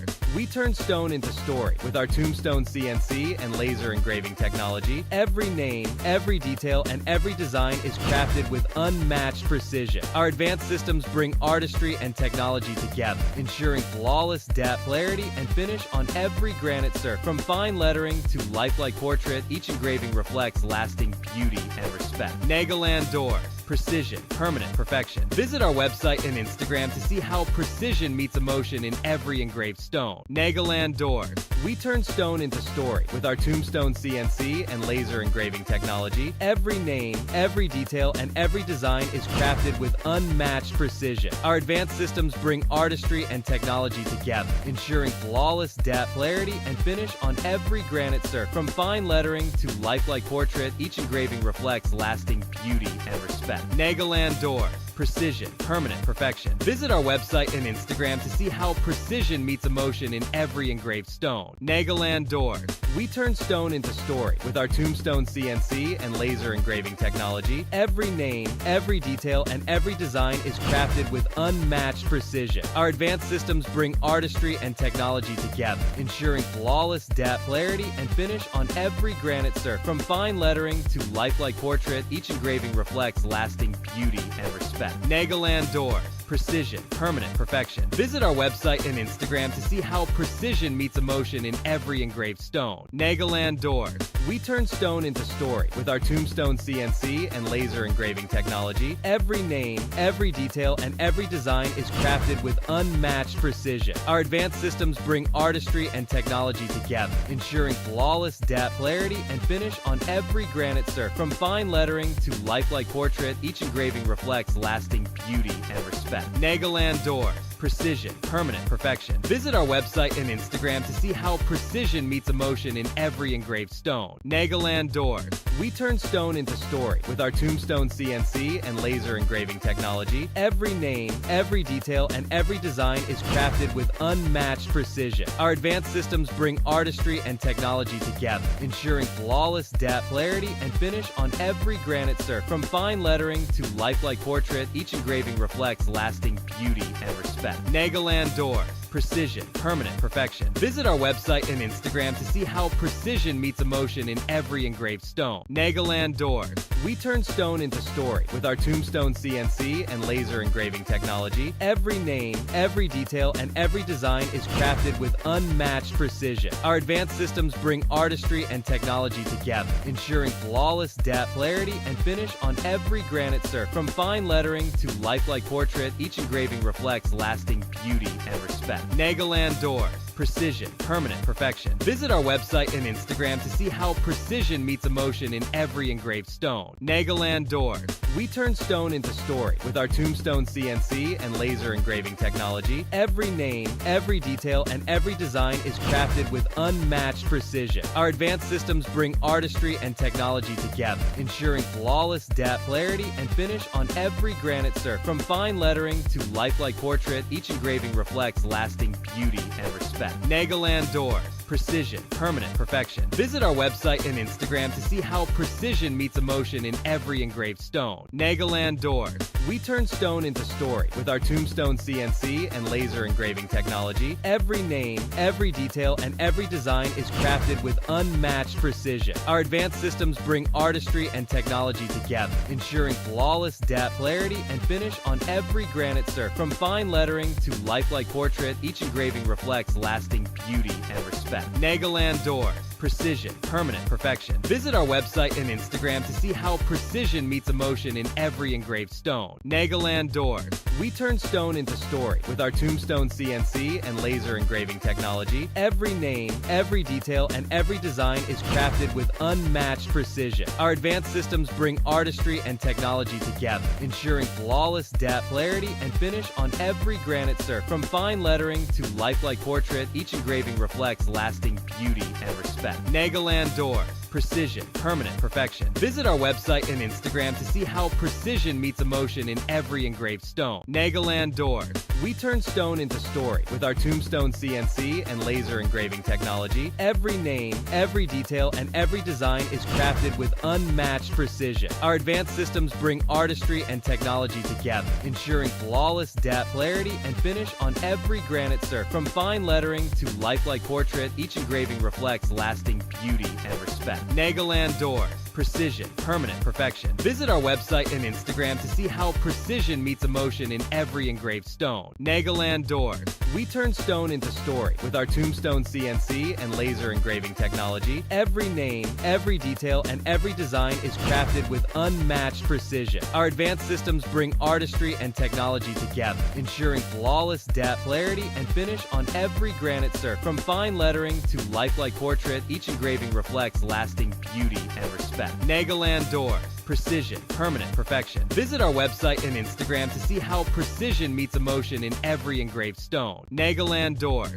We turn stone into story. With our Tombstone CNC and laser engraving technology, every name, every detail, and every design is crafted with unmatched precision. Our advanced systems bring artistry and technology together, ensuring flawless depth, clarity, and finish on every granite surface. From fine lettering to lifelike portrait, each engraving reflects lasting beauty and respect. Nagaland Doors. Precision, permanent perfection. Visit our website and Instagram to see how precision meets emotion in every engraved stone. Nagaland Doors. We turn stone into story. With our Tombstone CNC and laser engraving technology, every name, every detail, and every design is crafted with unmatched precision. Our advanced systems bring artistry and technology together, ensuring flawless depth, clarity, and finish on every granite surface. From fine lettering to lifelike portrait, each engraving reflects lasting beauty and respect. Nagaland Doors. Precision, permanent perfection. Visit our website and Instagram to see how precision meets emotion in every engraved stone. Nagaland Doors.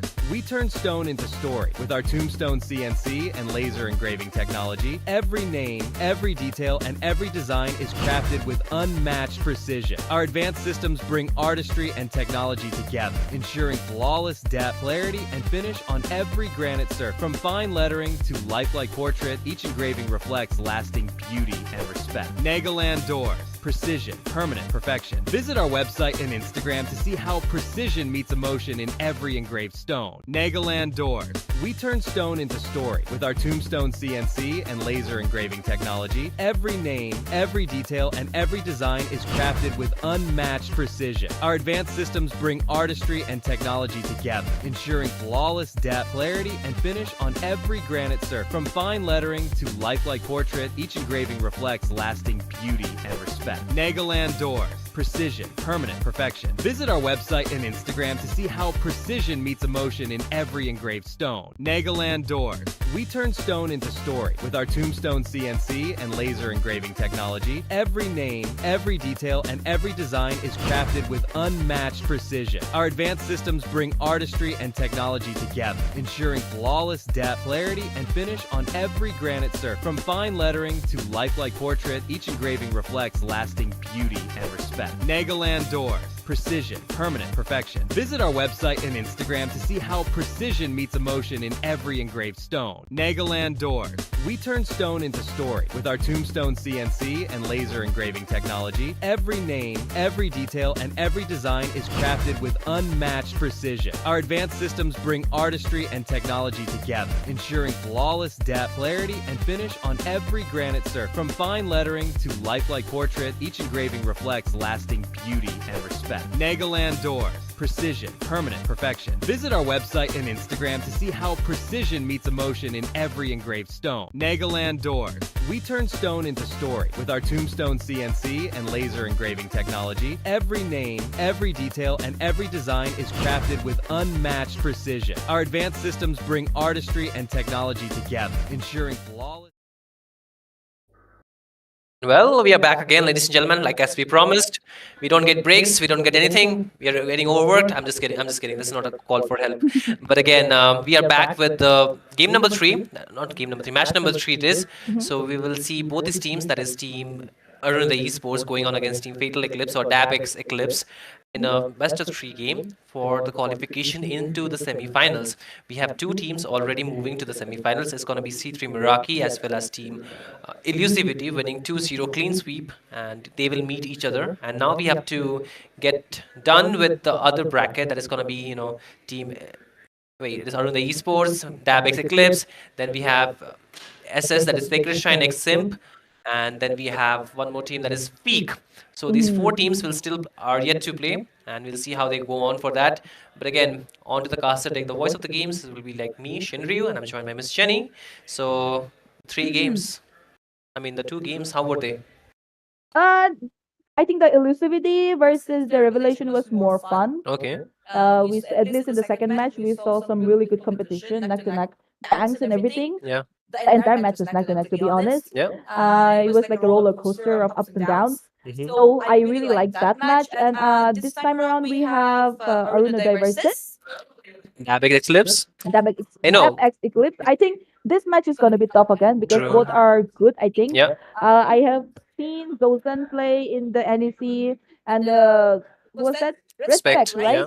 And from the side of Orlando, I don't know who are there, but I Then with new also players, heard new about players. them. Yeah. Sorry. Miss Jenny, whoever said us caster, we do not touch the grass and see the light of the day are wrong. We can see the light of the day on our faces, right? But still, at this point, we are not liking the light on our faces because it's very bright, guys. We'll be okay soon enough as we are looking at the bans. It's Team Fatal Eclipse getting the first pick in this case, and they are opting to ban the Garud Kasha. And I think that's a good start because in the previous match, in first game, we did see the side of team. It was Elusivity who got that MVP onto the Garud Kacha. So I think that's a ban well worth it. And now Arunadhi Esports, they are banning the Hilda, which is again a good hero. Again, both both heroes are roaming heroes, meaning that the roamers do put a lot of pressure for each side. But this time the Nathan is a bit new addition, I would say, that we are looking at. Yes. I'm very sure that Fidel Eclipse knows that Nathan could be little, and Arunadai might have been prioritizing Yeah. Nathan, so could be a respect ban as well. And Hilda as well as Yu Jong, right? Yes, it is a new song. Yes. I We think are. Yes. Simon in the last game, the Yuzhong was impactful, Yes. right? So the Yuzhong is very good. Like if you want to have a backline, you need to mark the heroes that can dive into the backline. Yes, you cannot ban everything while it is there, but at least ban the heroes that are very difficult to stop. Immunity heroes are one of those get to go, right? You want to ban those heroes. This will leave open a lot of the junglers, especially those assassins. True. That is true. Again, what is that other ban? If you can. We'll figure it out. It's Okay, Kimi. okay. That's Kimi. Yeah. All right. Kimi again is a mid laner. We saw in the first match, right? Yeah. Kimi. Godfather Papu. Exactly. I'm not Papu. Exactly. Godfather Hani. Or Yes. Hani. My bad. Hani. Yes. Kimi, definitely good. Lane slot as well because we want our backliners to be safe. We don't Yeah. want a lane slot diving in, taking them down. Meanwhile, okay, If I see Grok. any more Eves, I'll. Sultan is actually very good in If I Grok. see any more Eves, Miss Jenny, I'll lose it. I don't know what's with the obsession with all these teams with Eve, but Zozen with Grok, yeah. Definitely. I mean, I have seen Zoltan playing Grok in so many tournaments already. I've seen him playing more Karot Kacha. Is it? Yeah. Whenever I have casted, I've seen him playing Grok, and he's pretty good with it. I think he was global or something as well. Oh. And yeah. Yeah. And Arunadai, okay, they're going for the Fredrin and the Lapu Lapu. Well, Lunox is open right now. Do you think it was a little too early to pick Fredrin? I think it's a bit early, Fredrin, of course, but considering that team the Esports wants to play with the frontliners and also the fact that the mid lane is still an option. There we go. Okay, the Esmeralda. And the Eve. 68% win rate, Esmeralda, and the Eve. I mean, the obsession with the Eve. Like Yes, you and the said, Eve. could actually work. You know, the RWM, and on top of that, the wild charge. Oh my god. I am a certified Eve hater as of now. But yes, you have the Eve, but there's a Lapu Lapu on the other side, right? So that can actually put a punishment on towards you. But apart from that, there comes the Valentina, a very smart pick coming in. You're talking about win rate, that's 150% win rate. What about that? Can you beat that? Can you Esmeralda beat that win rate? Probably. 150%. I think so. I think so. Okay. Eventually, maybe. Okay. But yeah, I still feel that Lunox would have been a better pick. I think because Yeah. they have a Fredrin up there. You can really burst really easily.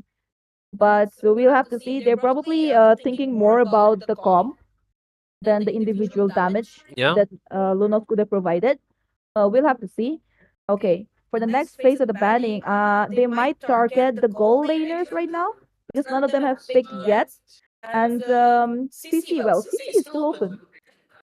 I was thinking that we might see a CC, and to be honest, I was expecting the CC to be picked, and I was even expecting a Lance, not a Lance, but the Ethan Shin or maybe a Hayabusa into the first three picks, but neither of the team are actually going for that. The Fredrin is a good hero, the Lapu Lapu is a good hero, but both of them can, or more so, suffers against the Esmeralda because they kind of give the shield, and Esmeralda can feed off that because we have seen the sustenance of the Esmeralda because of the shield, right?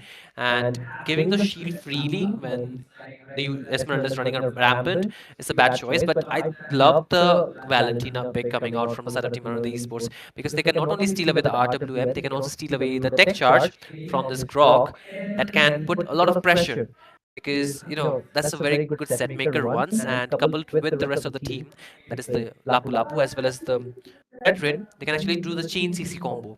So that can work really well. But as of now, the bans from the side of Team Around the Esports will be the Isan Shin as well as for Fatal Eclipse, they're banning the mid lane or the roaming options out here. That is gonna be the Khalid. And now I think we might see more assassins, hyper jungler ban from the side of Team Around the Esports. Yes, it comes through. The Hayabusa, yes. And I think we might just see one more roamer ban or probably a goal lane ban from the side of Team Fatal Eclipse. Maybe just get rid of the Grandeur. It'll be difficult to catch, and the Grandeur ban, there it is.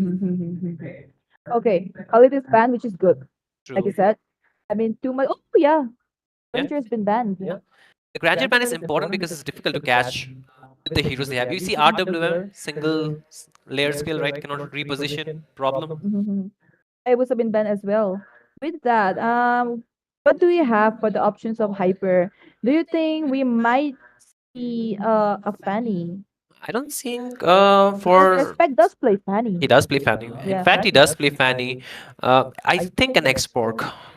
Mm, X-Borg could be an option. a ship, Oh, a ship. chip. We'll see really good rotation. We Honestly, will. they would be anywhere, everywhere with the shortcut, What if, right? what if they had picked a chip plus the Louis combo? Oh, That would have been damn. so fast, right? Yes. But from the side of Fatal Eclipse, they can actually flex the Esmeralda if they want to the gold lane, and they can still pick up another fighter if they are looking for that. But apart from that, if they want to play something onto the gold lane, they can still go for the marksman. Would be a very good option. But for the jungler, I think it should be the X-Borg. Make much more sense for the X-Borg to be there for their lineup. But apart from that, what are we expecting for the gold lane, Miss Jenny? Okay, no, none of the heroes actually is the Baxia coming in for the side of Team Fatal Eclipse. So Respect did not go for the Fanny for some reason. I think they think it's wiser not to go for the Fanny right now because look at the picks. They have a Fredrin over there. Wouldn't be easy Yeah. to one shot. And the Lapu Lapu as well. Might try for Joy Boy with the Valentina. But still, I think a Basha Hyper would be much better because Basha, Esmeralda, Grok, all combined, they would provide a really good front line to carry.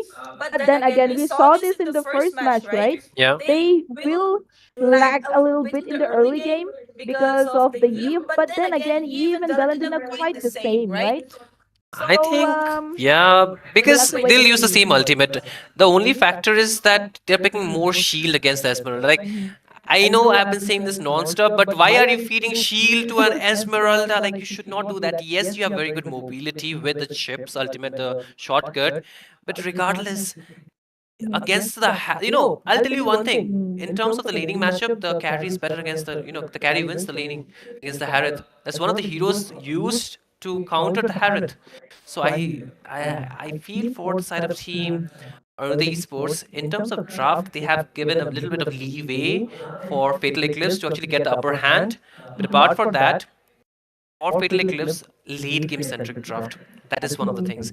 And the only damage will come through will be in the late game. So they need to get the early game into their side. Yeah, well, I think the draft looks the same to me, given the utility and the damage and everything from the both sides. So I think it will all come down to the execution and the retribution, right? Because in we saw in between EVT and Revelation, the retribution mattered a lot. Hayabusa took 3 turtles back to back. And when at the right moment the X-Borg Wiz managed to take the retribution down and the Lord, the game changed. But then again, it was unfortunate that they lost. But yes, it will all come down to the execution, and this is going to be the first match between Fatal Eclipse and Arunadai Esports with me, myself, Miss Jenny, and Shinryu along with me. Okay, it's fine. Miss Jenny is a bit tired, it seems, right? But she'll get the hype again once the game begins, But as of now, the early game, you can see the rotation from Fatal Eclipse and Roku already forced to get out, but he was able to secure the Little Wanderer. So a little bit of lead in terms of the the stacks onto the Retribution, which is a good thing. They need the farm as well. And for Fatal Eclipse, the main stronghold will be the rotation speed with the Grok plus the Baxia combo, because if you see the Baxia, the shield unity can give a lot of mobility to the Grok. Not the Grok, the Baxia. But only factor for the side of Fatal Eclipse would be Kirin's positioning. Kirin needs to have a very good positioning onto that Eve. And Akaba, he will try to be sneaky. Like the more backline dives he can get, and he can bring his team along with him, the more advantage he will get. But again, both the traps is very important for them to secure that level 4 to gain the advantage, to get the the prio for this next objective, which will be spawning in about 10 to 15 seconds, and which will give us a more idea which team will get that early game prio, an early game advantage when it comes down to this game. And getting that advantage will be very important for either of these teams. Yes, and for now though, they are trying to set up around the turtle. We can see that Fatal Eclipse is already there, but let me say top lane, it's just Sabo versus Joy Boy, nothing much. But the Uh-oh. RWS popped up and the turtle has been taken down by Kisei. But the Tombstone has been taken down by Arunada Esports, 2 kills for 1. Look at the turtle again. Okay. It's still Fatal. I mean, it's still around the esports. They got the Yes. turtle, and they also got 2 kills here, right? So this time around for Fatal Eclipse, they are not getting that early game prio, and with winning the turtle, you can see around the esports immediately established a 1.3k goal lead, and this will be again good for their members. And for this Harith, he needs to get a spacing, he needs to get a free time farming around. And the best thing is that Sabo is a late game hero. I mean, he has a late game hero onto that carry. So in the early game, the threat will not be there as much unless Team Fatal Eclipse decides to jump 4 or 5 members to this Harith. Then again, if he just uses the Purify, he can get out of it. And then there's a shortcut from Akaba, who can instantly bring the entire team, especially the Esmeralda, from the bot lane, which can give a lot of advantage for them. And thus far, you can see there will be an engage. The flicker from Akaba is getting used there. That's the shortcut been used up, and they have managed to take a kill down on Kirin. Meanwhile, Ozen, nothing much, trying to give them the view so far. Well, we'll have to wait and see, because right now, just like we expected, Ornada Esports with the chip there, they Yeah. are making pretty good rotation. But Fatal Eclipse not being able to do much, we will have to beware of the chip, and right now they are not being able to. Meanwhile, the rotation on the side of Zozen coming to the aid of Sabo, but Zozen could be in trouble. That was a very bad positioning, I should flicker! say. He Oi! did the flicker and the wild charge and managed to escape. That was uncalled for, but he did it. He did it. I mean, good escape, right? They did not throw more bodies as it is. Or the esports, they had some gold, and because of that, if they give more kills, the gold will further increase, and they need to avoid that at any cost. If they want Sabu to get that advantage, if they want Kirin to find the farm, they need to avoid giving free gold. And with the second turtle already up, or the esports will be the first to start it off. All the QI is there. That is respect. Can they steal it away though? Yes, with that, Zozen with the wild charge, making the way for Kisei to steal the turtle. Anyways, Kisei again takes another kill. Wait, hold on. It was actually Rogu who stole the turtle. Yeah.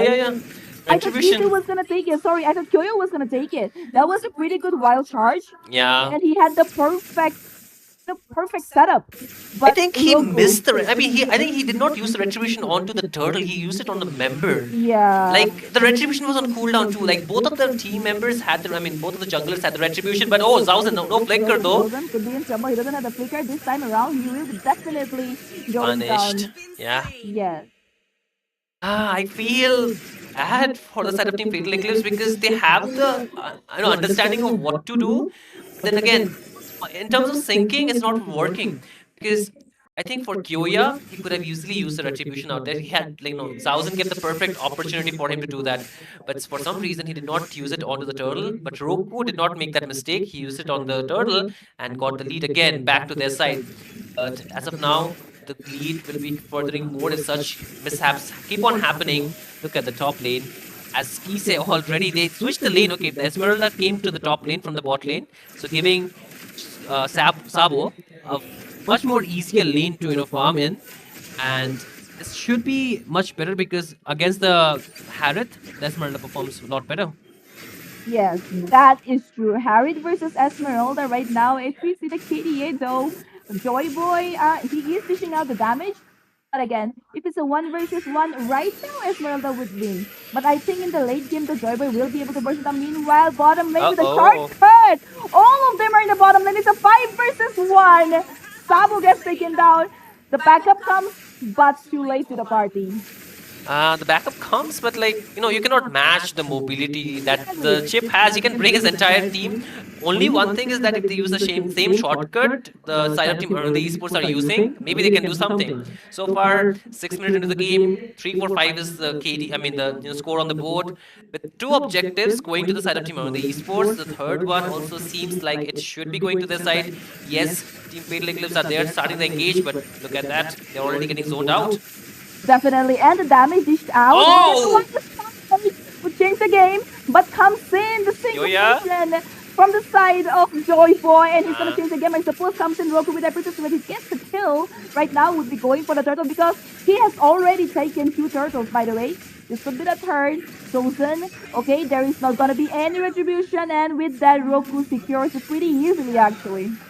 Yeah, this is like they're trying, but it's not working for the setup in Fatal Eclipse. Or in the esports, they have pretty concrete idea where or whom they need to mark first. And I mean, I think even some part of the luck is in favoring them in this game. They're getting lucky at a lot of these things, but luck is something that you need to bring onto their side, and they have been able to do so. And I think with this kind of lead, they can snowball a lot more because Mega Joy Boy has been getting the free farm, has not been punished once, and it's getting the items locked in. He already has a Starlium Kite, and soon after he gets the Feather of Heaven, the Holy Crystal should not be long delayed. And after which, I think Team Fatal Eclipse might get punished a lot more because they need Sabo to get a free farming lane, and he's losing the turret too. You can see the tier 1 onto the bot lane fell down because of that engage from Akaba with a shortcut, making sure that he does not get a time. And you see, Mega Joy Boy just picked up the feather. Oh wait, top lane. Yeah. They are actually rotating really fast. Both the things I should say. Fatal Eclipse trying to, trying to catch up with the chip. The struggle. Struggle is real, honestly, but I think the Feather of Heaven should make it much more difficult for Fatal Eclipse to contest as of now. But again, if they can hold on to the turrets, if they can, make the inhibitors, not the inhibitors, the tier 1, as well as even if they lose the tier 1, if they can keep hold of the tier 2s, then they can get a lot more advantage. Thousand is doing a good job with his engages, but the follow-ups are not never there. But look at that once again. Suppose as well as RWM with the carry. Sabo dishing out the damage. Kirin still there, safe and sound. Sabo goes back. Kyoya tries to chase down, make a Joy Boy. Meanwhile, who's that? Kizzy takes in their Princess Red and goes down. The kill has been secured by Mono. Meanwhile, Kirin will be in trouble as well. Roku comes in triple kill for Mono. No Maniac. Everybody's back, but they will take down the mid lane turret. Yeah, now the mid lane being exposed will be bad. Yes, Sabo was able to deal the damage, but the aftermath of the team fight completely being taken in control by the side of Team Around the Esports. Mono made a lot of the possibilities happen, and for some reason, most of the time, the Valentina, they have 5 kills on towards them every time I look at them. And once again, you can see Mega Joy Boy now being that annoying factor, the menace in this game. And the more menace he becomes, the more problems for Fatal Eclipse. They have not really got a strong foothold from where they can translate the aggression that they have. And on the esports, they're able to answer back quite better for some reason. And in a way, I think the damage is still lacking for Fatal Eclipse in this game. And they got an uncontested Lord or not Esports. Yeah, I mean, they got even the turtles, right? All the 3 Exactly. turtles. So in a way, Team the Esports, they have the advantage with this Lord push, but what can they achieve is important, right? They have taken the tier 1s from the bot and the mid lane, so now they would want to take down the tier 2s as well as the tier 1 from the top. So the more turrets they find, the more map they will be able to acquire, and they will be able to paint it red. So again, Akaba is there. He does have the shortcut, he uses it too. So now the team is there. Look at that. Oh, the wild shares has been already expended, and it was up to no avail. Mega Joyboy dishing out the damage to Zosen. Zosen will have to go back. The Lord marching in from the mid lane. The inhibitor is still standing. They will pretty much be able to defend this. They should be able to defend it because, yes, the holy defenses are still there. So all they have to deal right now would be the lanes that the waves are coming from. And apart from that, I think Lord has done his work. They have gotten the advantage. They've been able to take down the tier 2s. That is good enough for the side of Team Esports. With the next Lord, they can expand the map a lot more. They can get more advantage. For Fatal Eclipse, they need to slow down the game. They need to buy enough time for this carry to get online, for even Kirin to find some farm, because that is the winning condition for them. That is the winning objective for them. But the thing is, the angles that Akaba is driving on. Look at the position that he still has right now. Yes, Kirin will be able to, get the vision on towards him, but it's not always the side of Team Fatal Eclipse has the idea where Akaba is engaging from. And because of that, they're always susceptible to actually getting ganked. Zauzen is giving a good set, but the follow-up from the rest of the members are not coming through once again. Exactly. Well, like you said, the follow-up, I think Zosen will have to wait. I think he's gonna have to poke them a lot before committing with a wild charge, or else there won't be any follow-up. And even if there is, that's only gonna backfire.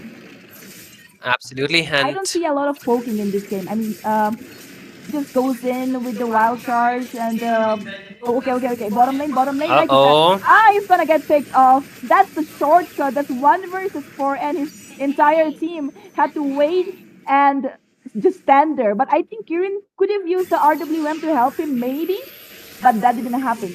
I feel they could have used the RWM, but then it would happen on CD, on cooldown for the slot fight. Yeah. Yes, they lost their roamer, and I tell you, that's one of the tankiest member of their lineup. So they need to be wary of the fact. But now the shortcut is on cooldown, right? So there could be an opportunity for Team Fatal Eclipse to contest. Kyoya can go in with the shield unity, but I don't see the side of Team Fatal Eclipse fighting for the Lord yet. I think they are confident that they can defend it. They were able to defend the first Lord, so they should be able to defend the second Lord as well. Kirin low on HP though, able to get out, but Aruna Esports got enough space, enough time to secure this Lord, and hopefully they can push with it and also maybe, get the objectives that they're looking to get done. But for Fatal Eclipse, Sabo just pick up the THS.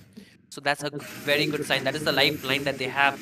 Late game should favor them a lot more compared to the side of Team Aruna Esports. Yes, they have a good setup. They have good, engage mechanism.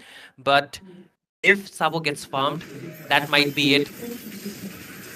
Well, the Lord is marching in the mid lane, and they are looking for a force push. Tokyo engages with his ultimate, I suppose, but have to go back for now. They're pretty low on HP, so they cannot really commit onto pushing the base, but worth a try. I mean, they have nothing to lose. Yeah, it's worth a try, but the Lord should be getting cleared out, but the base turret or the base crystal will be completely exposed, and now on the esports, they're pulling the guns. Okay, Roku locks into Zosen. Actually, the wild charge right into the base, and the Ardalun pops in, shuts down under the mage. Kisei going straight in for more, I suppose, but look at that. Zosen steals away Joy Boy. Whoa. Roku in danger. Kyoya goes in for the follow-up. Meanwhile, Kisei not giving up. Kisei right under with Joy Boy. Will he be able to take him down? But no, Joy Boy is actually dishing out a lot of damage. Comes in the wall. That was a sabotage. Yeah, Anyways, Akaba, and there you go. Carry comes in. Carry is gonna melt them all, but way too out of range right now. Joy Boy, Zosen could be down, but Joy Boy, 1 versus 2 in the top lane. Double kill for Sabo. Oh no, now they've done it. They've given the kills to Sabo. One member they should have completely avoided, and you see the sustain from Kisei? This is like actually working well, because in the late game, this Esmeralda should be farmed enough, and even for carry, like this is the time he even picks up the Malefic gun. And if we take look at the items, which will be shown soon, we'll understand how much time Team Fatal Eclipse has to actually go for this game. But so far in the esports, they were kind of desperate to end the game, weren't they? Exactly. Because they don't want to wait for the late, because they have a carry up there, Carry can actually meld them. True, So but they don't want to wait for that. But then again, it's 50-50. It's 50-50, but I don't know. Like, I feel a bit rushed. They shouldn't have done it because, yes, they opened up the base, but at the same time, without that lot, without proper minions, management sync, it was a bit too risky for them, and thus they have to pay the price. Sabo now 3-1 and 2 has enough items to actually go toe to toe with anyone, and because of those huge shutdowns onto members who had not even fallen once, he has a lot of cooled, and even Kise is now able to soak all the damage being the frontliner. So I think Fatal Eclipse have done what they need to do, bring enough time, but can they steal this lot away from the side of Team the Esports would be a question. You can see Zauzen already opening up the map, and Kyoya is looking interested to contest for this lot here. They actually should. Do or die. Come on, Zosen, pave the way. Oh! Wild charge. Curing the RWM, and Sabo is dishing out the damage. Meanwhile, we have one casualty. The Lord is still standing. Tokyo is filling them all the way single-handedly. Double kill. He's gonna go for a triple, I suppose. But look at that. Zosen comes in for Tokyo. Tokyo will have to retreat. Hats off. Tokyo single-handedly takes down the core damage dealers. Joy Boy dishing out the damage. Yours Kise will be taken out as well. Zosen will have to retreat. It's just the tank standing. It's just the Frog and the Basha. They will not be able to defend if they decide to push. Meanwhile, Zosen still trying to delay a little bit to eat up some time. But the minions are here. The shortcuts are here. And I suppose they will not be able to defend this one. Not yet, not yet. Look at that. They're still trying to. They have brought enough time for the members of Team Fatal Eclipse to be back. And look at that side. The side of Team Fatal Eclipse are not stopping. The RWM passing, but it's Base. not just Oh enough. no! It's not just enough to defend it. And they take away the first match. Hornbill Esports was a gameplay. I thought, Fatal Eclipse almost done it because they just need few more seconds for the members to be back. They almost did it. They were onto the map, but a little late to actually go and clear out the minions. The minions, they went in because the tanks, they did enough work to soak the damage, but regardless, I think the damage dealers, RWM was also there, but all Team Arunde Esports did was lock the base, and they simply won the match. And I feel that was a W from them, and they've secured the game number 1, and now they're much more closer to actually qualifying for the semi-finals. Exactly. I will say, I don't know if you noticed the Tokyo guy. Yeah. He was playing Lapu Lapu. Like when there was the contest for the Lord, Yeah, he jumped in single-handedly, took away the mage, yeah. the goal laner, and he was also chasing down the roamer. Like that was it.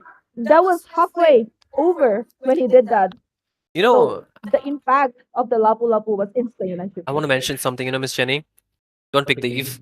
What? Don't pick the Eve. Don't pick the Eve at all. The Eve curse goes on. The Eve curse is Eve- there. I think the Eve curse has been the problem for a lot of these teams because of not having the mobility. Even the Valentina is working a lot better than the Eve for some reason today. I think most of the games, only except for one game, 4 games, like, is it 4? Yes, it is 4 games where the Eve has lost in a row. Mhm. Also, it's like if you are not banning Valentina and picking Eve, it's like giving away free RWM Yeah. to the Valentina, so it makes no sense, right? Even if you're giving the Eve, pick up the Valentina if you want the RWM so bad. I feel that would be a better choice. But regardless, for the side of Team Fatal Eclipse, I feel luck was not really favoring them is this game because they were doing the things right. They even got the farm, the huge shutdown, those bounty goals for Sabo, who was onto a carry. That late game was reached. They were able to bring enough time. Yes, they tried to fight onto the lot bit, but regardless, I think for them, could have actually win the game. But the performance for Joy Boy onto the Harith was just on a different level. They, for Fatal Eclipse, they had Esmeralda, but the impact of this Harith was much more than the Esmeralda. Exactly. It all comes down to the execution after all, right? True. And I think I would still say Lunox would have been so much better than the Eve. And True. yeah, I mean True. that Lunox alone would have countered the Fredrin, Lapu Lapu as well. You have enough damage to burst them all down. I agree with you. And maybe Carrie was also let's see. I think carry, I think it will be a 50-50 for me. More so, I think the shortcut. Like the shortcut was kind of a problem for the carry in the early game because Definitely. if you think about it, the carry was farming fine, but when five members, like not just two or three, five members are jumping on towards you, it's very difficult to actually get out of that. And Team Fatal Eclipse, they had the tools to punish Team Around the Esports, but they were late to actually join the team fight. Like the damage was already done, the carry was already taken down, and then they came there for the damage control, which was late. And in a way, I think if they can work on towards that, maybe they can do a lot of things. But so far, the chip was the unexpected pick. Team Fatal Eclipse were not really expecting, I would believe. True, true, true. But well, we still have two more matches to go with best of three. Yeah. So we'll have to wait and see. I think even though they lost, they didn't perform that bad. So we still have hope for the second match, right? Hope is the way of the game, right? And see how it is goes off for. Okay, we have the game statistic as well. So you'll see, what the players have been doing, and thus far you can see the side of Team Fatal Eclipse. They got the carry fed. He was actually 4 items in, just was waiting for the magic defense, but it never came through. So the magic damage was the problem, especially from Joy Boy onto that Harith, dealing a lot of magic damage. And on top of that, they had Mono with the stolen RWM doing a lot more. Kyoya onto that Baksha was trying to contest for this neutral objective, was not, but not really lucky onto this retribution, not really getting that. Sauzen, I would say, he was giving good sets. Like the sets were on point, but regardless, the follow up not really being there. And once again, if you look at Team the Esports, they played their cards right. Yes, they kind of overextended inside the base once. They almost lost that game from there on. But apart from that, they had a pretty good understanding of what to do after that mishap. And they just played for it. They waited for Team Fatal Eclipse to make the error, to make the overextension, and then they slowly but surely punish them down. And like you mentioned, Tokyo onto that Lapu Lapu, on that in that last team fight was the one who changed the game. So let's see if some of the picks will be getting banned in the next match as well. But so far, we'll see the match number two, not match number two, game number two starting soon. So what will happen for now? But again, you mentioned, right, Fatal Eclipse, they still have a chance to get for a comeback. I believe that too. Mhm. But Arena Esports, they're looking in better in terms of the You know, I, synergy. I, I, I better. I wish they win this 2-0, Yeah. or else I'm gonna go back home looking like a. I don't want to use the word. Okay, I get it, I'm, right? I'm struggling like anything in the sun, sitting here. I wish the production did a better job It's not the setting up. production, ma'am. It's not the production, I tell you. Whoever concerned, I wish they did a better job. The Okay, casters, okay. yep. Do not neglect the casters. They put in a lot of effort, and right now both of us are having a really hard time. But we're gonna do our job, We need to do our right? jobs, right? That's what we are And here for. But I understand your struggle, Miss Jenny. I'm sharing the same fate as you. And we'll soon see game number two happening for this matchup. That is match number three. Team Fatal Eclipse going on against Team Aruna Esports. Aruna Esports, they have the upper hand in this matchup, and I hope they can actually keep that happening. But Fatal Eclipse, they can break the momentum for sure. They have a very good lineup too. So what awaits us would be the draft for this game. And on the esports, they will be the first pick in this match. So Fatal Eclipse, they have to just ban out the annoying heroes that were a problem for them in the previous match. So what will be the options are still a question for us. So let's see how they wanna play this draft, as they will I get two think. heroes, right? Fatal Uh-huh. Eclipse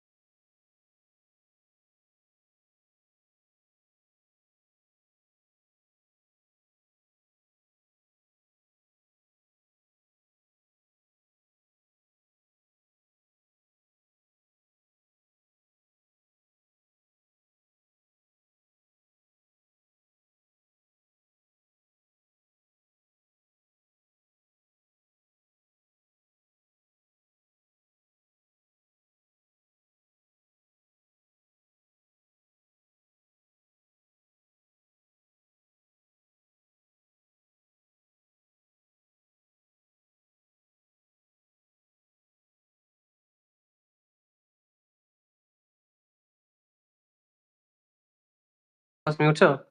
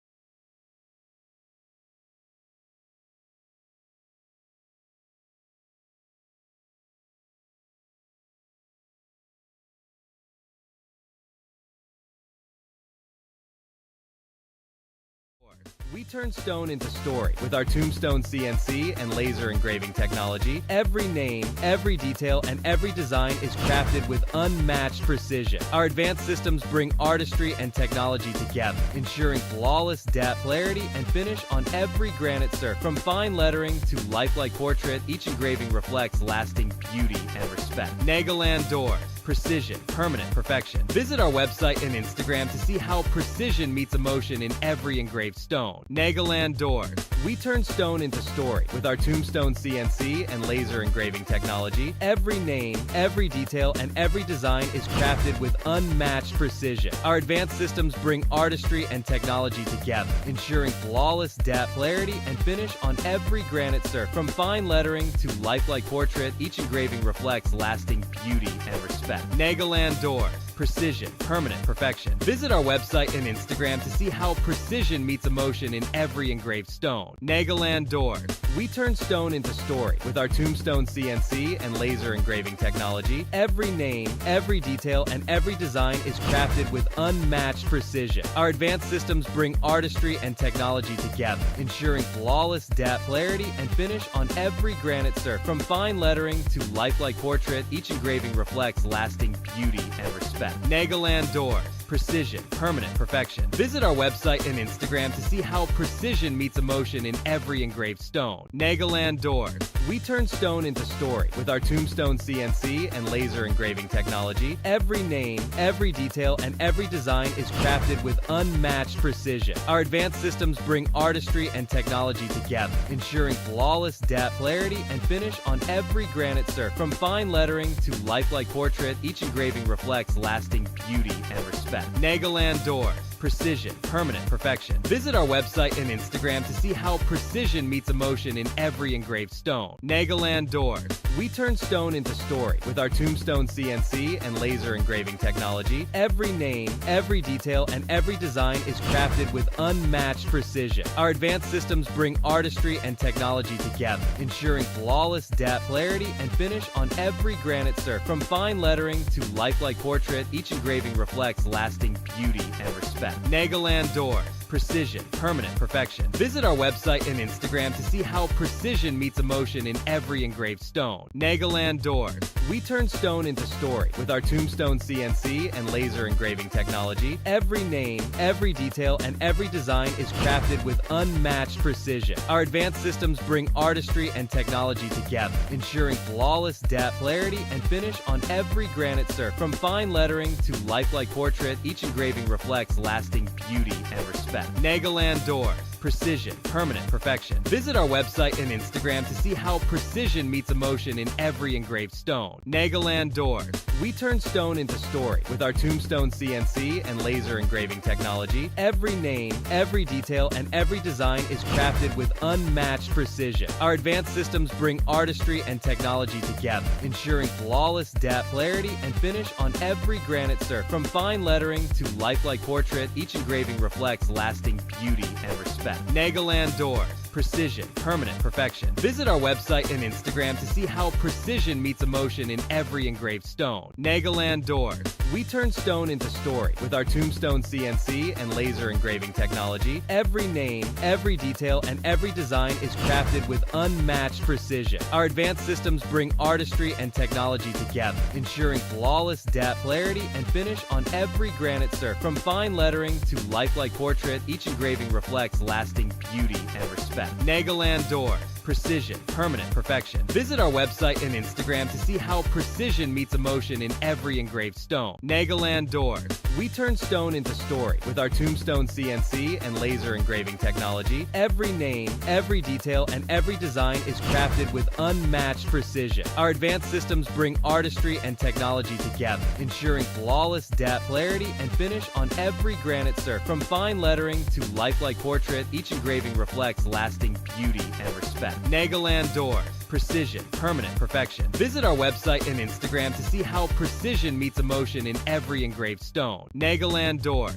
We turn stone into story. With our Tombstone CNC and laser engraving technology, every name, every detail, and every design is crafted with unmatched precision. Our advanced systems bring artistry and technology together, ensuring flawless depth, clarity, and finish on every granite surface. From fine lettering to lifelike portrait, each engraving reflects lasting beauty and respect. Nagaland Doors. Precision, permanent perfection. Visit our website and Instagram to see how precision meets emotion in every engraved stone. Nagaland Doors. We turn stone into story. With our Tombstone CNC and laser engraving technology, every name, every detail, and every design is crafted with unmatched precision. Our advanced systems bring artistry and technology together, ensuring flawless depth, clarity, and finish on every granite surface. From fine lettering to lifelike portrait, each engraving reflects lasting beauty and respect. Nagaland Doors. Precision, permanent perfection. Visit our website and Instagram to see how precision meets emotion in every engraved stone. Nagaland Doors.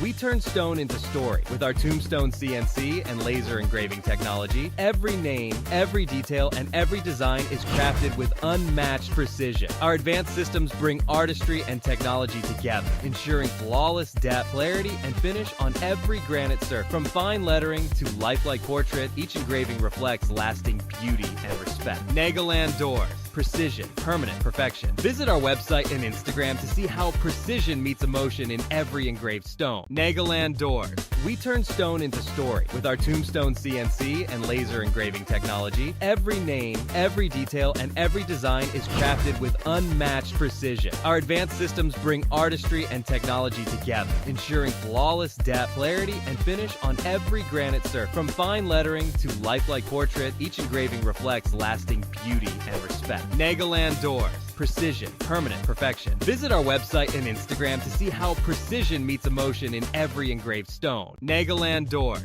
We turn stone into story. With our Tombstone CNC and laser engraving technology, every name, every detail, and every design is crafted with unmatched precision. Our advanced systems bring artistry and technology together, ensuring flawless depth, clarity, and finish on every granite surface. From fine lettering to lifelike portrait, each engraving reflects lasting beauty and respect. Nagaland Doors. Precision, permanent perfection. Visit our website and Instagram to see how precision meets emotion in every engraved stone. Nagaland Doors.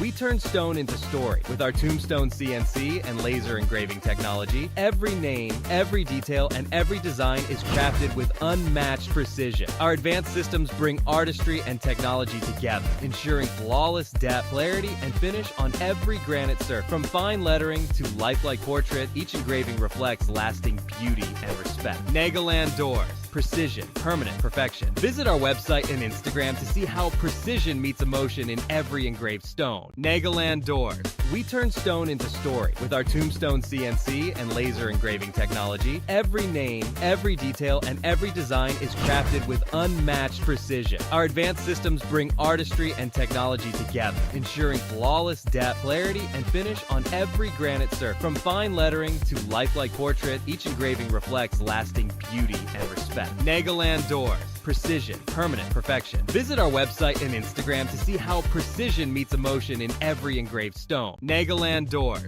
We turn stone into story with our Tombstone CNC and laser engraving technology. Every name, every detail, and every design is crafted with unmatched precision. Our advanced systems bring artistry and technology together, ensuring flawless depth, clarity, and finish on every granite surface. From fine lettering to lifelike portrait, each engraving reflects lasting beauty and respect. Nagaland Doors. Precision, permanent perfection. Visit our website and Instagram to see how precision meets emotion in every engraved stone. Nagaland Doors.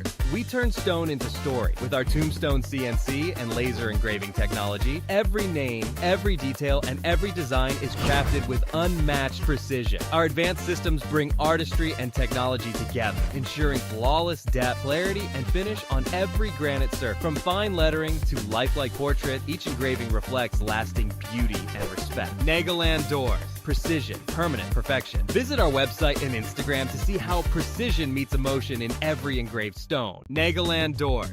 We turn stone into story with our Tombstone CNC and laser engraving technology. Every name, every detail, and every design is crafted with unmatched precision. Our advanced systems bring artistry and technology together, ensuring flawless depth, clarity, and finish on every granite surface. From fine lettering to lifelike portrait, each engraving reflects lasting beauty and respect. Nagaland Doors. Precision, permanent perfection. Visit our website and Instagram to see how precision meets emotion in every engraved stone. Nagaland Doors. We turn stone into story with our Tombstone CNC and laser engraving technology. Every name, every detail, and every design is crafted with unmatched precision. Our advanced systems bring artistry and technology together, ensuring flawless depth, clarity, and finish on every granite surface. From fine lettering to lifelike portrait, each engraving reflects lasting beauty and respect. Nagaland Doors. Precision, permanent perfection. Visit our website and Instagram to see how precision meets emotion in every engraved stone. Nagaland Doors.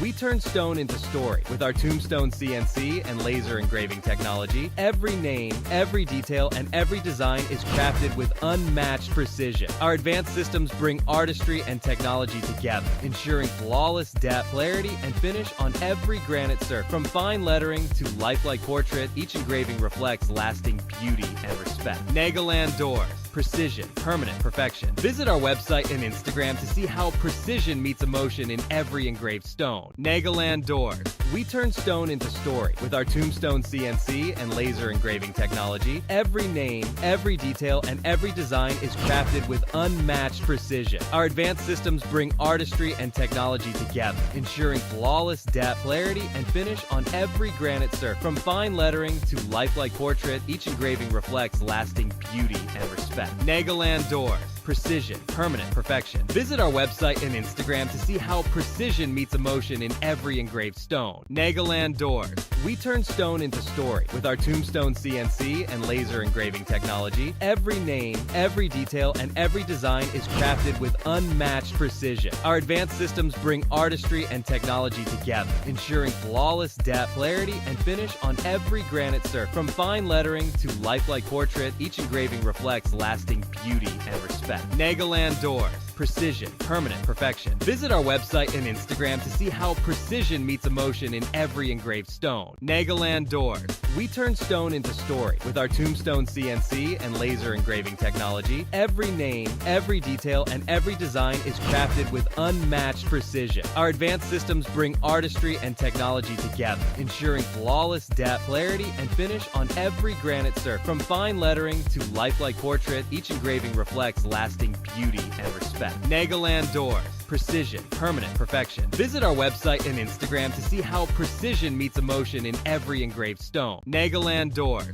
We turn stone into story. With our Tombstone CNC and laser engraving technology, every name, every detail, and every design is crafted with unmatched precision. Our advanced systems bring artistry and technology together, ensuring flawless depth, clarity, and finish on every granite surface. From fine lettering to lifelike portrait, each engraving reflects lasting beauty and respect. Nagaland Doors. Precision, permanent perfection. Visit our website and Instagram to see how precision meets emotion in every engraved stone. Nagaland Doors. We turn stone into story. With our Tombstone CNC and laser engraving technology, every name, every detail, and every design is crafted with unmatched precision. Our advanced systems bring artistry and technology together, ensuring flawless depth, clarity, and finish on every granite surface. From fine lettering to lifelike portrait, each engraving reflects lasting beauty and respect. Nagaland Doors. Precision, permanent perfection. Visit our website and Instagram to see how precision meets emotion in every engraved stone. Nagaland Doors.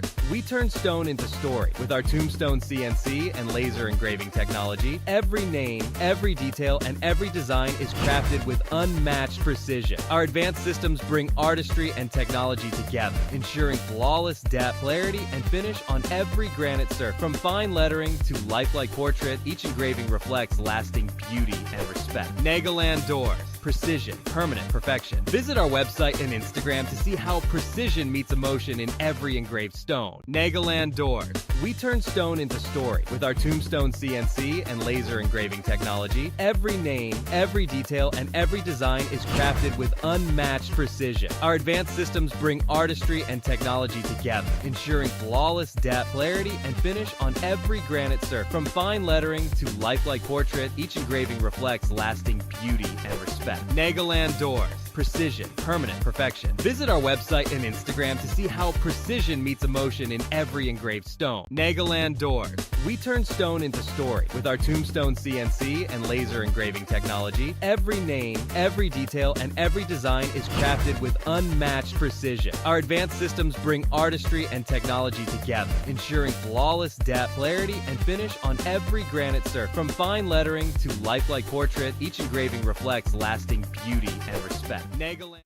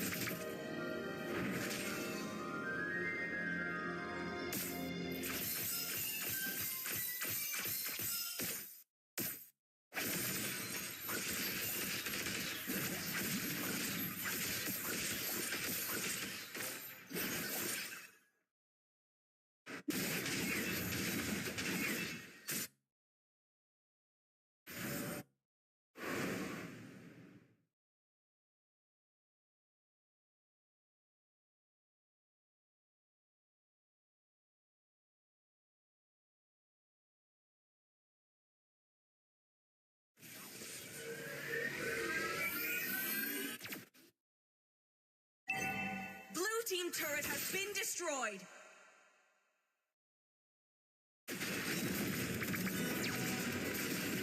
Red team hero has been slain. Red team turret has been destroyed.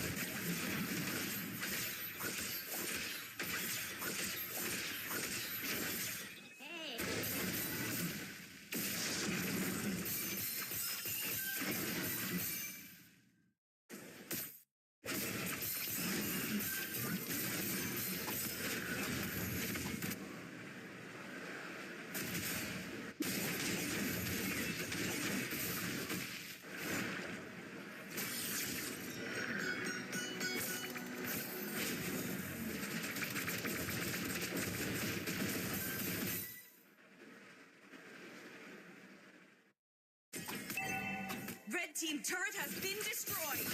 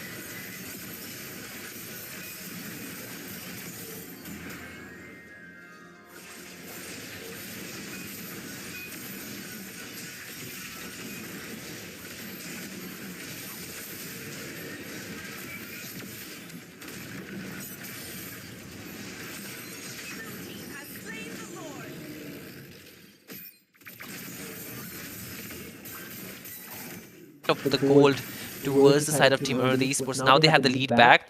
So since they also have the match point, this could be a turnaround from the early game. The side of Team Fatal Eclipse were able to maintain, but marking Kirin down in the team fight was the right choice by the side of Team Early Esports. The flank from Akaba right on towards Kirin was the point where they almost, made the mistake. So now Lord is marching, so I hope Fatal Eclipse can, clear the waves out on time. They can even, hold on to the Lord because we have passed the 12-minute mark, so the holy defenses will be down, so they cannot hold on to the second, no, no, not on the second, but the first tier 1 onto the mid lane, so it will fall down.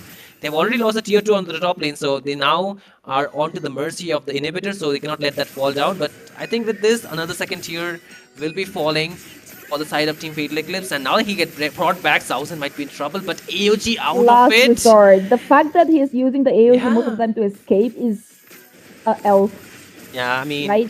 he needs But to hold on to his life, right? He cannot die. exactly. If you cannot poke, don't poke. Just keep it for the ganks. Yeah. But he's always getting caught off guard, because of which he's been forced to use the AOG. But it's all right anyways. For now, they have defended the Lord.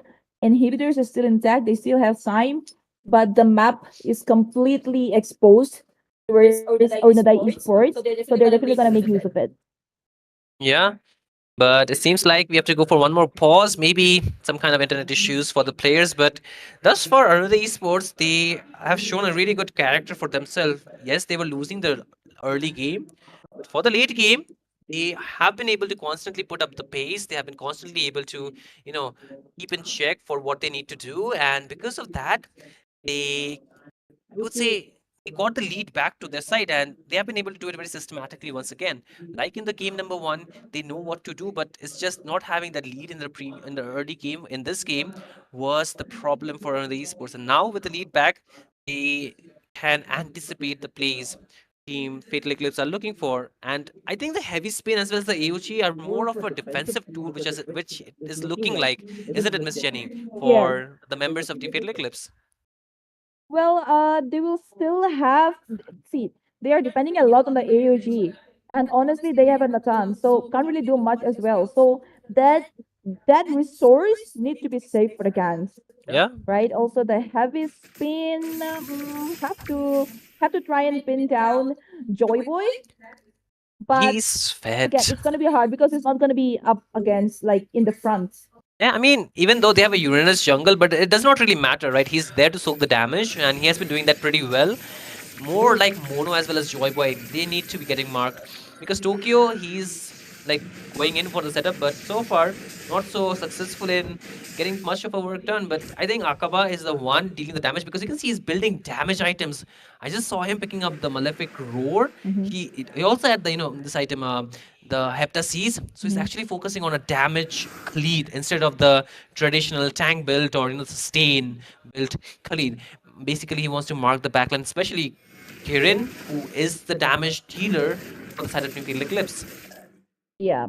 And anyways, they're gonna have to wait for next Lord. So they have this 30 seconds window to come up with something, devise a plan, and try to get somebody solo, isolate someone. Right now, though, they are trying to push the top lane. This is good. It's just clearing ways, right? They cannot afford to come in the bottom lane because Akaba and Joyboy are just waiting for somebody to show up. And Kisei is slowly coming forward. Okay, decided to move back the right time. They just 10 seconds more for the Lord, and so far, Fatal Eclipse is not seem to be moving towards the Lord yet, which is bad because Rogu is already there. Chosen should have tried to come here earlier because there was literally nothing else for him to do. Indeed, and I personally feel the side of Team Fatal Eclipse, they might just make a mistake. If they do, that would be a problem, but it seems like the first to make mistake would be Akaba. He wanted to go for a flank, but he got instantly marked up. But look at the taunt there. Akaba goes down. Mono had to use his ultimate to run away. And the Lord Yeah. dance is going on. But right now, look at that. Tokyo is there, Rogu is there. But Rogu, though, he is in a position to use the retribution, but you never know. Hold Yeah. on. Zozen with the healing on. Rogu in the right place for the retribution, but who is going to be able to take it? There you go. Rogu, right to say, his positioning for the retribution was just perfect. Kyoya misses it. Kirin, though, dishing out the damage, but there will be no kills for them. Whoa, whoa, whoa. Bottom lane, Joy Boy versus What? Sabo. Wait, And what? Joy- Oh, nah. What just happened? What's that? What happened? Like one Where hit? did Zozen come? Where did Zozen come from? He was trying to run away. He used the AOG to escape. Then he tried to taunt, I would say, Mega Joy Boy. He was expecting, Sabo to help him out, but it didn't work for their side. And now, with Thousand down, and with Joy Boy already getting the Holy Crystal, it's a very bad sign for the side of Team Fatal Eclipse. They might just, have made the wrong They choice. might just take away the crystal with this. The minions, where's the Lord? I think the Lord is the Lord already cleared out, so that's a good thing. That was really fast. I was like, where's the Lord? I'm looking for it, but I think it's already cleared out by the side of Team Fatal Eclipse. Or if not, the Lord might come right now. Wait, the super minions are right now coming out, so the Lord, yes, it is cleared out, I'm pretty sure.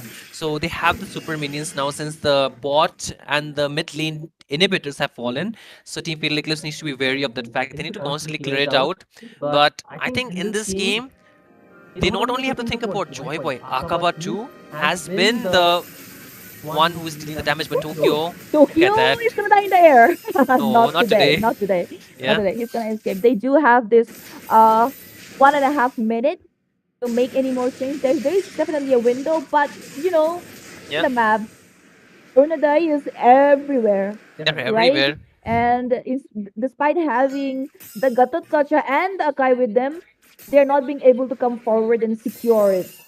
And Mono is being annoying as well. Yeah, the thing is, they have already put Kirin in a passive position, right? Kirin, if he tries to be aggressive, then he knows that he will get marked up. And if Kirin is passive, then the rest of the team will also have to play passive. Because, yes, they have a lot of people to soak the damage, but that's all they can do. And for the side of Team Hornbill Esports, to have this many towers still standing almost at 17 minutes. It's a very good feat. They were losing the early game, but they were able to have a very good damage control in maintaining their structures around the map. However, for Fatal Eclipse, they lost their turrets too quickly. Once Mega Joyboy farmed up, he made the work very easy for his team. And again, you can see the way they are Ooh. locking onto a Skirin, right? Instantly using those skills to get out. And he's on a Purify, right? He cannot reposition himself. Yes, Already a have problem. a look at Akava. Is gonna strike from behind, but Kirin is in a very good position. Yet killing spree for Kyoya. But hold on, Mono could be in trouble. He does have that mortally pops up the AOG as well. Mono goes down.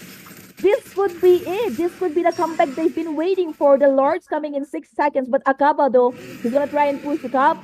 CC comes in, Sabo will be there to defend it, but why not the Lord? Okay, they are moving towards the Yeah. Lord. Right now, Rogu is still there. They're gonna have to peel Rogu off. They're gonna have to distract him, do something, or else he's gonna steal it again away with the retribution. Meanwhile, the Lord dance has started already. Kirin, it's another damage to the Lord. Rogu is not in a position yet for the retribution, but there is still time. Sabo as well joins in the party. Akaba gonna strike from behind. Rogu comes in for the retribution, and yet this time around, Kise manages to get it. He didn't even have a retribution. Who missed it? I think both of the junglers they missed it out, but now the side of Team Arena Esports are having a problem. They did not have their damage dealer. They're losing bodies too quickly. The last engage onto the mid lane, Akaba, he tried to lock down Kirin, but he missed it out. And Kirin surviving that meant that it was already bad enough. They have the damage now, and they still overextended the team fight, losing both Mega Joyboy as well as Mono. And now with the Lord onto their side, look at the heavy spin. Oh, the freeze and the AOG pops in, connects to none actually. So they're gonna have to retreat this time. Uh-oh. Look at the Whoa. damage dished out. They're taking them down one point, but immortality again, changing the game over here. Sabo goes in for Mono, but Mono's gonna have to retreat for now. Wait. And that's the kill. Onto was Kirin that too. One they need to take it down. This is looking bad for the side of Team Fatal Eclipse. They got the Lord, but now they don't have the advantage to push with it. I feel for the esports might be able to hold on much longer. They have lost their tier 2s onto the mid and the bot lane, and all the tiers 2 actually. So they're onto the mercy of their inhibitors, but still good enough. And Mega Joyboy, he will get marked a lot more. And I think if he can maintain his position properly, he can give the punishment, because we just saw the amount of damage he's been dealing out to the frontliners too. And Akaba even pulls up the BOD. Like, Uh-huh. I... You know, very soon, Nathan is gonna hurt a lot. What about the Khalid, who has Exactly. like so many damage items, right? And every time he's been attacking from behind. Have you seen his positioning? Yeah, he's flanking. Yes. He's continuously flanking onto a Kirin. He does not want Kirin to get this, the spacing to deal the damage. And I have to say, Kirin has been really positioning himself well this whole time. Despite the amount of effort Akaba is putting on to mark him. I think, so far, Kirin's positioning has been very good, but in that team fight just now, it was like he just tried to take down the members, but Yeah. he just got punished, right?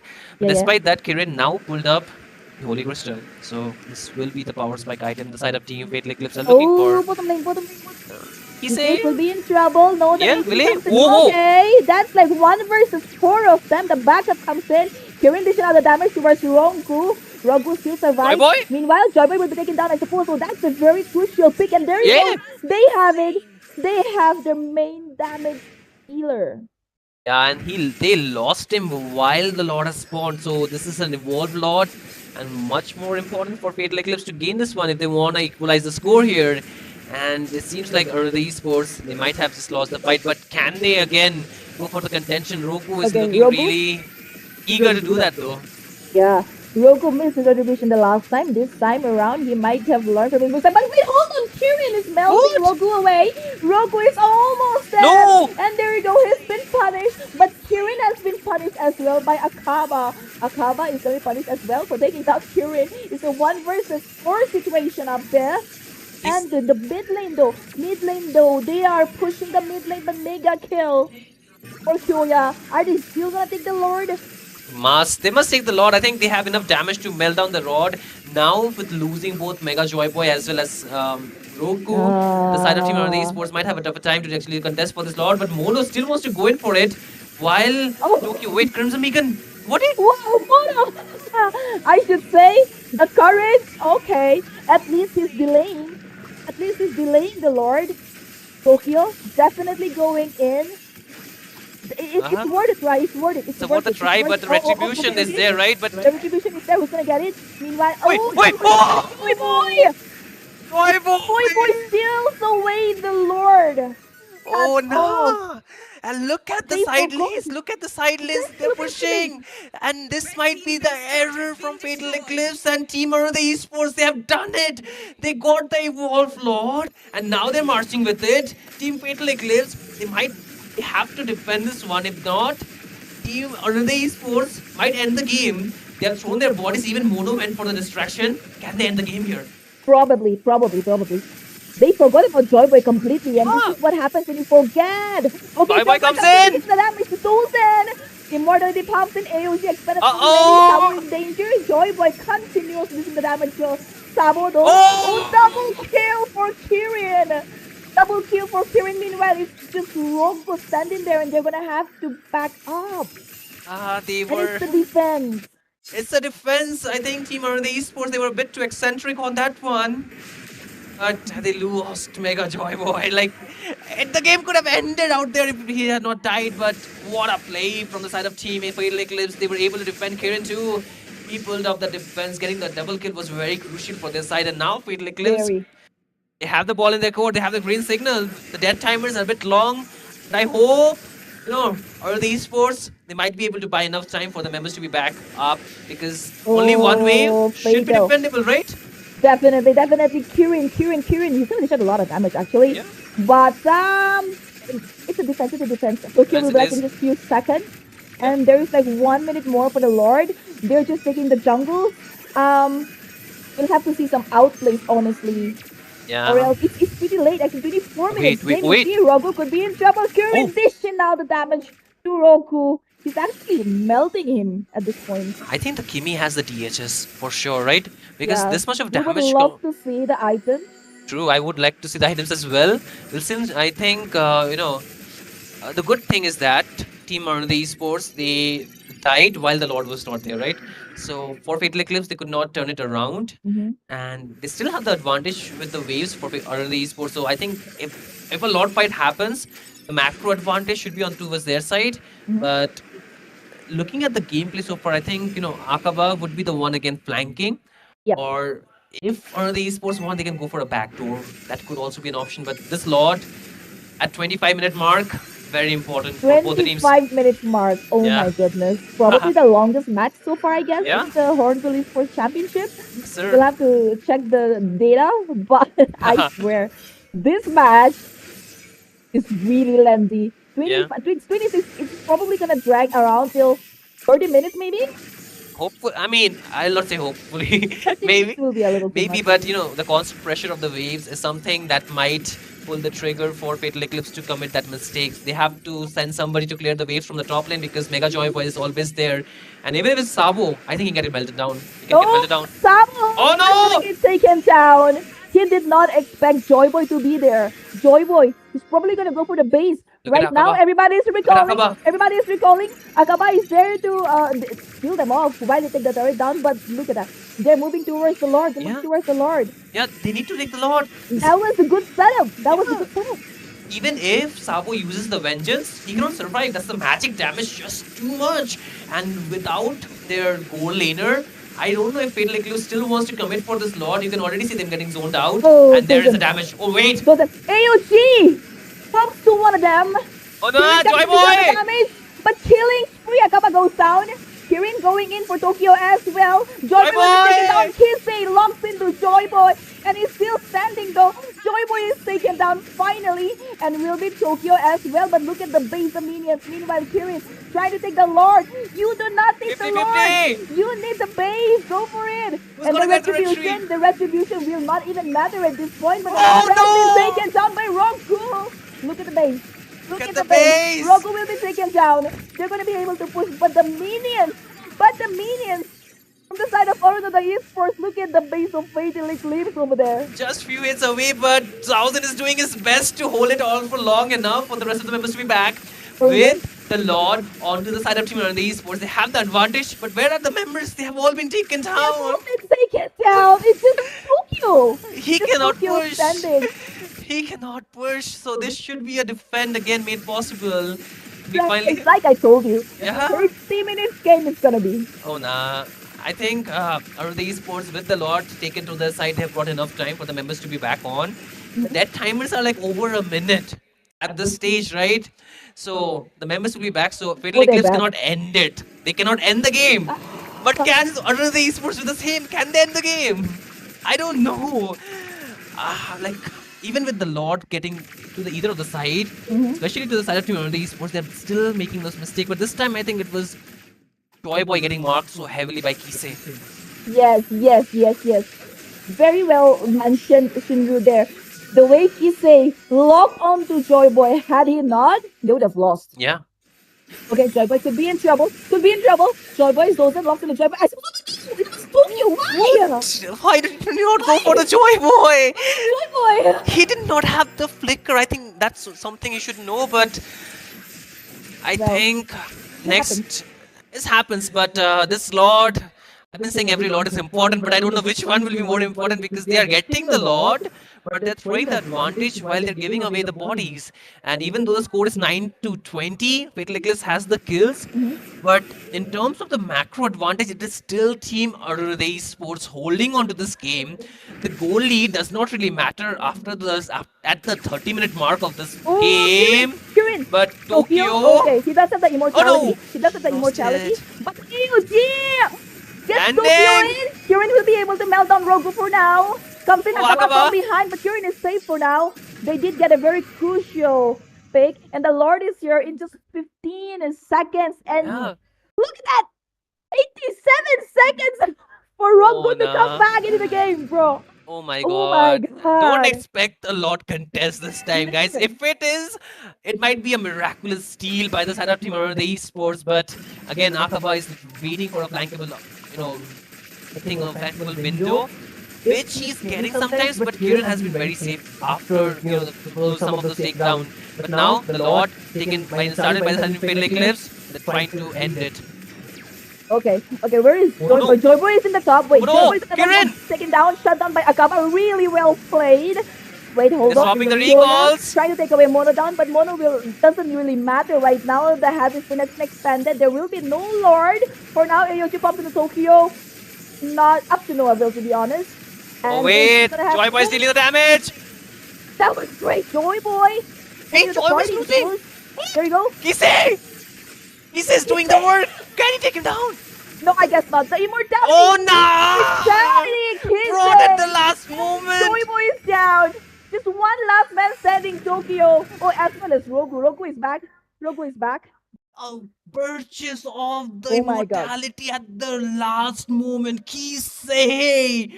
What a genius. He is doing so much in this game and he's bringing enough time for Fatal Eclipse to be brought back on the map. The game has gone past 31 minutes and the death timers cannot be any more longer than it was so far. The way is already there from the side of Team Fatal Eclipse. They can either go for the end push, but I don't think that's the right choice. Maybe go for the Lord, which they are doing, of course.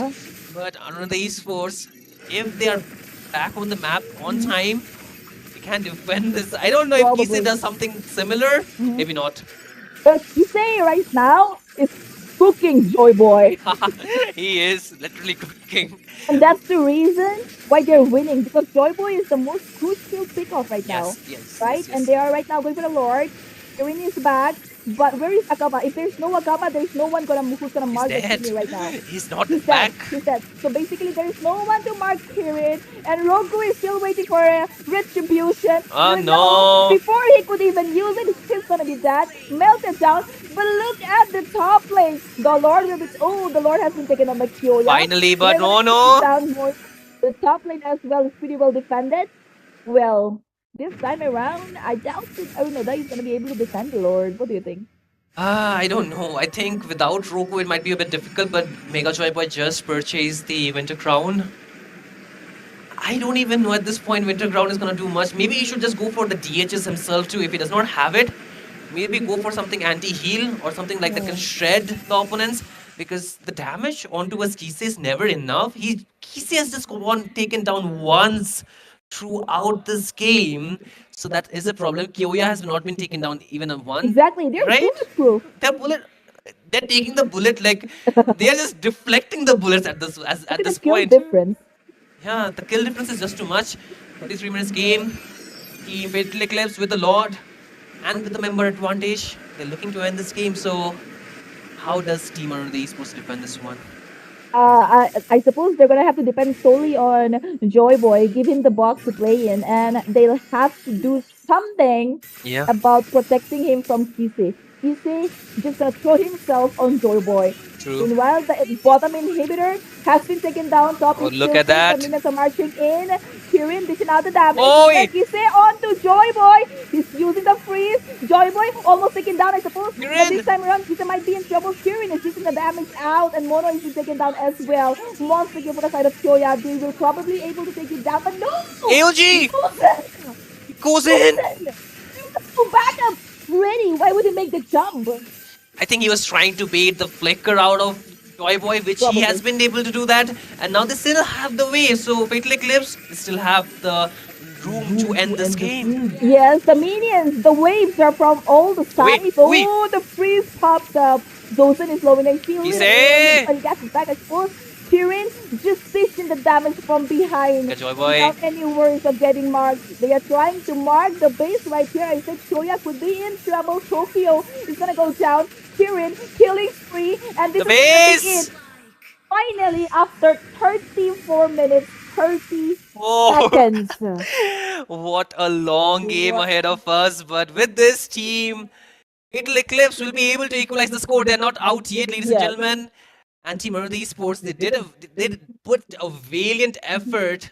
But regardless, at the end, the heavy spin locked on Wow. Joy, but he could not actually clear the waves out. And the side of Team Fatal Eclipse ended that game and bringing us to a stalemate. Now it's a 1-for-1. It comes down to a best of one after 34 minutes game, Miss Jenny. 34 minutes. Yeah. 30 someone well, how much was it?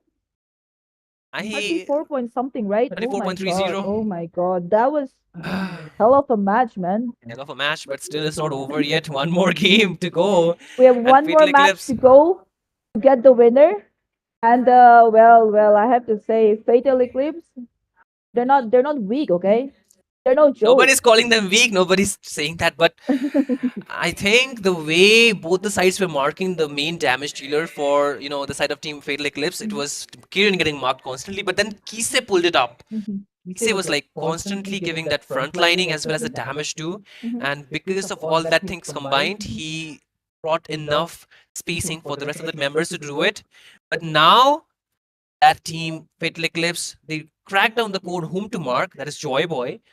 I think they're much more aware, what to do in the game because you even mentioned about this thing. The kill countdown, I mean, the kill, scoreboard on the kill Different. was very low for the side of New or in the esports. They were winning on the macro, Mhm. but not in terms of kills. So they Yes. knew that they can pressure them down, and we saw almost 90-second dead timer in that game. So I feel if the games are going this long, both the teams are very close in terms of the matchup. Mhm. So it's all about making those mistakes. Who makes the mistake? And Exactly. we did see a bit of a mistakes happening from the side of Team the Esports, but I hope if Fatal Eclipse they want to win, they need to take advantage of that. For the Esports, they need to quit making those mistakes. I have to say, this was the most intense game I've ever Yes. casted. Yeah. I was literally I saw you. I can double down on that, but I was we were like, like, oh my god, what's we're like, happening? is this is happening? This will happen. And before we know what is happening, so many things happen all together. Mhm. But then neither of the team can take advantage of Mhm. that. It's like they can either take the Lord or they can either go for the push, and then they try to do both. Mhm. They're not concrete onto what they want to do specifically, which is causing the problem. Like they're having that hesitation, like a second of thinking, like, do I do this or do I go and contest for the Lord? Because yes, early sports they were able to take a lot of lords away from the side of Team Fatal Eclipse, but could they convert for it? Mhm. Absolutely no. They made the mistake inside the base. They made the mistakes while taking the Lord, losing those many bodies. So it's like nothing that you can do about that. Yeah. Wow. That was a hell of a match. I'm sure everybody enjoyed it. Hopefully. Now this makes the deciding match even more interesting, Yeah, right? And absolutely. the way Joy Boy got marked by the Kissy, by the Alice, right? Oh Yeah, my God, that was good. That was good. That was very impactful. In Joy Boy, like I said, it mean that after very soon, Nathan is gonna hurt a lot, yeah, and did not expect Kissy to mark him that way. true. He literally carried it by marking Joy Boy because Joy Boy was the only one dishing out the damage, and he's so hard to catch because of Yeah. his ultimate. He But then, was yeah. didn't they make it work, right? Mhm. But again, I think after that intense game, I think everybody deserves a break, Right, right? definitely. Definitely we deserve a break. So we will be back in a jiffy, ladies and gentlemen. So do stay tuned as we prepare for the game number 3, which will be a tiebreaker for both these teams to see which one will be moving to the semi-final. So we'll be back in a jiffy. Stay tuned. Be around. We turn stone into story with our Tombstone CNC and laser engraving technology. Every name, every detail, and every design is crafted with unmatched precision. Our advanced systems bring artistry and technology together, ensuring flawless depth, clarity, and finish on every granite surface. From fine lettering to lifelike portrait, each engraving reflects lasting beauty and respect. Nagaland doors. Precision, permanent perfection. Visit our website and Instagram to see how precision meets emotion in every engraved stone. Nagaland doors. We turn stone into story with our Tombstone CNC and laser engraving technology. Every name, every detail, and every design is crafted with unmatched precision. Our advanced systems bring artistry and technology together, ensuring flawless depth, clarity, and finish on every granite surface. From fine lettering to lifelike portrait, each engraving reflects lasting beauty and respect. Nagaland doors. Precision, permanent perfection. Visit our website and Instagram to see how precision meets emotion in every engraved stone. Nagaland doors. We turn stone into story with our Tombstone CNC and laser engraving technology. Every name, every detail, and every design is crafted with unmatched precision. Our advanced systems bring artistry and technology together, ensuring flawless depth, clarity, and finish on every granite surface. From fine lettering to lifelike portrait, each engraving reflects lasting beauty and respect. Nagaland doors. Precision, permanent perfection. Visit our website and Instagram to see how precision meets emotion in every engraved stone. Nagaland doors. We turn stone into story with our Tombstone CNC and laser engraving technology. Every name, every detail, and every design is crafted with unmatched precision. Our advanced systems bring artistry and technology together, ensuring flawless depth, clarity, and finish on every granite surface. From fine lettering to lifelike portrait, each engraving reflects lasting beauty and respect. Nagaland doors. Precision, permanent perfection. Visit our website and Instagram to see how precision meets emotion in every engraved stone. Nagaland doors. We turn stone into story with our Tombstone CNC and laser engraving technology. Every name, every detail, and every design is crafted with unmatched precision. Our advanced systems bring artistry and technology together, ensuring flawless depth, clarity, and finish on every granite surface. From fine lettering to lifelike portrait, each engraving reflects lasting beauty and respect. Nagaland doors. Precision, permanent perfection. Visit our website and Instagram to see how precision meets emotion in every engraved stone. Nagaland doors. We turn stone into story with our Tombstone CNC and laser engraving technology. Every name, every detail, and every design is crafted with unmatched precision. Our advanced systems bring artistry and technology together, ensuring flawless depth, clarity, and finish on every granite surface. From fine lettering to lifelike portrait, each engraving reflects lasting beauty and respect. Nagaland doors. Precision, permanent perfection. Visit our website and Instagram to see how precision meets emotion in every engraved stone. Nagaland doors. We turn stone into story with our Tombstone CNC and laser engraving technology. Every name, every detail, and every design is crafted with unmatched precision. Our advanced systems bring artistry and technology together, ensuring flawless depth, clarity, and finish on every granite surface. From fine lettering to lifelike portrait, each engraving reflects lasting beauty and respect. Nagaland doors. precision, permanent perfection. Visit our website and Instagram to see how precision meets emotion in every engraved stone. Nagaland Doors. We turn stone into story. With our Tombstone CNC and laser engraving technology, every name, every detail, and every design is crafted with unmatched precision. Our advanced systems bring artistry and technology together, ensuring flawless depth, clarity, and finish on every granite surface. From fine lettering to lifelike portrait, each engraving reflects lasting beauty and respect. Nagaland Doors. Precision, permanent perfection. Visit our website and Instagram to see how precision meets emotion in every engraved stone. Nagaland Doors.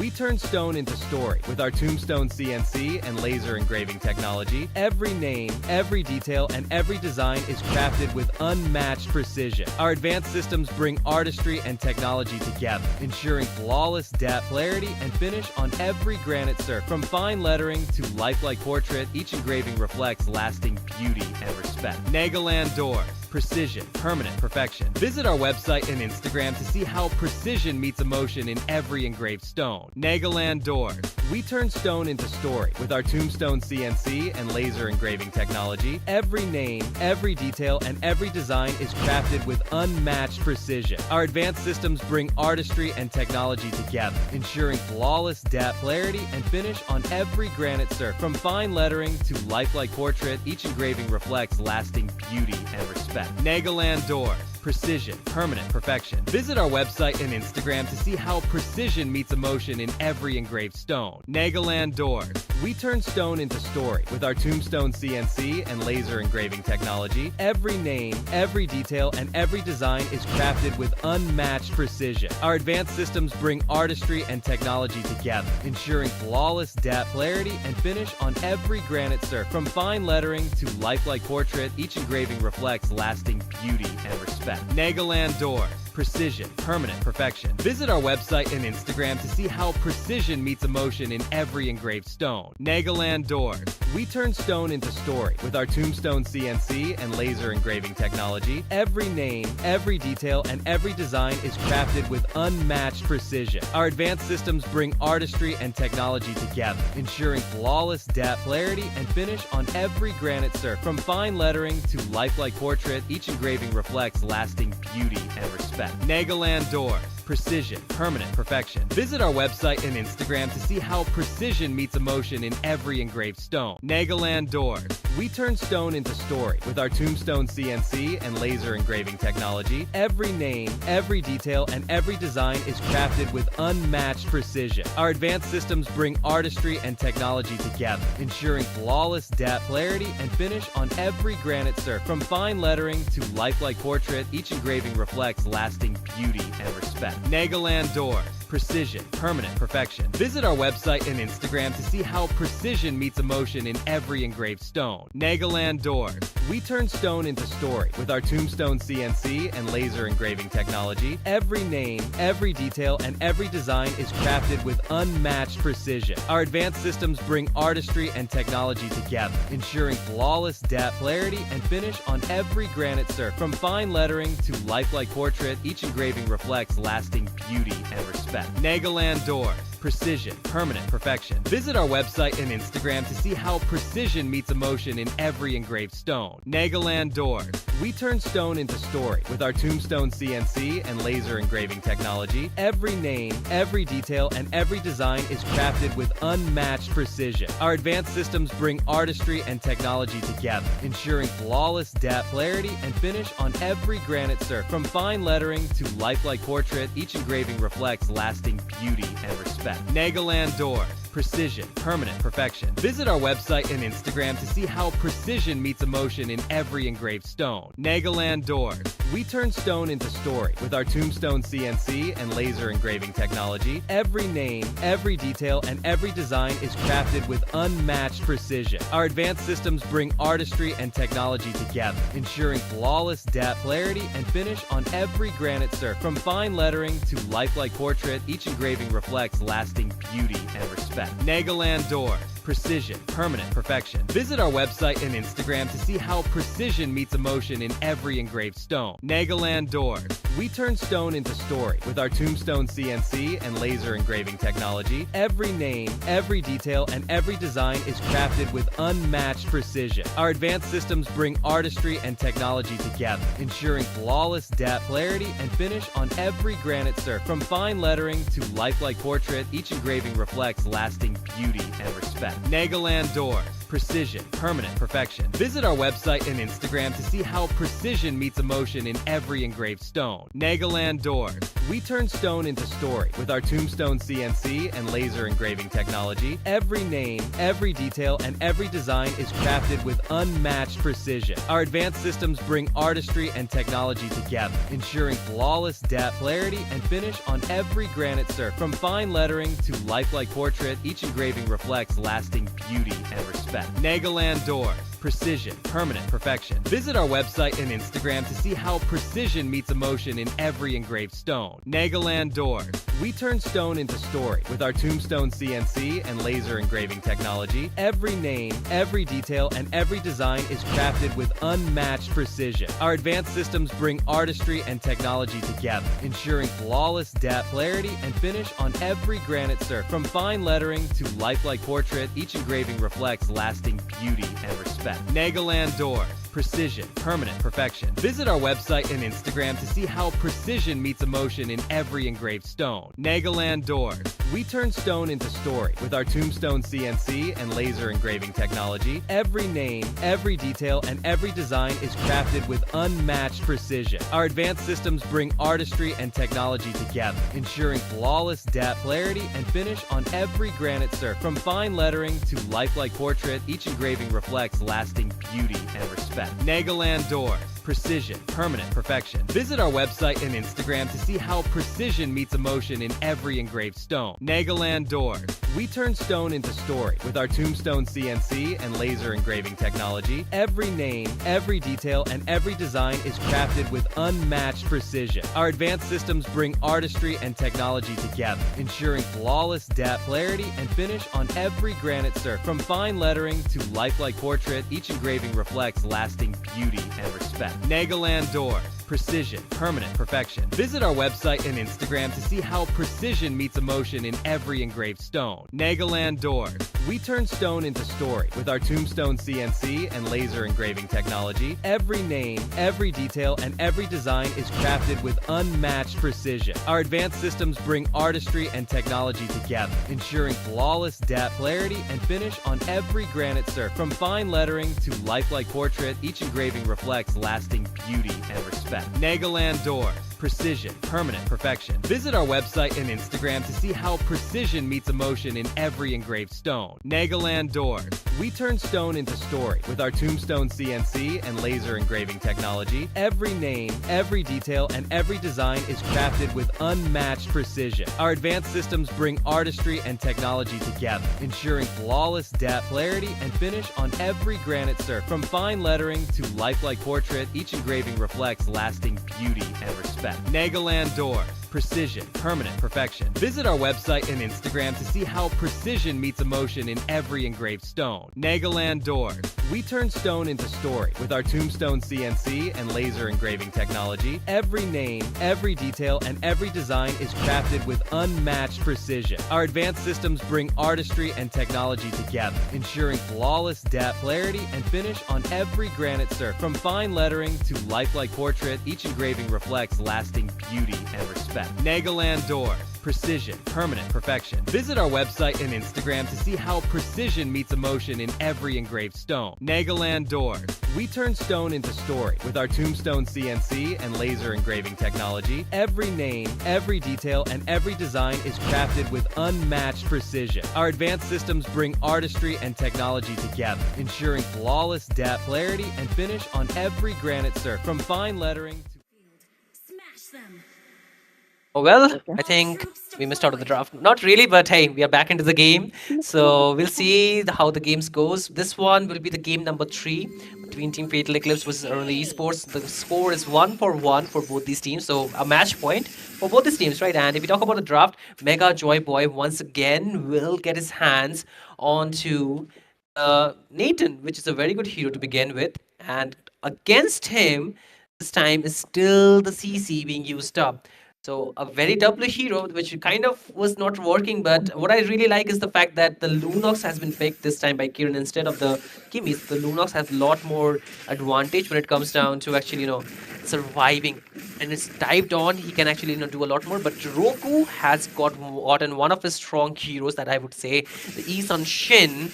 But how far will it be effective is the question. Zausen this time has the Grok once again.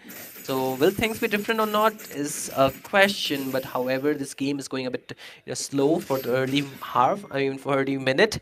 And both the teams, they're not really pulling any kind of moves onto each other. So a free farming YSS, a free farming Joy, Xborg, something that might really, put a trying face on both of these teams, I would say.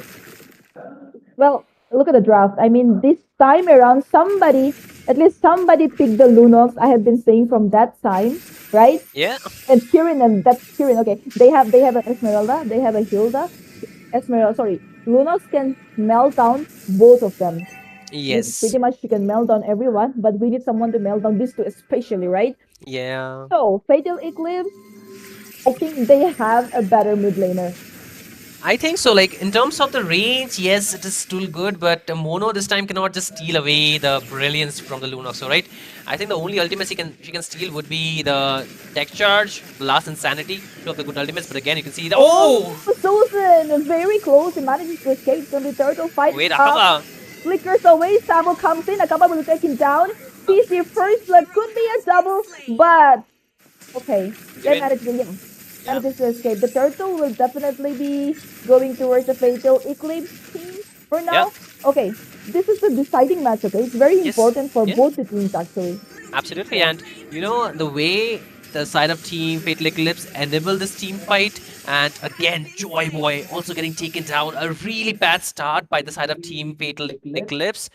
Not Fatal Eclipse, by the side of Team Esports, Fatal Eclipse, they're taking full advantage of this. So if they get more of such things, I think the late game might never come through for the side of Team Esports. Exactly. Also, they have gotten 3 kills and a turtle, right? Yes. In Fatal Eclipse. So, Aruna Esports is not in a very good position right now. Even in the last match, it was very neck to neck. First match, the Aruna dominated a lot. I think Fatal Eclipse is slowly decoding the gameplay of Aruna Esports and just getting better and better against them. I think now Fatal Eclipse have been able to anticipate what Aruna Esports are pulling. Tokyo once again could be in trouble getting a bit of his HP chunked up, but still Kiran cannot find the kill, so still good. But look at the top lane, Joy Boy. Oh, getting the pressure. I think he's gonna survive that. There's not much of a dive. Sabo is gonna have to go back as well. Make a Joy Boy. Wait, hold on. The backup is coming though, but it's too late. Yeah. I think Joy Boy will feel much more pressure since his performance in the last game was a lot better, and they did not want that scaling to be achieved much earlier and for him to have those free lanes. But Kiran, completely being the monster in this game, already has 3 kills secured out of the 4 and has 100% participation. So this is looking really good for the side of Team Fatal Eclipse. Exactly. Also, there's a rotation towards the goal lane right now. Joy Boy could be in trouble. Goes in Zosen as well as Sabo, but that, I think, was a little bit of miscommunication, a little bit of mess up, or else Joy Boy would have been picked off. Yes. Comes in backup for Joy Boy Mono, although it's quite late, it's quite unnecessary as well. It has actually rotated towards the turtle. Yeah, the turtle will be very important, but again, you can see the member is getting chunked so quickly, and even the pressure onto his Mega Joy Boy, meaning that Team Fatal Eclipse, they are doing 2 things at the same time. They're also taking the turtle, and they're also putting Joy Boy under check, which is a very good winning condition. You cannot let this YSS be freely farming around, and you also cannot let Joy Boy be freely farming around. So both the things are completely being shattered by the sudden Fatal Eclipse, but Zausen might be too much in a trouble. Zausen with a wild charge, not enough, one last hit, and there you go, Zausen is picked off. Meanwhile, Joy Boy is picked up as well from the side of Sabo. Sabo gonna chase Akaba now. He's happy with that. He's more than happy with the Joy Boy pick. That is Okay, the okay. person, right? That is the person they want to take down. Akaba, yes, he's on a Hilda, but compared to the last game, even if he tries to mark down Kirin, then Lunos has a brilliance, the light ultimate, Exactly. right? You cannot really take him down, so he's not in a problem. But Mono will be in a problem, gets taken down for the first time. So good signs for the side of Fatal Eclipse. Very bad for the esports. Now Tokyo wants to defend the mid lane alongside Roku, but it's going to be a bit difficult because of the amount of pressure the side of Team Fatal Eclipse have been established thus far, has given them a 3k goal lead, which can even broader much more, because if the Lunox gets a snowball, it's even worse because the Lunox deals damage even to the tanker members from the early on. Exactly. Also, I think that the CC has been pretty dominant as well Yeah. in the in the goal lane against Joyboy. Last match it was CC with the Alice, and guess what? He still has the Alice, and he's still playing the Nathan once again. So this time is even worse for Joyboy because it's gonna be both CC and Sabo throwing bodies on him, right? Yeah, and not only that, there's a tech charge from, and there is I mean, there are 5 angles the side of Team Fatal Eclipse can go for. Like every member from their lineup can mark both, the YSS, the Ethan Shin, as well as the Nathan. So both Mega Joy Boy as well as Roku has to be very wary of their front lining, because if the frontliners are not protecting them, then they have to use their skills, their the flickers. But even worse for Roku, he does not have a flicker. He's on retribution, so the traceless, that is the skill 1. Once used, will put him in a lot of danger, and because of that, they cannot even contest for this neutral objectives given freely Exactly. to Fatal Eclipse. And that is an East turtle for Fatal Eclipse. Yeah. Well, this was like the last turtle. Instead of going to help to the turtle, Mono actually rotated towards the top, which was actually really late and unnecessary.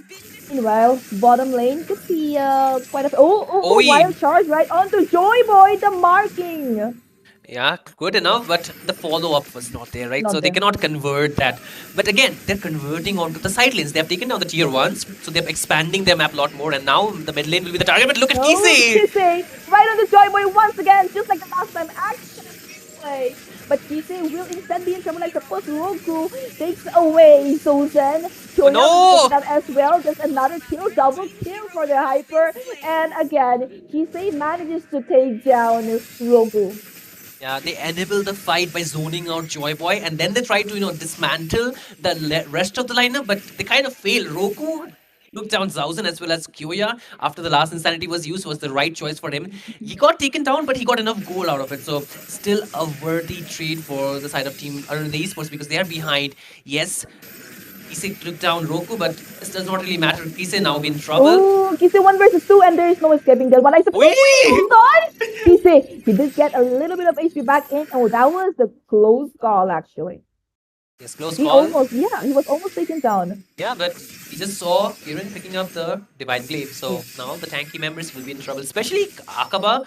And I say this thing, compared to the last game, Akaba has been a bit too silent. Like last game, we saw him being more hyperactive, more engaging. This time he's trying to do the same thing, but he also needs to protect 2 marksmen. And, to be honest, I do not like the double marksman combo. Like, you go for an assassin a lot better because he can survive, but the marksman, they need a very good feeling. And every time the buff spawns, they're invading. Oh, there was another wild charge, but well. You know what? Kyoya just took away the purple buff. Oh. More purple for Roku, so now the Lord is there. So Retribution not yet used by Roku, but the Retribution will be on cooldown for Kyoya. But look at Mega Joy Boy doing his work. They won't be contesting for the Lord. I mean, they won't be even poking the Lord right now. It's a little too early. They'll try to get 1-2, pick up someone, isolate someone, but or else it's too early. Right now, they're just giving vision, trying to poke each other in the bottom. Kisei versus Tokyo and Rogu could be in trouble, but no, it's Kisei. It's Alice after all. Just can even disappear, and it's also tanky. See, for now, the esports, they have to do what Team Fatal Eclipse did in the previous game. Slow the game down. That could be one of the choices, but giving away the Lord might be a bit too much of a stretch, but it'll, whether they want it or not, Fatal Eclipse will be able to take it away, but Roku in a bit of trouble, has to use that retribution to get the mobility to get out of the harm's way. And I feel, with this slot, the game will not come to a conclusive end or conclusion, but it will be more of just taking down the tier 2s, which is equally important because they can. Oh! The Uh-oh. flicker in the wild charge! Yeah. They took away Tokyo just like that. This is what happens when you have a Lunox. Did you see the amount of damage that was dealt? Yeah. I think the Lunox Burst is just incomparable to any of the mages, Exactly, right? It's exactly. just too much, even for the tanky heroes. And it's also a natural counter for the Esmeralda. So that's there as well. But the Holy Defense from the bot lane already procced up. Then the Lord will come from the bot lane. So you see what they're doing, Fatal Eclipse, they're doing it calculatively. Very calculated, very well set up, I should say. Even the turtle, even the Lord, everything. They just need to end right now. Hold on, they do not have a wild card, I suppose. Yes. Okay, Yeah. okay. Who's going Wait, in? Kisei! Kisei, and he stunned literally every one of them. All of them are low in HP and they are trying to retreat. They already took down Tokyo as well as Akaba. It's just 3 men standing. The minions were there. The Lord has been taken care of, and another wild. Oh, no! Takes down 2 of them. But they're still having Yes. able to defend. Roku going for a turnaround. Double kill, shutdown, and the minions are popping in from the side of Arnada Esports, but it's just Dozen and Kisei standing, so they will not be able to push and end it right here. Yeah. They'll have to go back, and Arnada gets the window. Around the esports, they're still showing signs of life. They're not done yet. Yes, it was a very close call for them, but Fatal Eclipse, unfortunately, they lost too many bodies out there, too many members to actually try and end the game. The people who can actually push. But if you talk about anyone who can push properly with attack speed, none of them can do that. You can see they have 0 marksmen in their lineup. So the winning condition for Fatal Eclipse is to end as quickly as early as possible. But for early esports, they need to buy time. They need a little bit more, consistency in farming for their marksmen, for the damage dealer into the late game. If they can achieve that, it'll be a lot good. It doesn't matter even if Tokyo gets taken down, even if Agaba gets taken down, as long as Mono can just steal away the wild charge and give that peeling, this crowd control for Roku as well as Mega Joy Boy, I think it's still enough for them.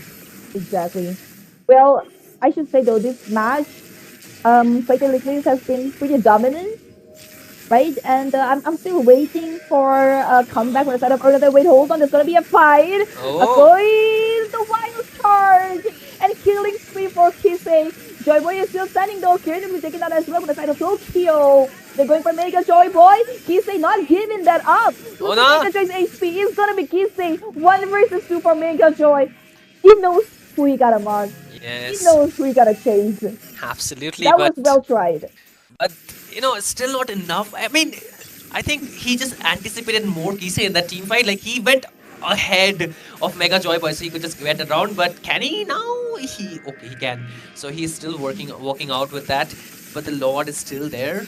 Despite both the teams losing some member, they will be brought back. But slot contention will still be active.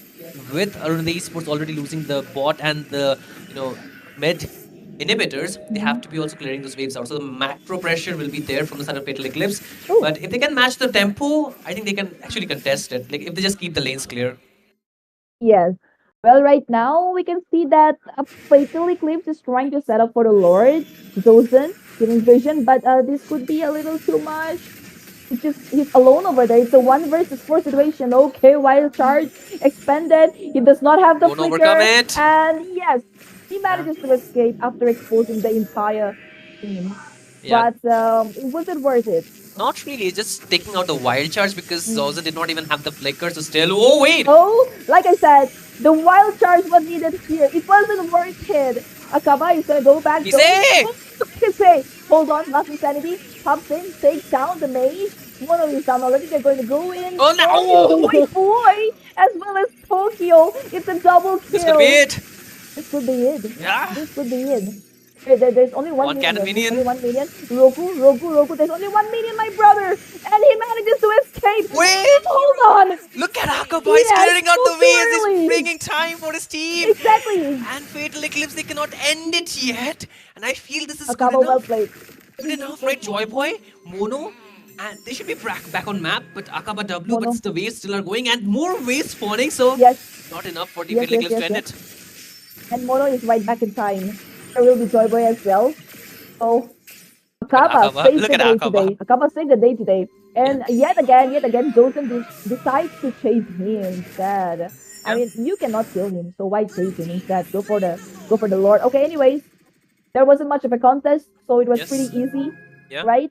And it's good that Goten is kind of being the trouble for I Akaba. think he's having fun chasing Akaba at this point, right? Don't let him go. Don't let him go because that's Why the are call. you running? Why are you running? Why are Why you are you running? running? So because I can't even kill you. Why are you running? exactly, right? I'm just a grog. I'm just a friendly neighborhood grok. I cannot kill you, Exactly. right? Unless I'm on a damage build, of course. But this is a rank grok. But with the Lord in the favor of Team Fatal Eclipse, they can this time might end the game because there's no inhibitor. Yes. I'm anticipating the wild charge because he already left his wall over there. Wait, hold on. The minions are still there. Actually, Joy Boy dealing a lot of damage. Joy Boy Kisei! Kisei. That's where the last and send it right onto him. Oh! Goes to another right. Hilda is out as well. Okay, Mono is down as well. This is Double it. kill for the Lunox, and this is it.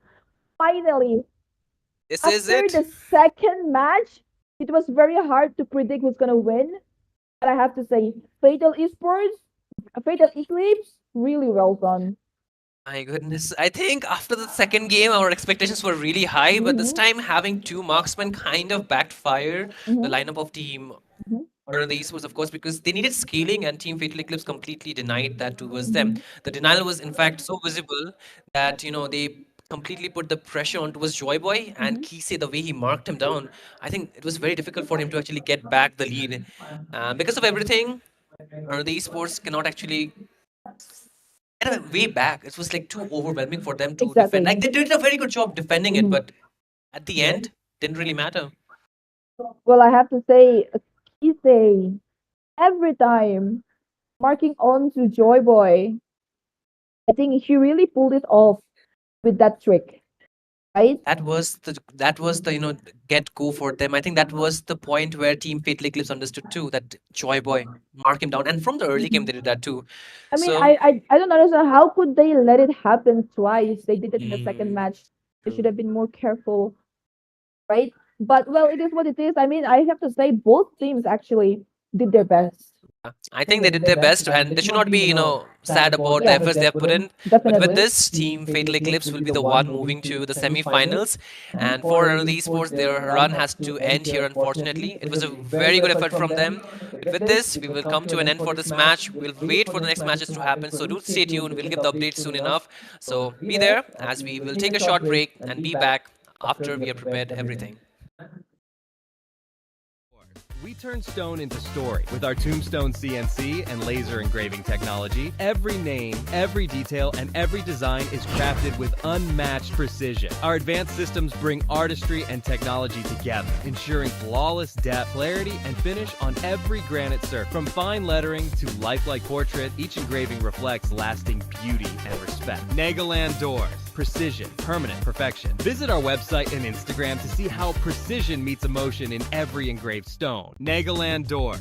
We turn stone into story. With our Tombstone CNC and laser engraving technology, every name, every detail, and every design is crafted with unmatched precision. Our advanced systems bring artistry and technology together, ensuring flawless depth, clarity, and finish on every granite surface. From fine lettering to lifelike portrait, each engraving reflects lasting